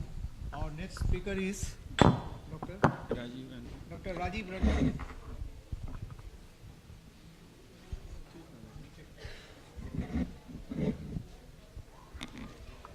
Dr. Rajiv, we heard you as an expert panelist. Now we want to hear you on this, your topic of adjustable versus rigid loop fixation, review of literature as such. Dr. Rajiv, please. Thank you, sir. Thank you, Ravi, for this opportunity. A warm good afternoon to everyone. The topic is the literature review for the adjustable versus fixed loop. Though it sounds very theoretical, but it's very pertinent to our bread and butter, the ACL reconstruction. So I think majority of us have already shifted many years long back ago to the adjustable loop side. Personally, since 2017, I have not used any fixed loop devices. But let's see what does the literature say. So this is the first study, not the first of the history, but first of our slides. So it was done by Dr. Laprade in 2012. They also concluded that the fixed loop devices are having better outcome, having less cyclic displacement and the initial displacement too. So they have suggested in their study that this adjustable loop devices need to be retensioned after the cycling of the knee and fixing the tibial side to account for the increased initial displacement which we see with these devices. So this is also in the favor of the fixed loop devices. Another study done in 2014, they also concluded that this adjustable length fixation devices experience the clinically significant loop lengthening during cyclic testing, which was caused by the slippage of the suture into the loop. So they were also in the favor of the fixed loop. So the third study, it was the mechanical and clinical study. So in the mechanical study, in the machine isolated device testing, they found the fixed loop better, having the higher tensile strength, and also there is lesser lengthening in the cyclic loading. But in the specimen testing, they did not found any significant difference in the displacement among the fixed loop and the adjustable loops. They found the same difference in the specimen group with the comparison when we are comparing the adjustable versus the fixed ones. Another study, it was a biomechanical study. They also concluded that there was no significant difference in the total displacement and the ultimate failure rate, and the total displacement which was there in the adjustable loop, which was very small, and it was not clinically significant, which they found in their study. So for them also, both the types of loop are having the similar outcome. This is another review which has reviewed the 13 biomechanical and 8 clinical studies. They concluded that the fixed loop devices are having the superior biomechanical properties, but comparing the clinical outcome, both of them are having the similar outcome and the similar graft re-rupture rates. And what they have also suggested, what we have seen in the first study of the Laprat, that retensioning of the adjustable loop devices after fixing on the tibial side, the biomechanical properties also improved a lot. So this was a meta-analysis and a systematic review. They also did not found any difference. What is the most worrying is the revision of fixation. If the graft fails, if the graft lengthens, then ultimately what will happen, we will go for the revision ACL. So they directly assess the rate of revision rates between the adjustable loops and the fixed loop, and they did not found any the difference in the revision rate in both the cases. Similar, another study, clinically at the minimum follow-up of 2 years, they did not found any graft loosening with the adjustable loops. So what are the advantages of adjustable loops which we get? So graft tension we can readjust after the tibial fixation, so there is no bungee, and definitely it gives a gratification to the surgeon when you tighten it and you feel that now it's rock solid, the graft is fully tensioned. And the single graft, as we have seen in the previous 2 lectures, that the single graft, the semi-T, can be sufficient for this fixation, especially in the all-inside fixation. So there is no need of excess drilling, so no dead space. What we see in the fixed loop devices, what we drill, that 7 to 8 mm extra drilling needed for the flipping. So, but what was the worrisome in that extra space, if the synovial slippage is there, that may cause the loosening of the tunnel, but usually we did not find any such type of difference with both types of loop. The biggest advantage in our practice is the decreased size of armamentarium. Just one type of implant we have to keep, otherwise you have to keep the different sizes of the loops in our armamentarium, which is a bit difficult in the practice. So how we can, so as we have already shifted, majority of us have already shifted to the adjustable loops, how we can improve the outcome, that we can do the proper cycling of the grafts after the button is flipped on the femoral side. So in this study, they have suggested 30 cycles of repeated knee motions from 0 to 110 degree, that reduces the creep and also causes the initial, prevents the initial loss of length of the graft. Another study, they have done objectively, they have applied the 40 kg of the load on the tibial side after the button was flipped on the femoral side. And after the first set of 10 cycles, they found that there was a little loss of tension in the graft. So they have again applied the 40 kg load and did the next cycle. And they also found that there was, though compared to the first cycle, but there was definitely a loss of tension in the graft.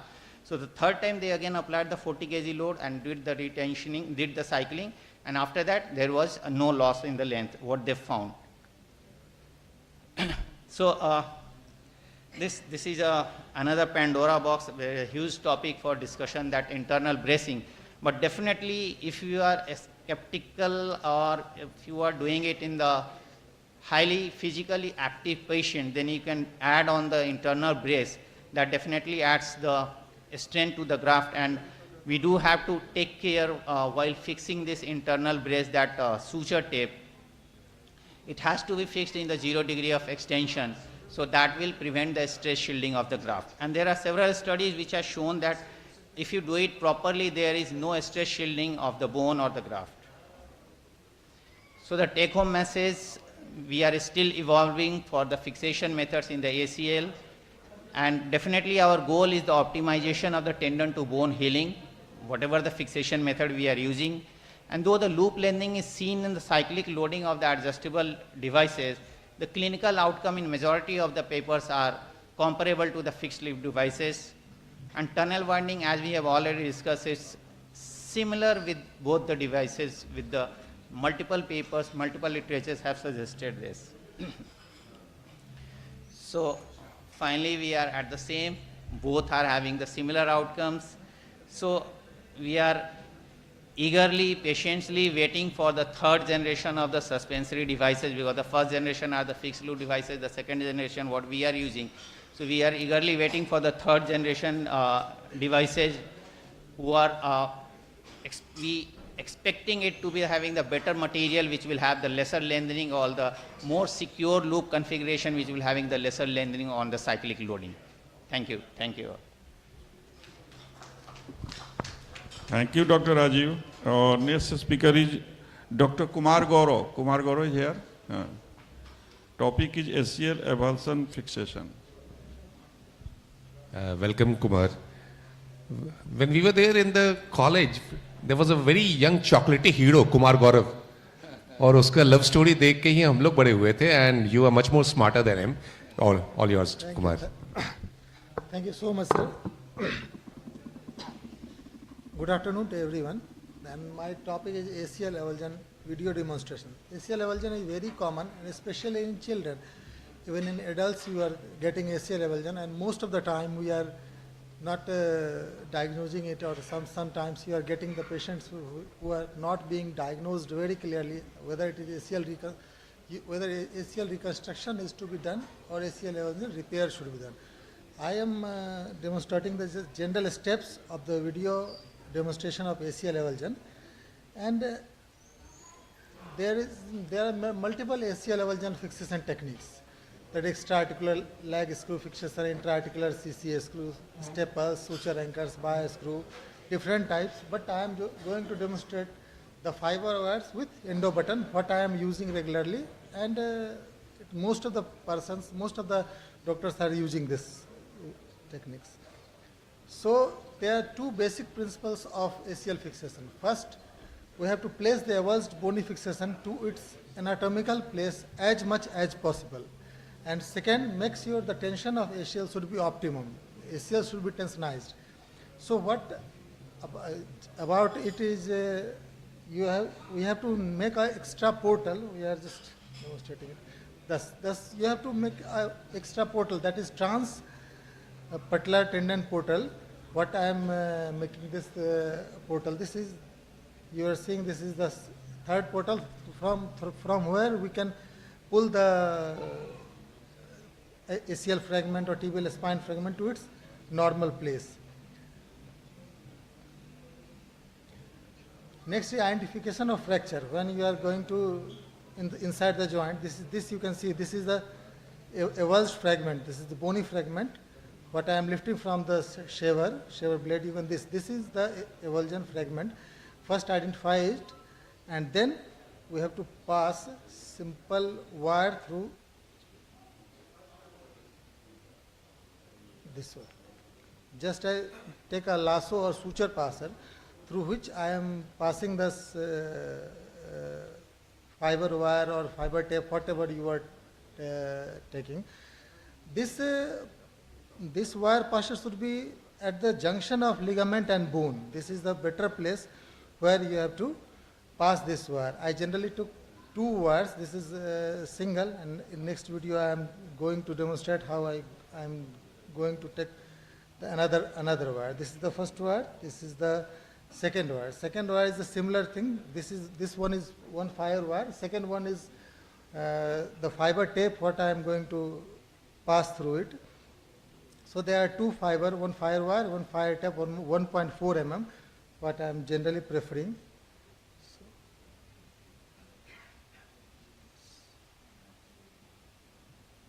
This you can see, this is the tape and another is fiber wire. When you pass this tape and fiber wire, then we have to drill a simple drill what we are taking in normal ACL ACL reconstruction. This is tibial drill. This one is drill and through the jig. This drill should be passed either through the fragment or just anterior to the fragment. When you pass the drill, then we put a 4.5 mm drill over this guide wire. So after guide wire, we are holding the guide wire, and then we are passing the 4.5 mm drill through this guide wire. This you can see that I am holding the drill and we are trying to. This step is sometimes difficult because when you are going to drill through the 4.5 mm drill bit, it push the fragment of the bone to itself. So always hold the guide wire firmly, as firm as possible. You can see that this becomes difficult when you are going to the fragment go up and up because it is free fragment, not like that. So always you have to put your guide wire and whatever artery forceps or cockers you are using it through more grip strength actually. So it comes through the, thus the drill is coming out, it will become, and you can see this is difficulty I am facing so many times, but you are going to when you hold it better, so with time it will come out.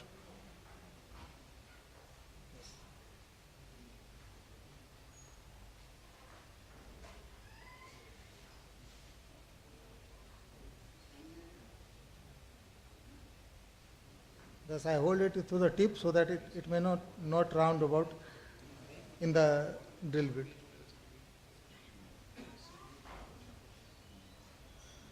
Thus drill bit came out, the tunnel become at its own place where I want it to be.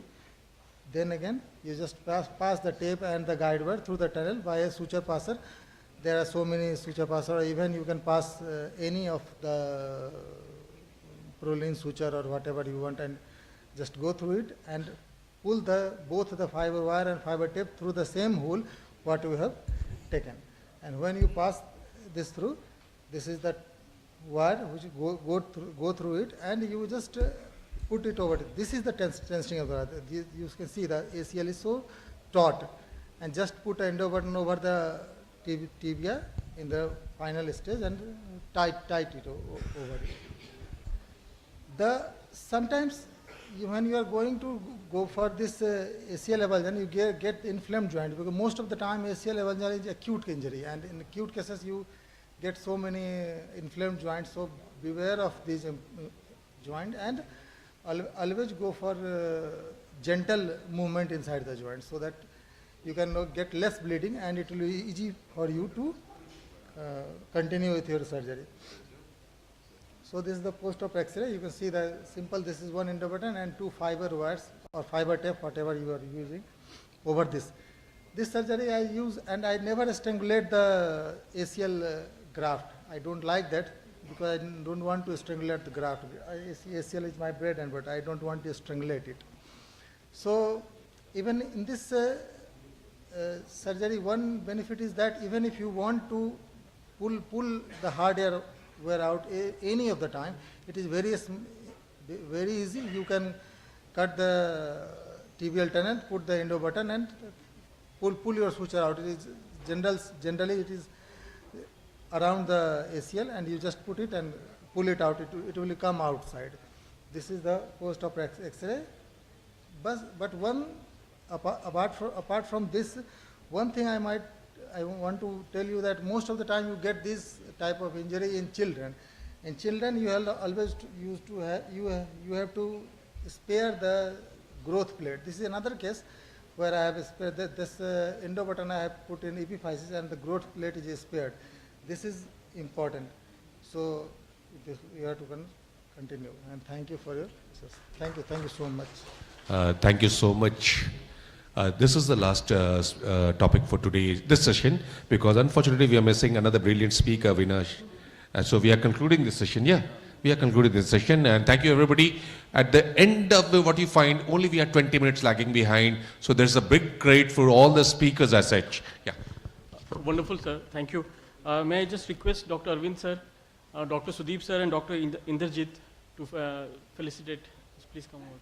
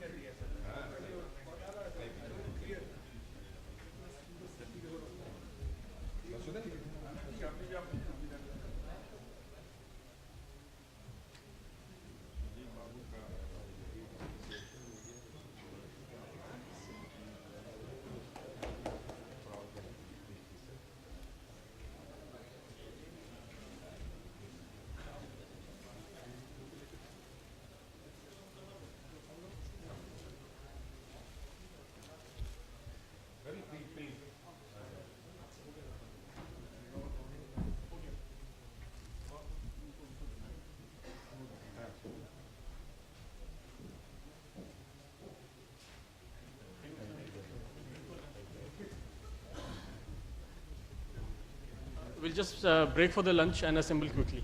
Thank you.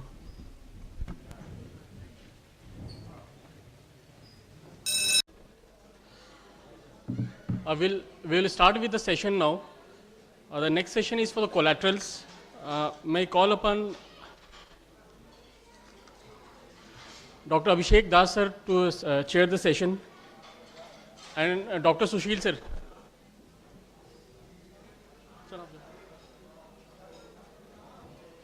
Sushil sir.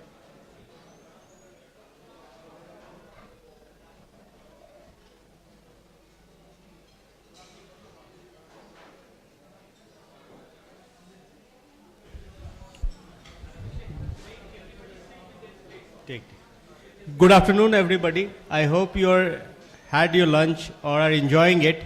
I would request everybody to take a seat and then enjoy your lunch. Everybody, can you please kindly take a seat?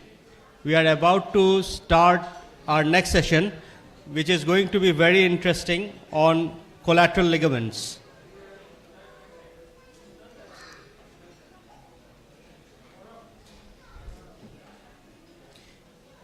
Everybody kindly take a seat so that we can start our next session. And also, as a gesture of respect to our speakers, can I kindly request everybody to take a seat?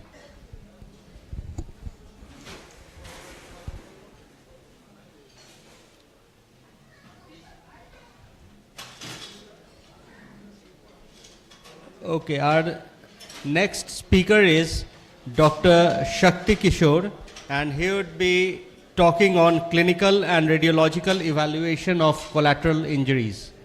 Dr. Shakti.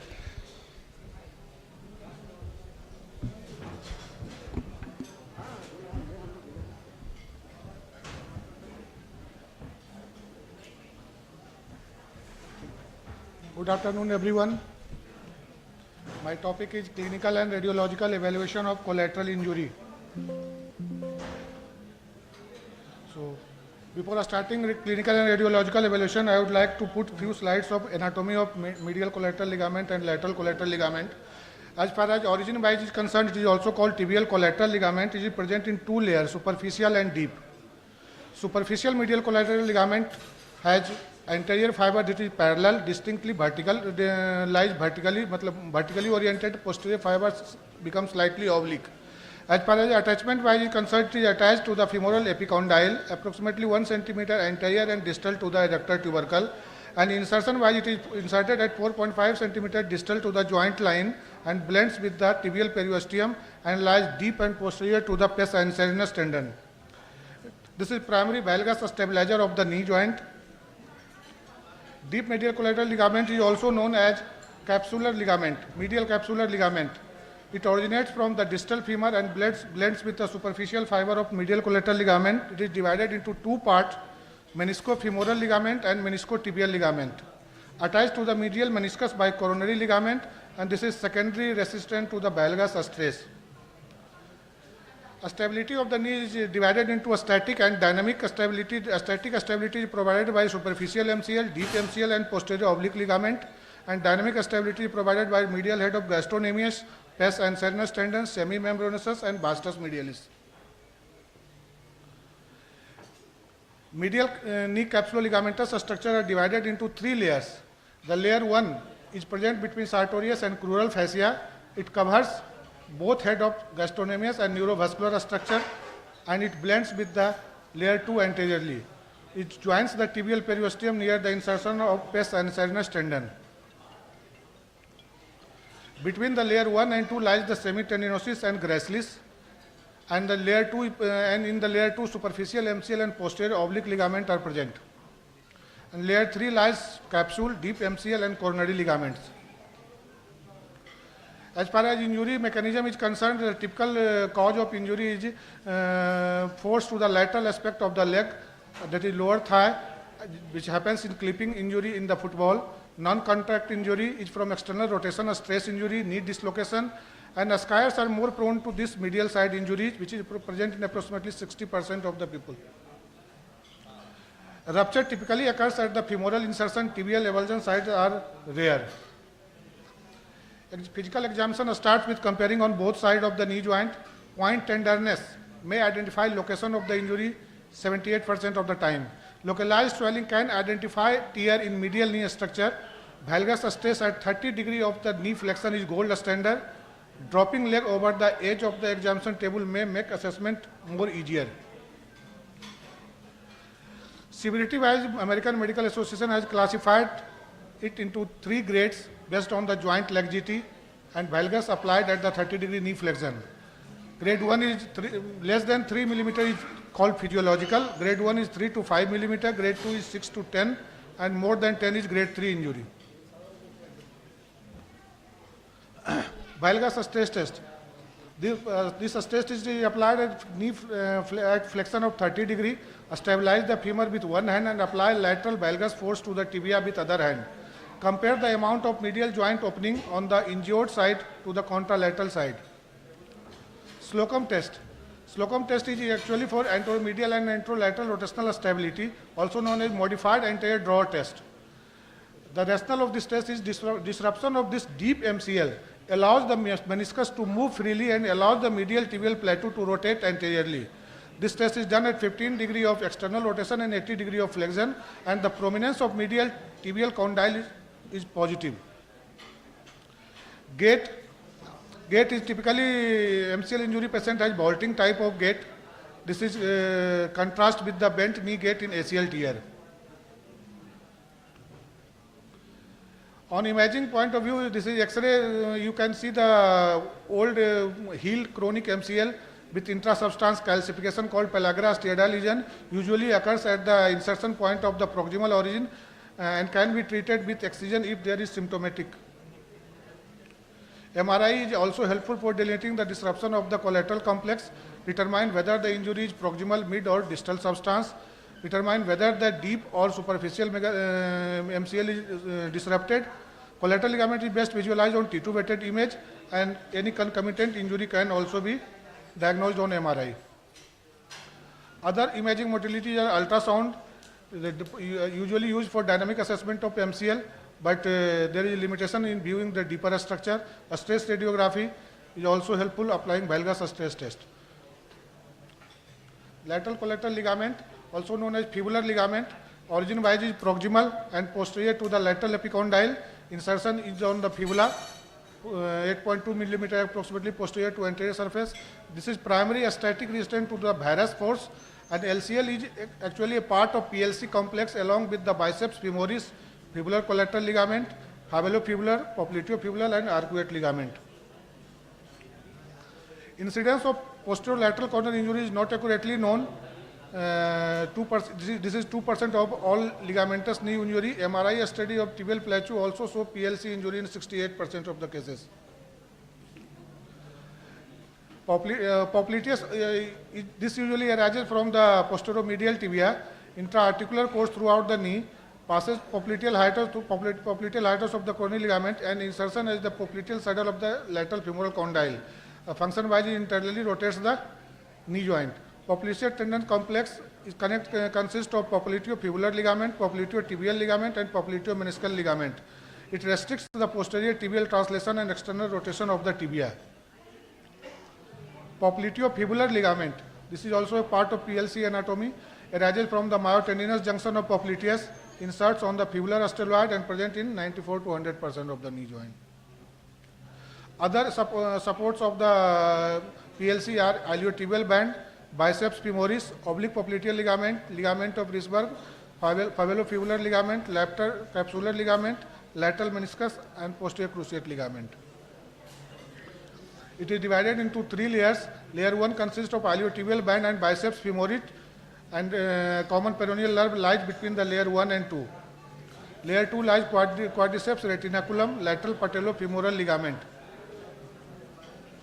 And layer 3 lies superficial LCL and fabulofibular ligament, and the deep lies arcuate ligament, coronary ligament, popliteal tendon, capsule, and popliteofibular ligament. Arcuate ligament as origin-wise is variable, reinforces the posterolateral capsule and covers the popliteus, arises from the fibular osteoid. This is bicept, and a medial limb curves over the popliteus muscle and joins the oblique popliteal ligament, and lateral limb ascends and blends with the capsule near gastrocnemius. Biomechanics of the posterolateral coronary injury, including the LCL. Can you take 2 minutes more? Yeah, you can have 30 minutes to wind up. 3 most important structure to control varus: LCL, popliteus tendon, and popliteofibular ligament. As far as clinical evaluation is concerned, the common mechanism of injury: blow to the anteromedial tibia, hyperextension with external rotation injury, direct varus to the flex, knee dislocation, and it is called acute injury if it present in 3 to 4 weeks, and chronic if more than 6 weeks. Physical examination starts with knee examination. Remember, the associated with other injury, there is ecchymosis and on posterolateral tibia, tibial tubercle prominence. It may be associated with peroneal nerve palsy, and varus and hyperextension varus thrust can be caused this. Adduction abduction stress test is performed at 0 to 30 degree of the flexion, can get laxity at full extension with cruciate injury also. Dial test performed at 30 degree and 90 degree if more than 10 degree difference in rotation at 30 degree PLC injury, and 90 degree both PLC and PCL injury. Reverse pivot test, physical examination that assess the stability of knee posterolateral structure caused by injury to LCL, popliteofibular ligament, arcuate, and lateral capsule. Apply a valgus and external rotation force on the tibia and gradually extend the knee and feel a reduction of the lateral tibial plateau. Sorry to interrupt, sir. The physical examination has already been covered. If you want to just summarize things in 30 seconds. Imaging wise X-ray, AP and lateral views are performed, but X-ray on X-ray fibular head fracture, avulsion of the Gardi tubercle fracture, and view can be diagnosed. And imaging wise, MRI is diagnostic study of the choice, may be especially helpful in acute injury where limitation of the examination is difficult due to pain. Thank you. Thank you. That was a very nice talk on collateral ligament anatomy and examination. And for the next speaker, can I request Dr. Santosh Kumar Singh to give a talk and relive surgery on MCL surgery.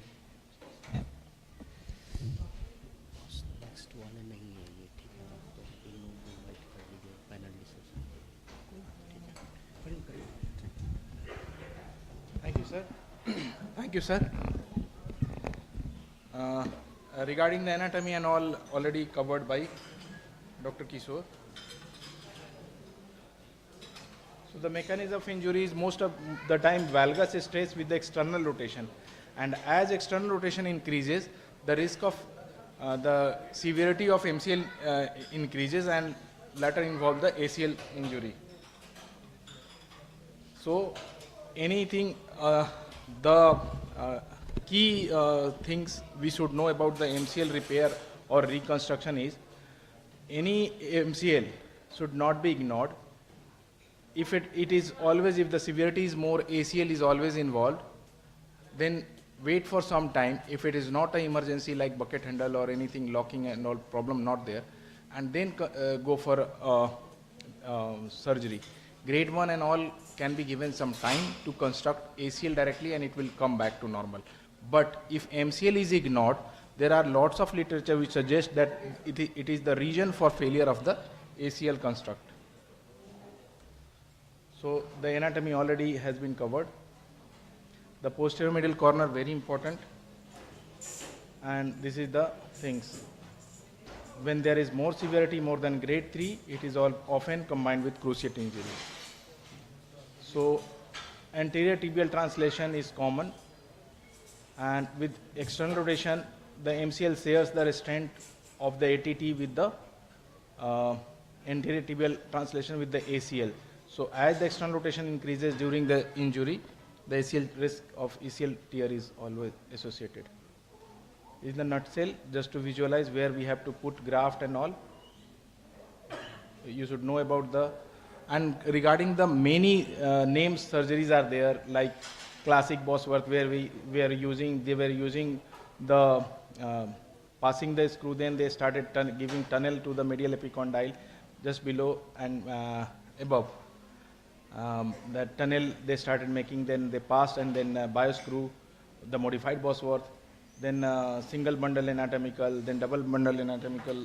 So many things are there, and if you see, there are they try to do as anatomical as possible, and they started constructing the posterior oblique ligament also. So this is these are many other names surgeries. So I'm not going in detail. Usually we used to treat with the semi-T graft, as Dr. Arvind was doing for that passing behind the ACL. The remnant of distal part of the MCL, we can pass the semi-T and then move towards the epicondyle side by giving these 2 incisions and making the tunnel, passing the graft, hamstring graft, semi-tendinosus graft, and then tightening in varus, or you can do in normal neutral stress only.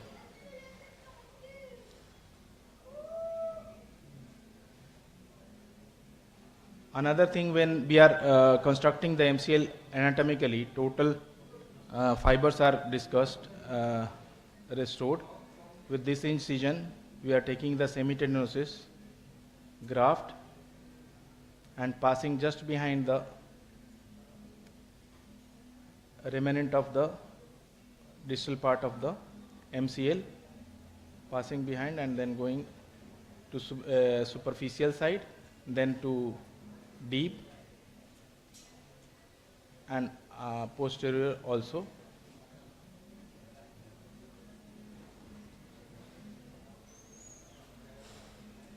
With all bioscrews.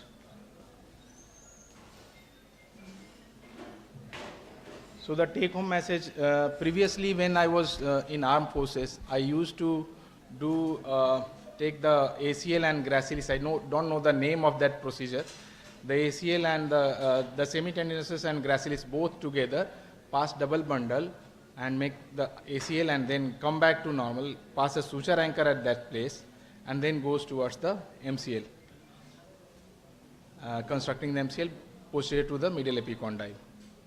But after learning that we should not touch the gracilis, I started taking separately quadriceps tendon or a peroneus longus for the ACL, and for MCL we used to take preferably the semitendinosus graft. We can put the suture anchor there also.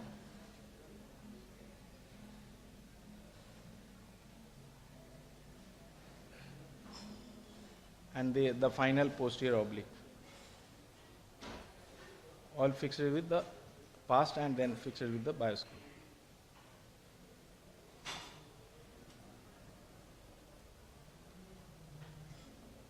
So the conclusion of my study, it is the primary restraint for valgus, so it should be treated, and deep MCL is the key for controlling anteromedial rotatory instability. So it should be constructed, and it protects the ACL. Lots of literature I have already told, which suggests that if MCL is not reconstructed, the ACL graft will fail on long term. Thank you. Any questions?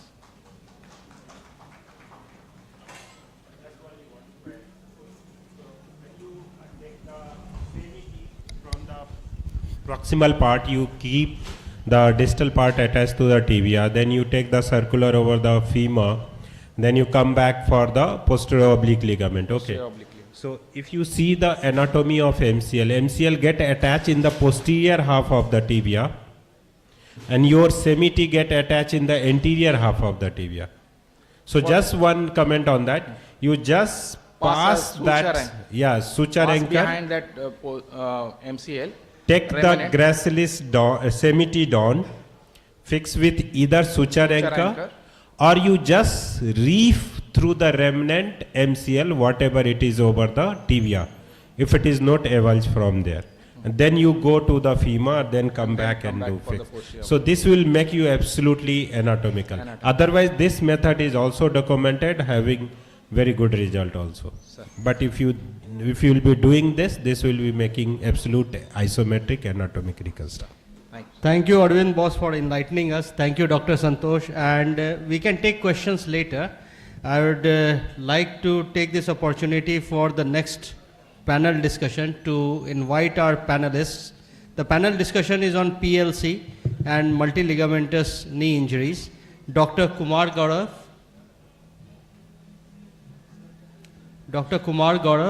for the panel discussion, Dr. Rajiv Ranjan, and Dr. Ramakant.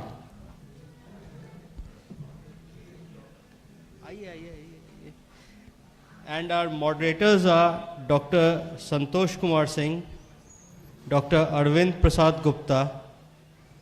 Dr. Sridhar has left, so these two will be our moderators.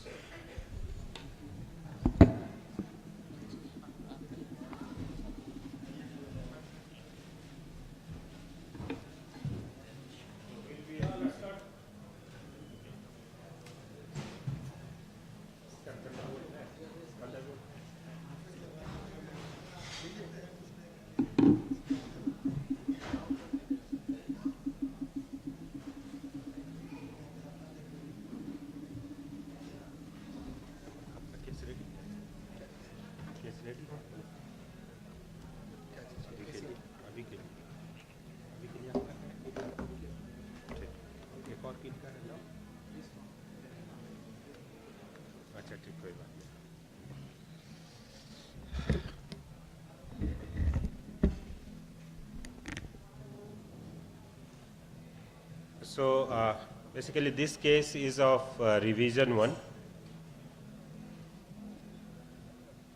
So I'll start with the X-ray. So this is 26-year male having severe instability on the knee, and this instability is so much that patient is unable to walk without knee immobilizer and walker or this crutch. And this was the X-ray when he came to my clinic in 2015 only. And the clinical examination says the varus stress grade 1 positive, dial test is grade 3 positive, and anterior door is grade 1 positive. But even though this much of, it's not grade 3 anterior door, but patient was unable to walk without a knee immobilizer or this crutch. So I'll start with his previous history. So he is an engineer at Bangalore, sustained knee injury in 2013 February, bicondylar tibia, for which he was get operated is one of the metro hospital there at Bangalore. And this was the immediate post-op X-ray. I think 2-month post-op X-ray, it is not immediate. And patient was having some kind of problem from there. But doctor asked him to do quadriceps exercises, all this physiotherapy. And this is almost after 1 year of that. February 2014. And even after 1 year of this, patient was having instability. Then he went back to the same doctor. He said, okay, your bone is fine. Your bone is fine. That implant has to remove. And this anterior cruciate ligament reconstruction has to be done. And for which patient was ready and that surgery was done. This was again in 2014 only. And almost after 4 months of that, patient was still having instability after ACL reconstruction and removal of this. And 4 months of that, along with the ACL done that time, this time corrective osteotomy was done because surgeon said it looks like little bit slope, lateral slope of the lateral condyle of the tibia and it is depressed. So this corrective osteotomy was done. This is in July 2014. So with that patient was walking, but patient symptom was not okay. And this again revision ACL reconstruction was done. And this time posterolateral reconstruction was also done because said you need to have this posterolateral reconstruction. So Sudeep boss, and this is the X-ray by which patient was coming to me. 2-time ACL has been done and the posterolateral reconstruction. So what problem do you find in this X-ray? Let's discuss this X-ray only, not patient.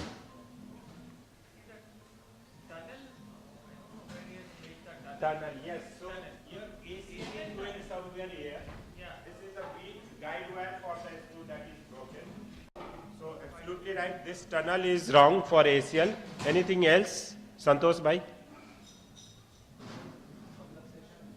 Subluxation is there. Absolutely right. You can see the lateral condyle of the femur is here. Tibia almost a centimeter of subluxation is there. You can have 2 to 3 millimeter, that is normal, but almost a centimeter of subluxation is there. Anything else, Rama bhai?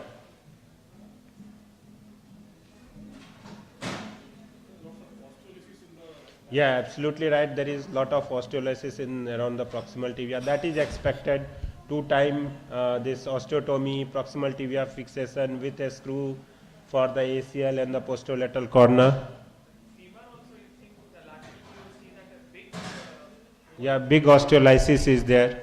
Abhishek bhai hai ki chale gaye? So Sudeep bhai, boss has absolutely targeted this.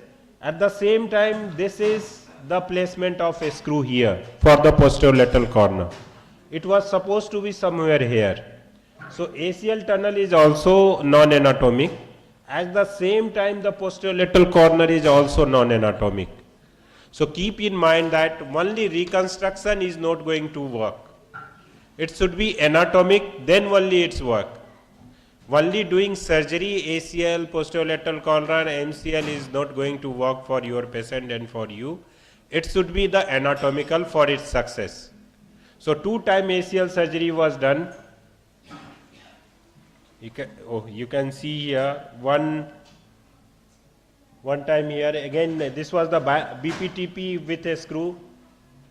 Another surgeon, because in the south, Bangalore and Chennai part, still lot of surgeon is doing this BPTP with a screw. So, and this time again, so this is non-anatomic at both the sides, both the times. ACL is non-anatomic, your posterolateral corner is non-anatomic. So, Rama bhai, what is your approach now?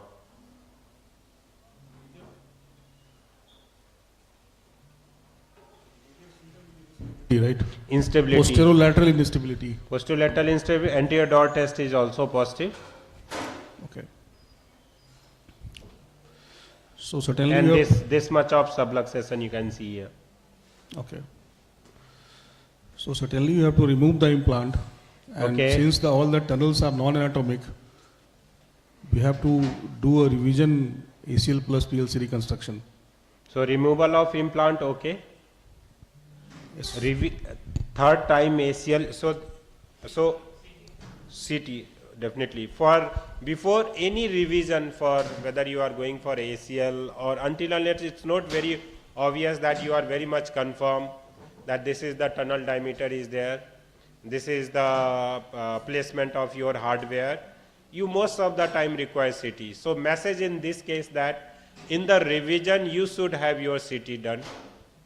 That was not done in the second time ACL revision. So this was the CT. This was the closer view of this, your X-ray. And this was the CT. Here you can see one screw here, another screw here. Okay, two screw, and your the posterolateral this suture disc is here. It should be somewhere here.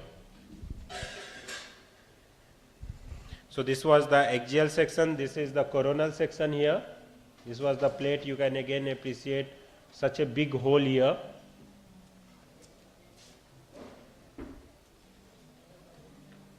And this is the tibial side. Tibial side also, it's very big hole here. So bilateral hamstring was used, BPTP was used. First, I think we should rule out any infection. Infection was not there. Okay. Then we can stage the procedure. If we, Okay. In the first stage, we will do since the tunnels are very dilated, Absolutely almost all right. grafts are used. So we'll do a staging, first graft the tunnels, and in the second stage, you do the primary. So Ravi, what is threshold for your tunnel for revision or re-revision ACL reconstruction?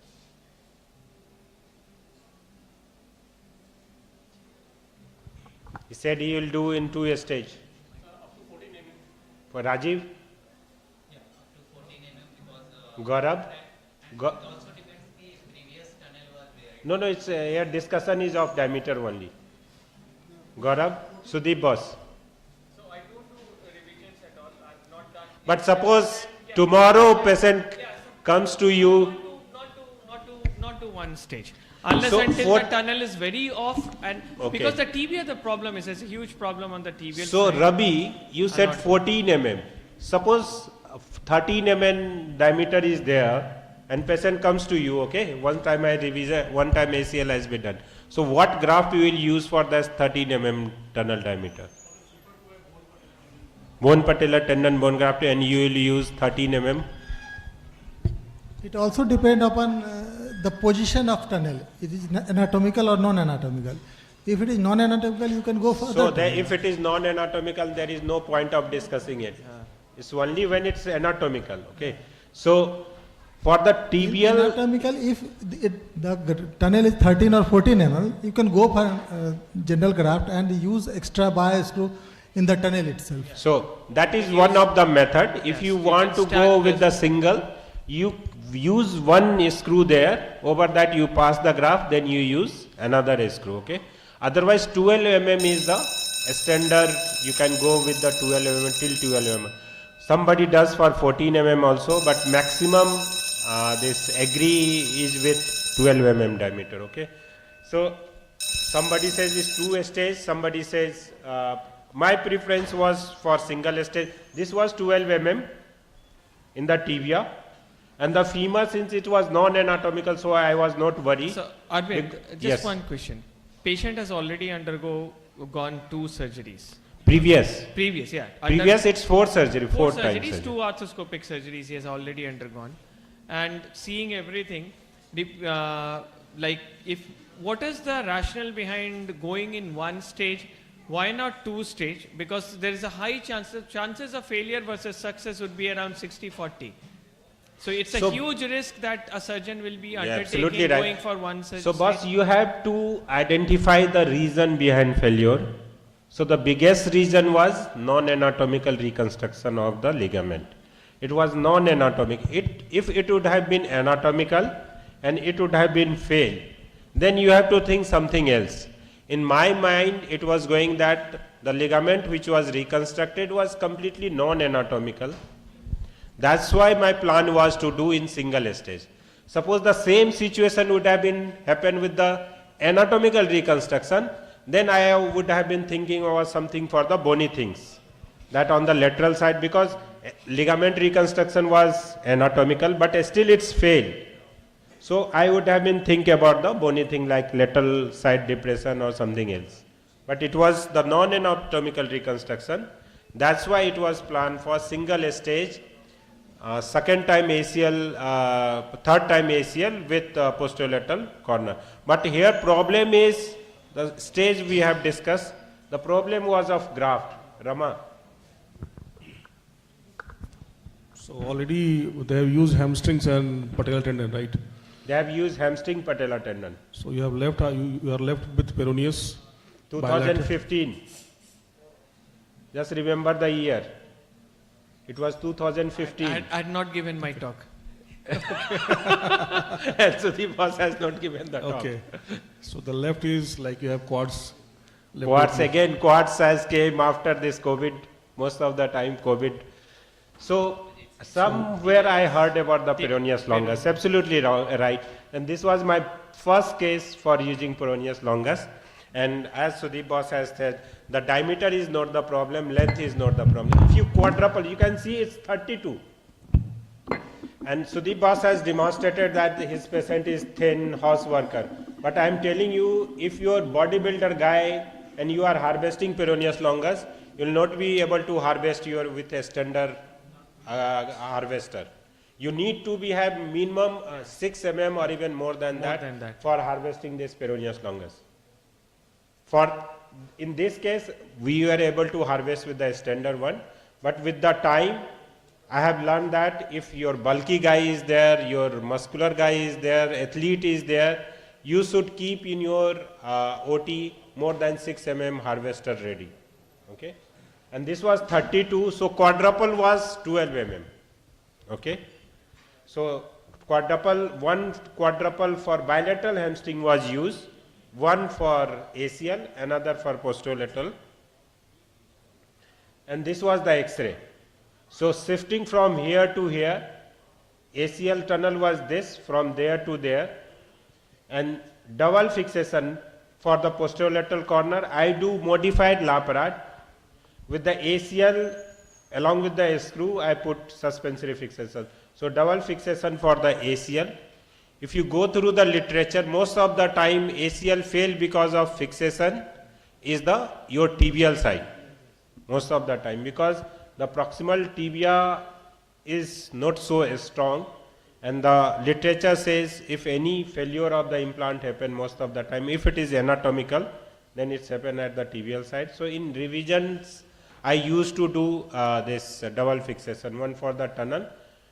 Nowadays, I used to put this swipe block type of thing here for the, and this posterolateral corner, along with the screw was placed, one staple was also placed here, and this ACL and the posterolateral corner. So shifting was here to here. Little bit reduction of the space, the reduction of the joint, but still it's not so anatomical. So third time ACL with revision posterolateral corner. So my revision is something like that. This is the laparade we have seen in the lecture.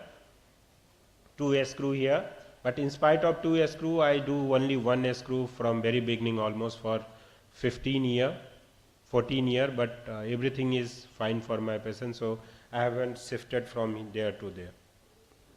And this is after 1 year of this. Patient came back to Patna for getting married, and that time this was the X-ray of this patient. So you can see almost reduction 3 mm has left, joint space has came back. He has started doing his routine activity, climbing a stair and everything. So this is the power of anatomical reconstruction of your ligament. If problem is because of ligament, and if you do anatomical reconstruction, everything will fall back into your place. So this is in the 16, this is in the 17. So that time he came for this removal of the screw. That was little bit irritating. He was doing everything. This X-ray I take from my record only, that from the desktop. That's why the view is not very good. And this is in the 2021. I asked for his video. This I presented in GovCon in 2021 also. And this is the clinical picture of this patient. You can appreciate. This video is from Bangalore, early morning 2021. And recently he came back again. I have the X-ray of both the sides, but it's not on my desktop. If you give me some time, I'll show you. So with all these, I am inviting you all for 8th Bihar Knee Arthroscopy course. This is planned on 10th and 11th May at Lemon Tree. So you all please do come. And this is of 2 days conference. Many big sorts of arthroscopy has already confirmed with lot of, almost we have planned for 10 live surgery in this. So please do come. Thank you. So the range of motion was good in this case, despite of 4 surgeries. Full range of motion. I'll show you by the very good result. The clinic recent X-ray, maybe in couple of minutes. You can continue with other case presentation. Sridhar has left. So it's only one case. Santosh is not presenting the case.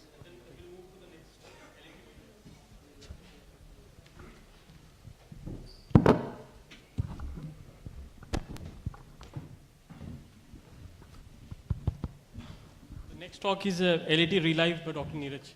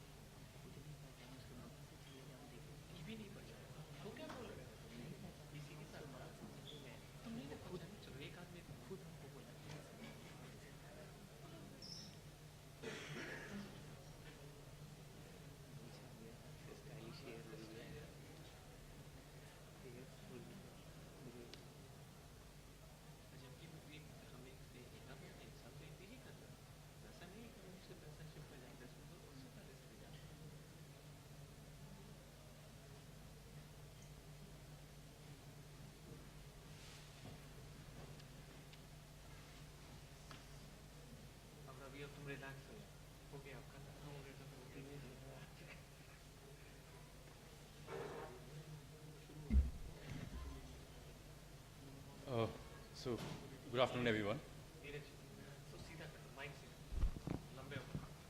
Hello. Good afternoon, everyone. So, I'll be talking about lateral extra-articular tenodesis. In recent 10 years, this procedure has gained interest, and especially after the paper from Stephen Klaus, Belgium. And he not recently discovered, but he recently reported that the ligament ALL exists, and then post that we have had a lot of people doing lateral extra-articular tenodesis. So basically the biomechanics, why we are doing it actually. So in a normal native knee, the normal internal rotation is about 10 degrees, 9 to 10 degrees. which increases in an ACL deficient knee. Now, if you are reconstructing an ACL only and not doing an LET, so the problem is that the center of rotation to the distance of an extra-articular structure resisting the torsional force is less in case of only doing a ACL reconstruction. When you add an LAT or an ALL, the resisting force increases. So that's why that's the biomechanics of doing an LAT. Secondly, if there is a ACL rupture, the center of rotation of your knee shifts more towards medial side, and there is increased anterior tibial translation, and there is increased lateral compartment mobility. Along with that, combined injuries of anterolateral complex contributes to a greater extent in the anterolateral rotatory instability. So in this paper in 2018 by Sondry and Cotet, they demonstrated that there are three layers of anterolateral structures: the superficial iliotibial band and the iliopatellar band, the deep capsulo-osseous layers and the capillin fibers, and the third layer is ALL and adjacent capsule. This was the paper by Stephen Claus, and he demonstrated that in 41 specimens, ALL was seen in 97% of the specimens. So why only talk about ALL, not iliotibial band? I mean, the confusion lies that is ALL the contributing factor or the iliotibial band? So this paper from Andrew Amos, and he demonstrated that the resisting force by iliotibial band was greater than the contributing force of anterolateral ligament. So iliotibial band was more important in resisting internal rotation. Another paper from Amos, and he said adding an anterolateral reconstruction along with ACL procedures increase the stability of a knee.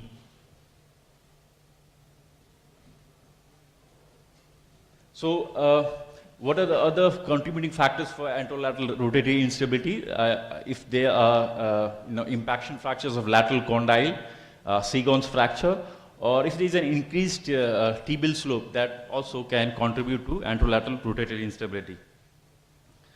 So even after doing an ACL, we see that there is a persistent instability in 15 to 20% of patients, and about 20 to 35% of patients who have undergone ACL reconstruction do not return to the sports activity.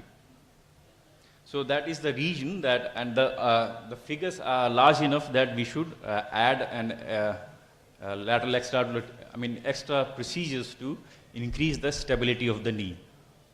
So indications for, my indications are high-grade pivot shift, genu recovertum or generalized ligament laxity, revision ACLR, pivoting sports, athletes, increased posterior tibial slope, and young patient. Seagon's fracture is a relative indication, but yes, you can do it.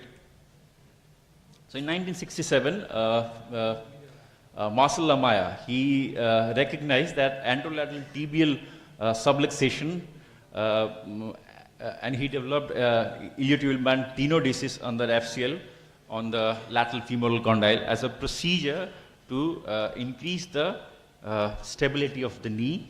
And over the years, we have seen many modifications, and among all these, most common is modified Lamaze, and I think all around the globe, people prefer modified Lamaze than McIntosh, Ellison, or Arnold's procedure.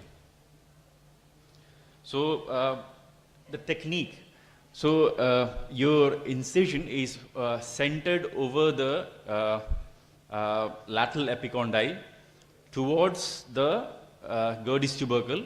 The incision length is about 7 to 8 centimeters.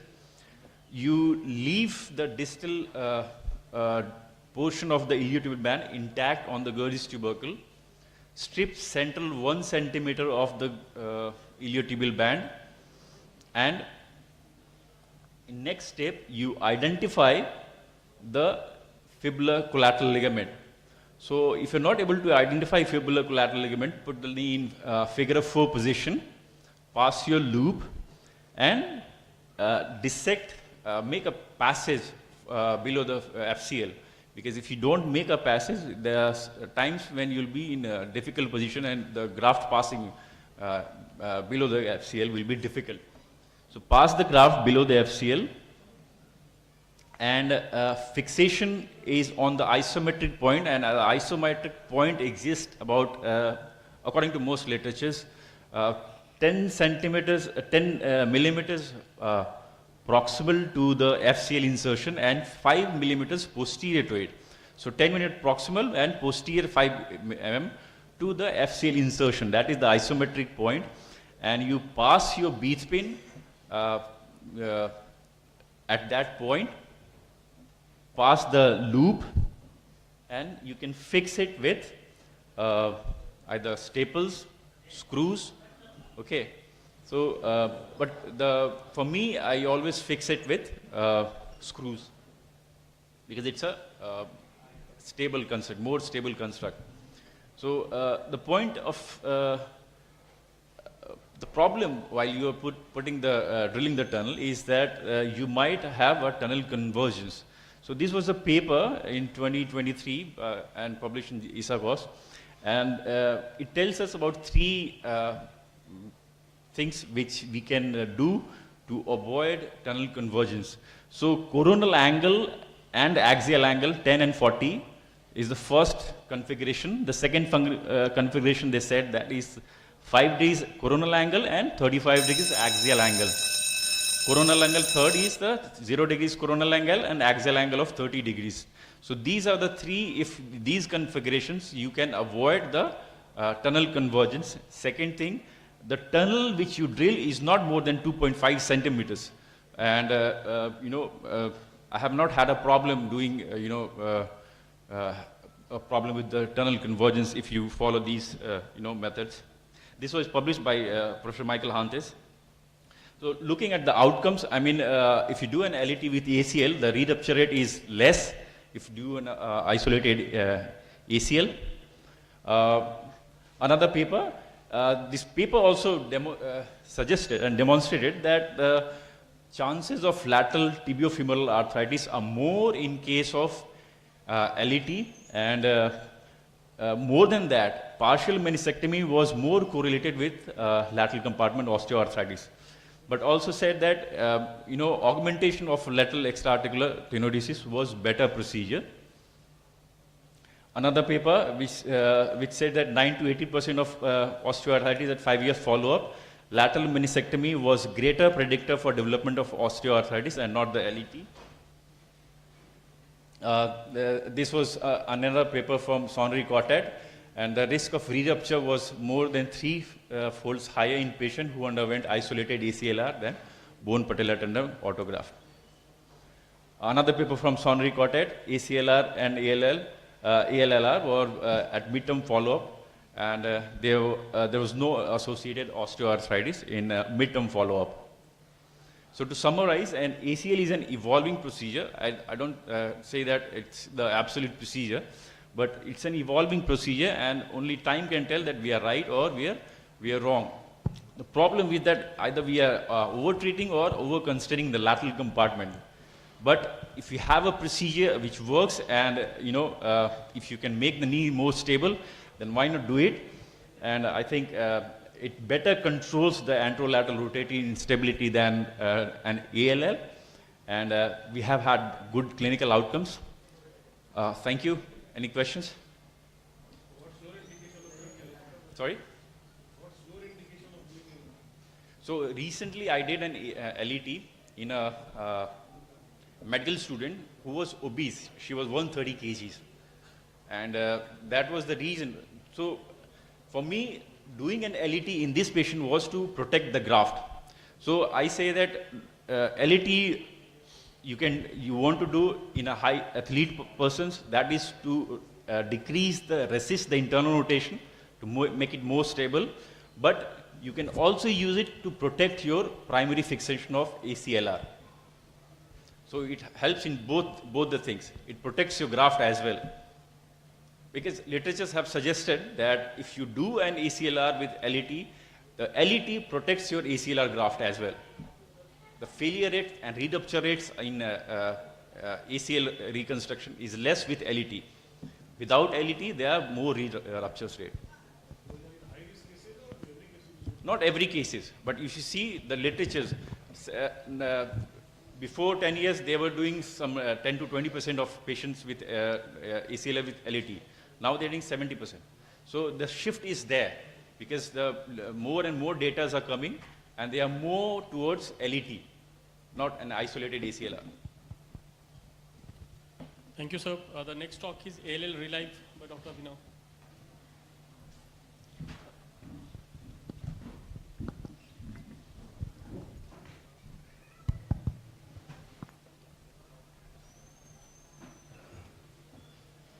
So, welcome to the last talk of the day. My talk is not going to be very different from the previous talk because there is just 5 mm of difference between the ALL and the LET.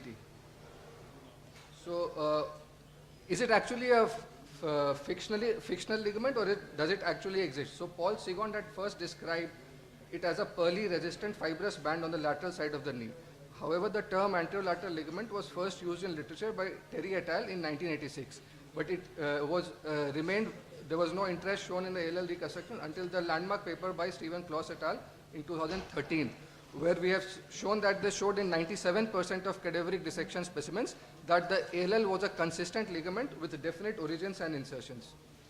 So this is from that same paper. We can see the anterolateral ligament which is running from the lateral femoral epicondyle to the proximal tibia in between the fibular head and the Gerdy's tubercle.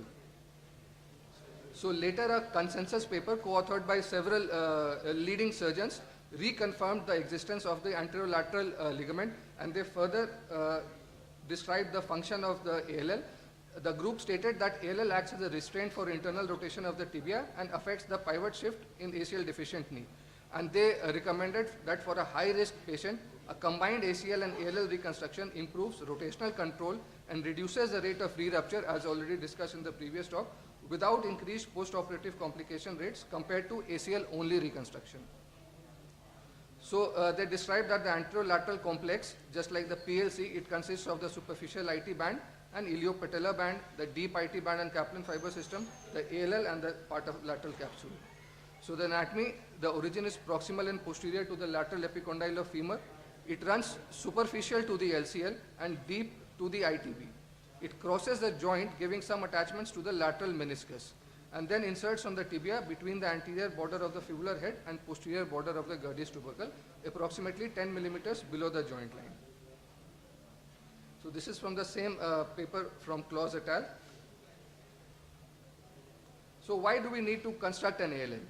So in a study by Song et al., it was shown that high-grade pivot shift on examination under anesthesia showed high correlation with ALL injury on MRI scans. So it does affect a high-grade pivot shift, and compared with those with low-grade pivot shift injuries. So why do we need to reconstruct the ALL or do an LET? As already discussed in the previous talk, it will prevent ACL graft failures. It will prevent persistent rotational instability as reflected by a positive pivot shift even after an ACL-only reconstruction. It prevents otherwise negative functional outcome. It even prevents early osteoarthritis, also emphasized previously, and facilitates early return to sports. So what are the other predictors of high-grade pivot shift? Pivoting sports involvement at the time of injury, abnormal increase in posterior tibial slope, anterolateral capsular ligament disruption, and combined lateral meniscus lesion. So all these pathologies have to be dealt with simultaneously when considering an LET. So it will, you have to do your intra-articular lateral meniscus repair well. You have to correct the tibial slope as well if it is a problem, and not only rely on the LET. So is double bundle ACL reconstruction the answer to prevent a high-grade pivot shift? So the studies mostly say that a double bundle ACL reconstruction has not been shown to be superior to single bundle technique for controlling pivot shift phenomenon in cadaveric or clinical studies. So this is a flow chart which summarizes well who are the patients that fit the criteria for reconstruction of an ALL or an LET. So there are three types of criteria: patient history, clinical or imaging criteria, and patient profile. So in patient history, in ACL revision is a definitive criteria, contralateral ACL rupture is a secondary criteria, a pivot shift grade 2 or 3, this is under examination under anesthesia, is a definitive criteria. Second fracture also, according to these studies, is a definitive criteria. Other than that, a Latchman more than 7 or a deep lateral femoral notch sign, which is basically an osteochondral impaction fracture due to recurrent subluxations. Then the patient profile, if the patient is involved in high-level athletes or it has hyperlaxity and a less than 25-year-old. So any one decisive criteria or two secondary criteria would enable make the patient eligible for an ALL reconstruction combined with ACL.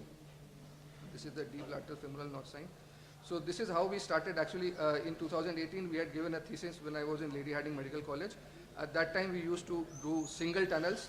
So this lateral femoral epicondyle was marked, and the Gerdy's tubercle and the fibular head were marked. The SEMI-T graft was tripled or mostly quadrupled and used for the ACL reconstruction, and the Gresslis graft was used for the ALL reconstruction. So we made one tunnel just proximal and posterior to the lateral epicondyle for the femur. And on the tibial side, we drilled another tunnel and we fixed the graft, Gresslis graft, using tenodiscus screws at both the sides. However, nowadays, so this is several methods of fixation of graft are available. So this is a short video including patient examination, but I have changed the method of fixation from that time.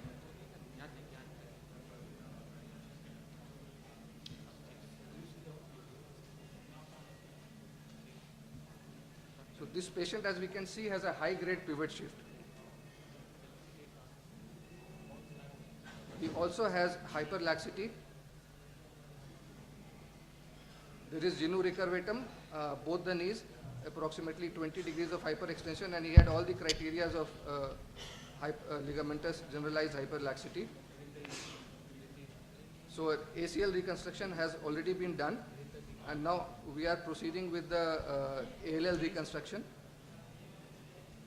So this is the lateral femoral epicondyle, which is shown here.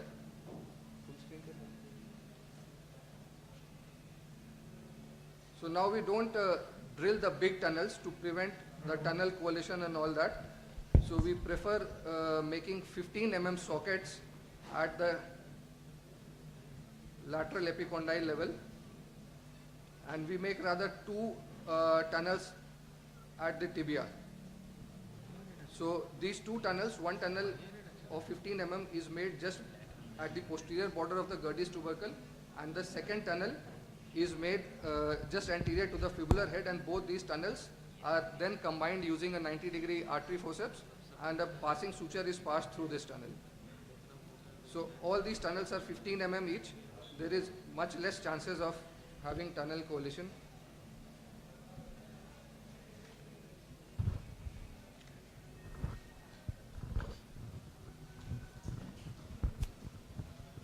So once you drill both the tunnels in the tibia, we pass passing wire.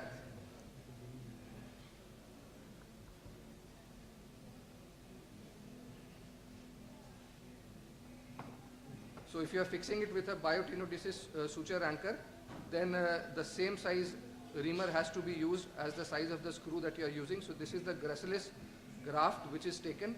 The eye of the graft can easily pass through the biotenodesis suture anchor, because it's a hardly 6 mm graft mostly, so 6 mm screw is used in this case. So this graft will be fixed at the femoral epicondyle with this anchor, and then shuttled through the tunnels on the tibia. So the graft is being fixed at the lateral epicondyle. Then we will shuttle it under the IT band to the posterior tibial tunnel. So this fixation is pretty secure and robust. We can see it has good pull-out strength.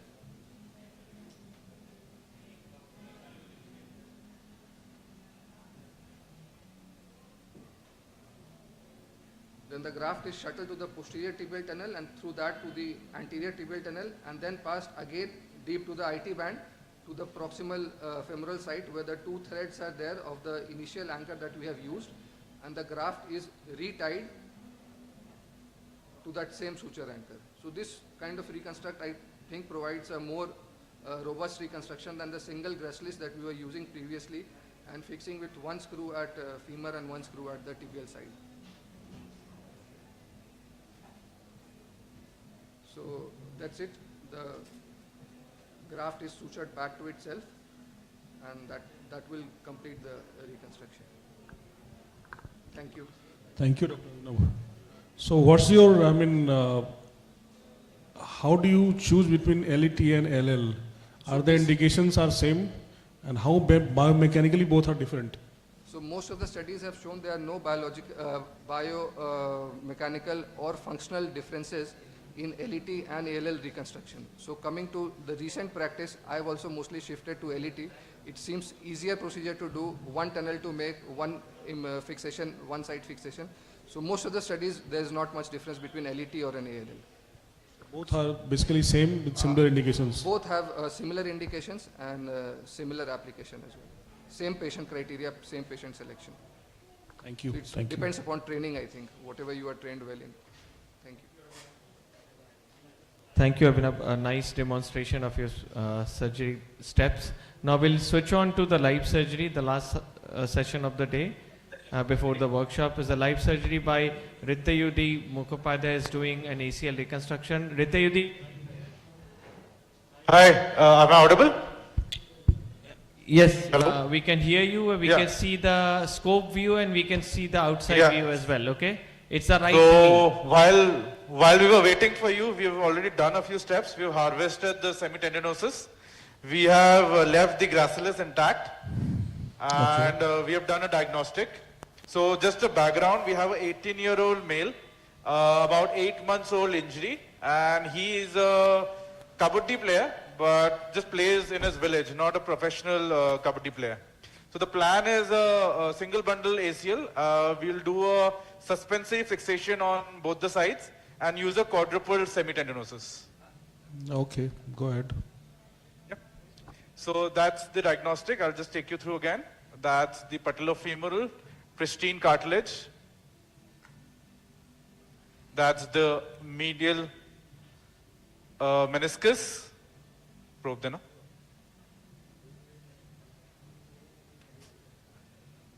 So that's the anterior part and so that's the ramp. Ideally you should always put in a needle and check it, but this looks okay.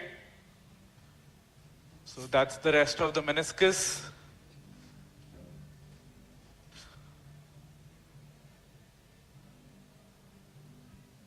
That's the rest of the meniscus.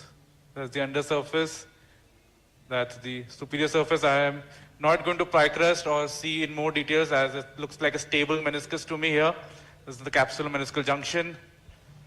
That's the absent ACL. That's the empty wall there. There is where the ACL should have been. So it's a chronic kind of a tear. This is the tibial footprint, few fibers there. That is the anterior horn of the lateral meniscus going into the figure of 4. That's the root of the lateral meniscus. So that's the root of the lateral meniscus. That's the popliteus. And we have a small radial kind of tear here. White wire just going to balance it with a shaver. All good? Yes, any questions? it's all good. Okay, so I'll just balance this part of the meniscus and then come to the ACL. I'll just show you how the graft is being done and then we'll start with the tunnels. So we are Dr. Sudeep and Dr. Ramakant on this side. Hello. Hi, boss. Hi. Hello. So, Pani karna? This is a case of chronic ACL tear, right? So, yes. Do you have any change in approach towards an acute ACL injury and chronic ACL injury like 8 month or 1 year old? Depends on the associated injuries, depends on the demand of the patient, and depends on, as I said, yeah, additional associated injuries and the demand of the patient. Okay. So like in this case, even if it's an 8-month-old injury, we have a pristine cartilage, no significant meniscus injury. So I'll just straight away go with a simple ACL reconstruction. Is that okay? Yeah. Or yeah, you would fine. want to do something differently? Like in chronic cases, laxity become more prominent. So sometimes, do you add in these cases LET and all? LET, primary, recreational kind of an athlete, not a very lax kind of a joint. I don't know. I would not probably not do it.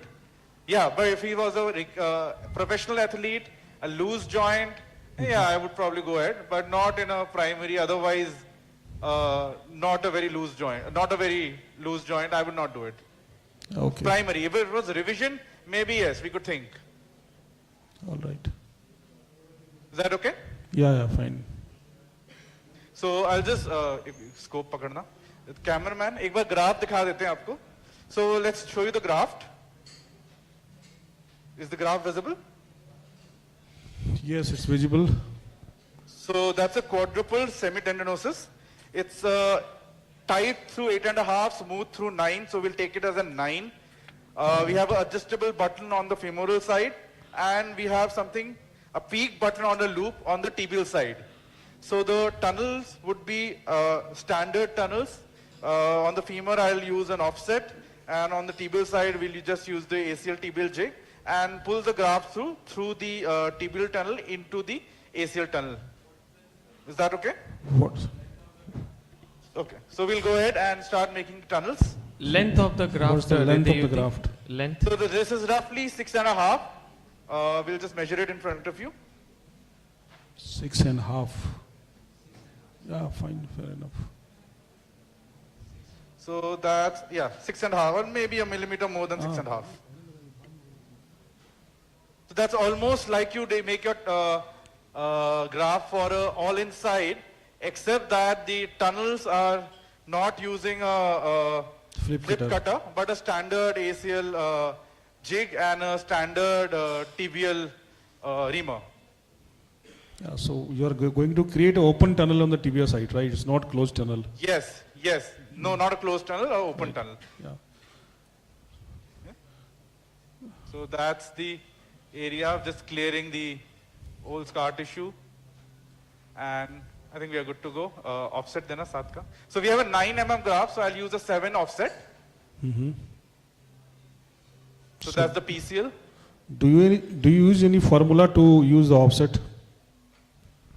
Sorry, your voice cracked. Could you repeat? I mean, do you use any formula, like if your graft size is this, you will use this mm offset? So see, no, I wouldn't say it's a formula, but the idea is to maintain a good cortex or bony wall on the back side. So suppose I have a 8 millimeter graft and I use a 6 millimeter offset. So on that offset, which is 6 millimeter from the posterior side, I make a 8 millimeter tunnel. So basically I'm taking away 4 millimeter of the posterior wall. So I have 2 millimeters left. So I'm happy with anything between 1.5 to 2 millimeters of posterior wall. 1 millimeter also is okay, but you're always at a risk of a blowout. So it's always safer to have at least 1.5 to 2 millimeter. Yeah, fair enough. So that's the offset which goes in. I'll now flex the knee. So right now I'm in a 90-degree position. I'll flex it to a hyperflex position, about 110, 120 degrees. I'm not too keen on very deep flexion, so about 110 is okay for me. So that's the position. Now I can rotate this to my desired position. So this is too low, this is too high. So I would go somewhere here, which is also coinciding with the original ACL footprint. So are you using any accessory portal for this femoral tunnel, or No, it's the I same? don't. Arre, yahan se. You don't? I don't. Okay. Skin से बाहर मत निकालना करो दूसरे side पे एक जना इधर आना लैटरल साइड पे हाथ रखना वो स्किन से बाहर ना निकले ठीक है so the guide wire, in the first attempt, I make sure I am not piercing the skin. The only reason is not to have too many holes on the skin. Yeah. So for the audience here, it is very important to know that you have to leave a couple of millimeters behind.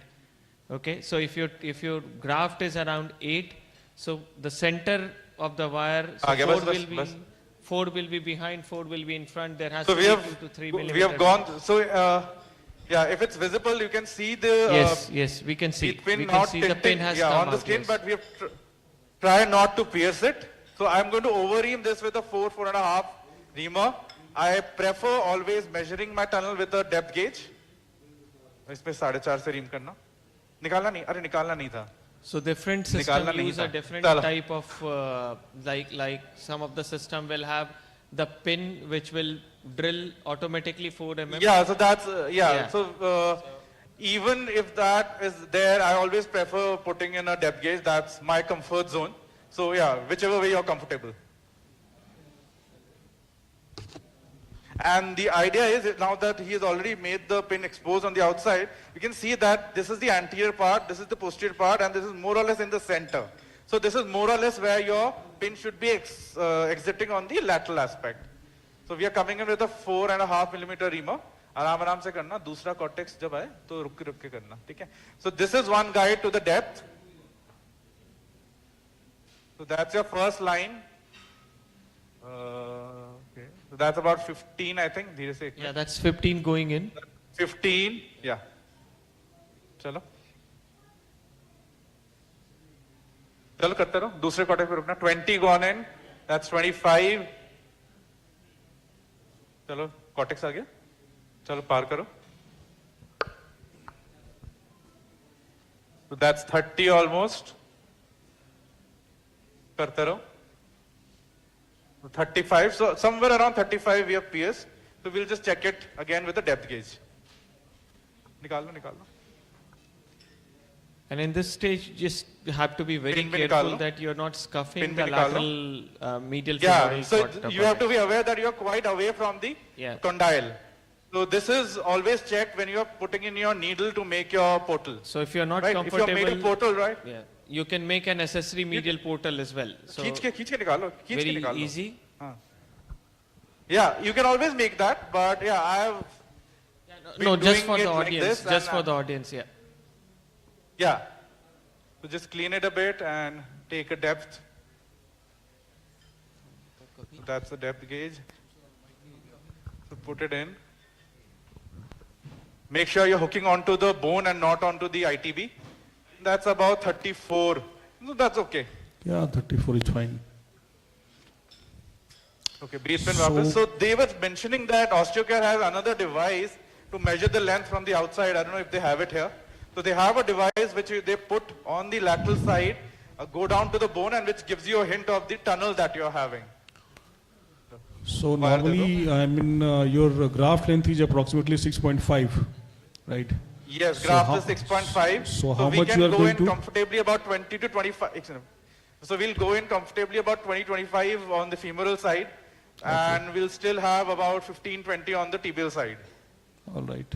ये skin थोड़ा skin ये same छेद से निकलवाना skin को हाँ करो पीछे करो. So we'll make a tunnel of 25 and then finally see when we are tightening how much we want to pull in. Even with 20 millimeter into the femur we are okay. Okay. 25 करना ठीक है. So So again you are quite away from the condyle. करो. उल्टा घूम रहा है. So the length is 34. So how much you are going to drill? 25. 25. Maybe a millimeter less. That's okay. Even 5. चलो. A 10 millimeter wall is good enough. चलो. ये 25 की line आने वाली है. इस पे वो लगाओ. थोड़ा सा और कर लो. बस. So that's 25. And when you're taking out the reamer, make sure you're very gentle and not reaming once you're out of the bone. So that's your femoral socket. So can you show this socket from the medial side, enteromedial portal? Yeah, we'll just pass the shuttle suture and then we'll do that. Just pass the shuttle suture. I usually don't do that, but we can always do that. Just to make sure that you are in the right position. And just for the audience, how it looks, just for the audience, if you can. Yeah, sure. Okay. Just pass the shuttle suture and then we'll do it.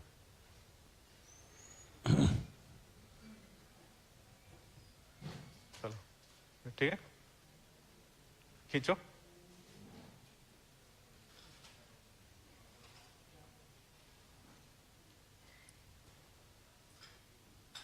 उसको artery mosquito लगा लो. So that's the tunnel. I'll show it from the other side as well. So mosquito लगा लो.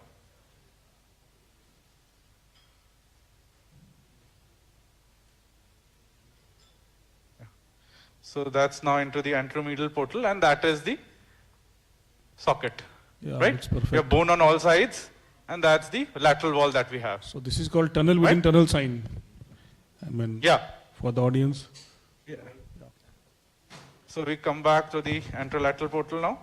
वो देना, trocar देना.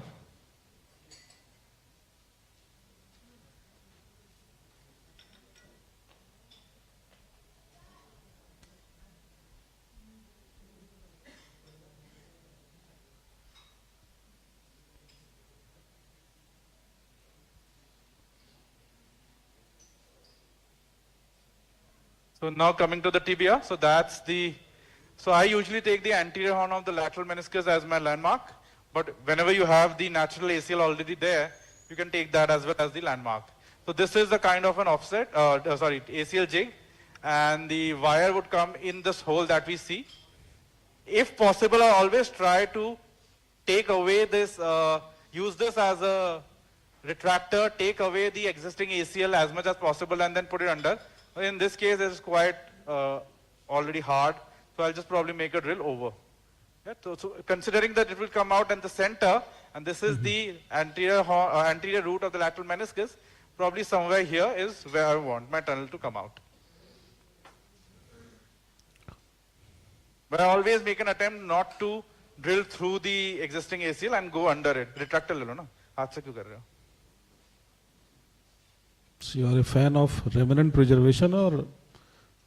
Yeah, I always try and preserve. Okay. And I am actually also a fan of augmenting my ACL with what I use is usually the umbilical cord membrane. So all my ACLs I'm augmenting with the umbilical cord membrane. I don't have it here, but that enhances the healing pretty much.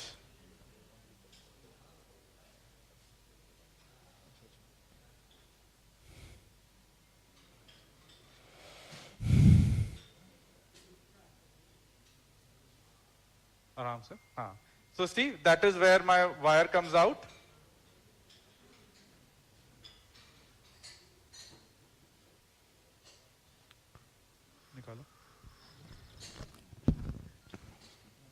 Right? So that is the lateral, medial side, that's a lateral. And we can always check for impingements, although I doubt this will impinge. That's nicely going in, right? Yeah, so we are fine. good. Now when we start, so you can always use a, सीधा करो. So you can always use a curette to protect the wire from going further into the PCL or into the femur. But if your assistant is drilling nice and slowly, it is usually not required. आराम आराम से करना, ठीक है? झटके से अंदर मत आना. So you use sequential reamers or the just straight to the size? Straight. So even if I am not happy, if I am not happy with the position of my guide wire, then and if I want to alter the position for a couple of millimeters here and there, then maybe I'll use a sequential reaming. Otherwise, the direct reaming. Even if your graft size is 9.5 or 10? Yeah, I usually don't do sequential unless I'm not happy completely with the positioning of the wire. Okay, so what if I I'm not prefer happy, is that if my graft size is 9.5 or 10, I use sequential. First go with 7 and then go with the definitive one. Just the way I do it. Otherwise, both are fine. Yeah.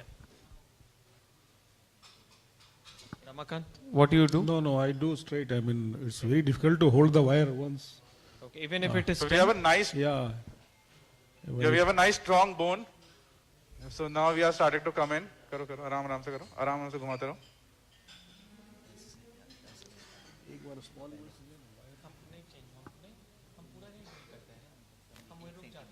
Eight. बस बस हाँ करो करो बस बस इससे बाहर मत निकालना सॉफ्ट टिश्यू के बाहर मत निकालना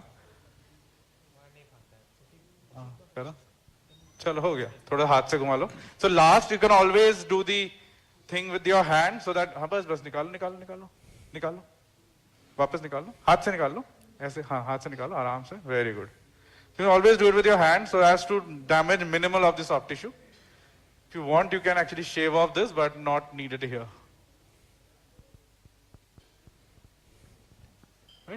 So now we'll take a suture retriever.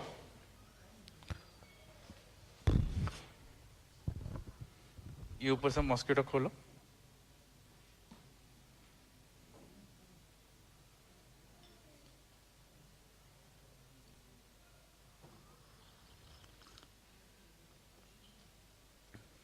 ये एक बार ट्रैक करना.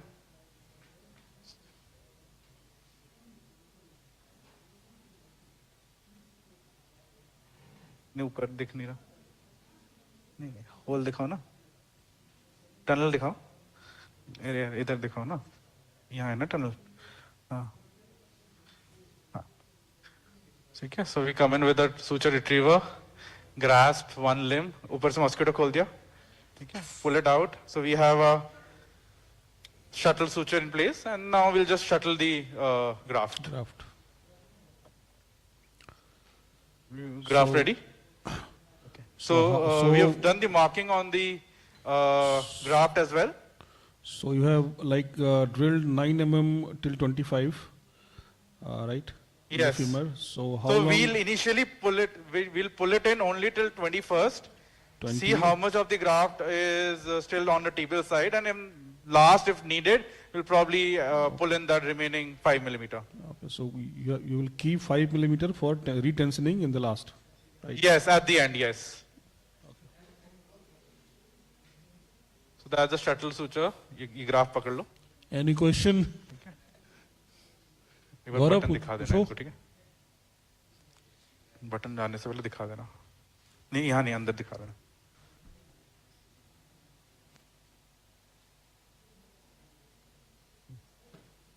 ठीक है, so that's the sutures going in. So before your button goes into the femoral tunnel, make sure you have identified well the leading suture and the flipping suture. So that's the button. Now we see that the green one is going up front, which will act as your leading suture, and the zebra one will act as your flipping suture. Can you show us through the anteromedial portal the flipping of the button through the Yeah, I tunnel? can show. But again, this is something which is usually not required if you're going through with your tactile sensation. So that's the tunnel. Just a minute. एक minute दिखा देते हैं इनको. So that's button दिखा दें एक बार वापस लेके button दिखा देना. बस हाँ चलो चलो. So green one is your leading suture. Sorry, that's the button. That's going through.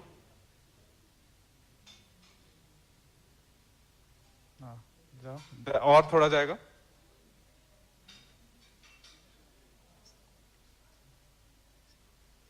Yeah, so a little bit more. Still visible.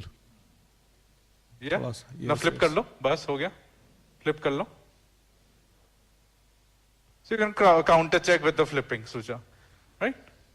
And the other way to check is when you pull onto the tibial side of the sutures, there should not be any bungee effect. You can see this is a mark which is exactly at the edge of the tunnel, and there is no bungee. Right? Happy? Yes, yes, very happy.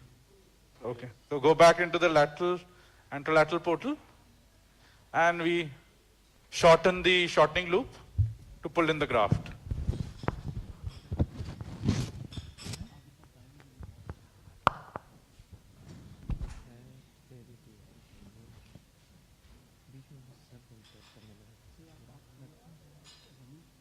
That's the graft coming in.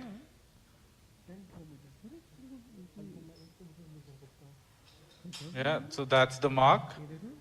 थोड़ा सा बाहर छोड़ना बस. bus. So that's the ACL. And we are nicely inside the tunnel on the tibial side.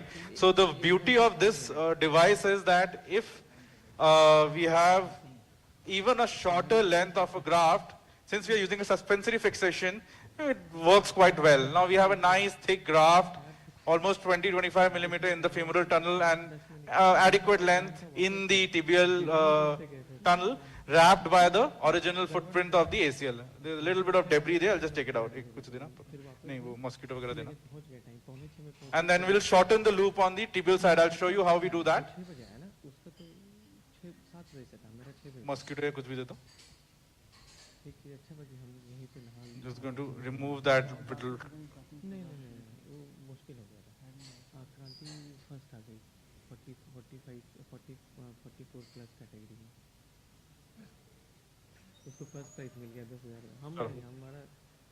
Okay, so coming to the tibial side now, we'll do a little bit of cycling.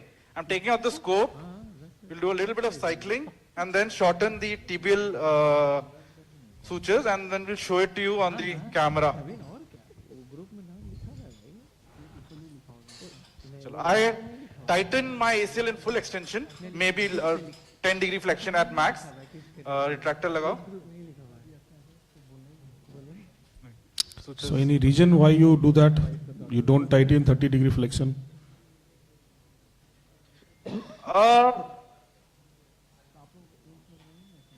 So there have been recent studies which have shown that the ACL, if tightened in the full extension, prevents the often after ACL we had seen that the terminal extension is less by a degree or so. So if you are already tightening in full extension, you don't struggle with the terminal extension, and there is no extra tension. Okay. So is this button visible now? Is this button visible? Yes, visible. Yeah. Sorry, tracker. So on the bottom it's a tightrope kind of device, right? Yeah. So that is the soft tissue which is cleared of the bone. So you may want to clear off the soft tissue around the tunnel so that it goes in tightly inside. Right? If it's not cleared, then you might have a little soft tissue bridge, which doesn't cause any problem, but just might cause a little bit of tissue necrosis. So once it's visible, you just pull on to these two adjustable loops, and the stub goes in and sits inside the tunnel, blocking your tunnel completely, and gives a nice fit against the bone where you can tighten it to your desired tension. That's nicely tensioned. We'll just clean it up a little bit and show you. So again, that's it. Yeah, so they have good. given 2 slots to pass fiber tapes as well. So anybody who is willing to add a internal brace or a fiber tape could actually use it with this device and put it through the slots given. Now at the end, it is my, I would say, OCD that I tie knots. You may go away without tying these knots as well. You don't need to, but it's kind of my OCD, so I just put 3 knots. The company manufacturers don't recommend it, it's not required, but something that I do. So that's it. I'll just go back into the femur, into the joint, see the final picture, and if needed, we can do some readjustment. Yeah. Retension on the femoral side.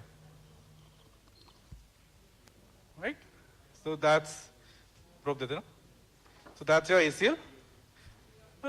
Not needed, but yeah, if you want, you can add a tug or 2 on the femoral side. So nice and tight ACL. Right? Pani kar dena thoda. Pani kar do, dikh nahi raha.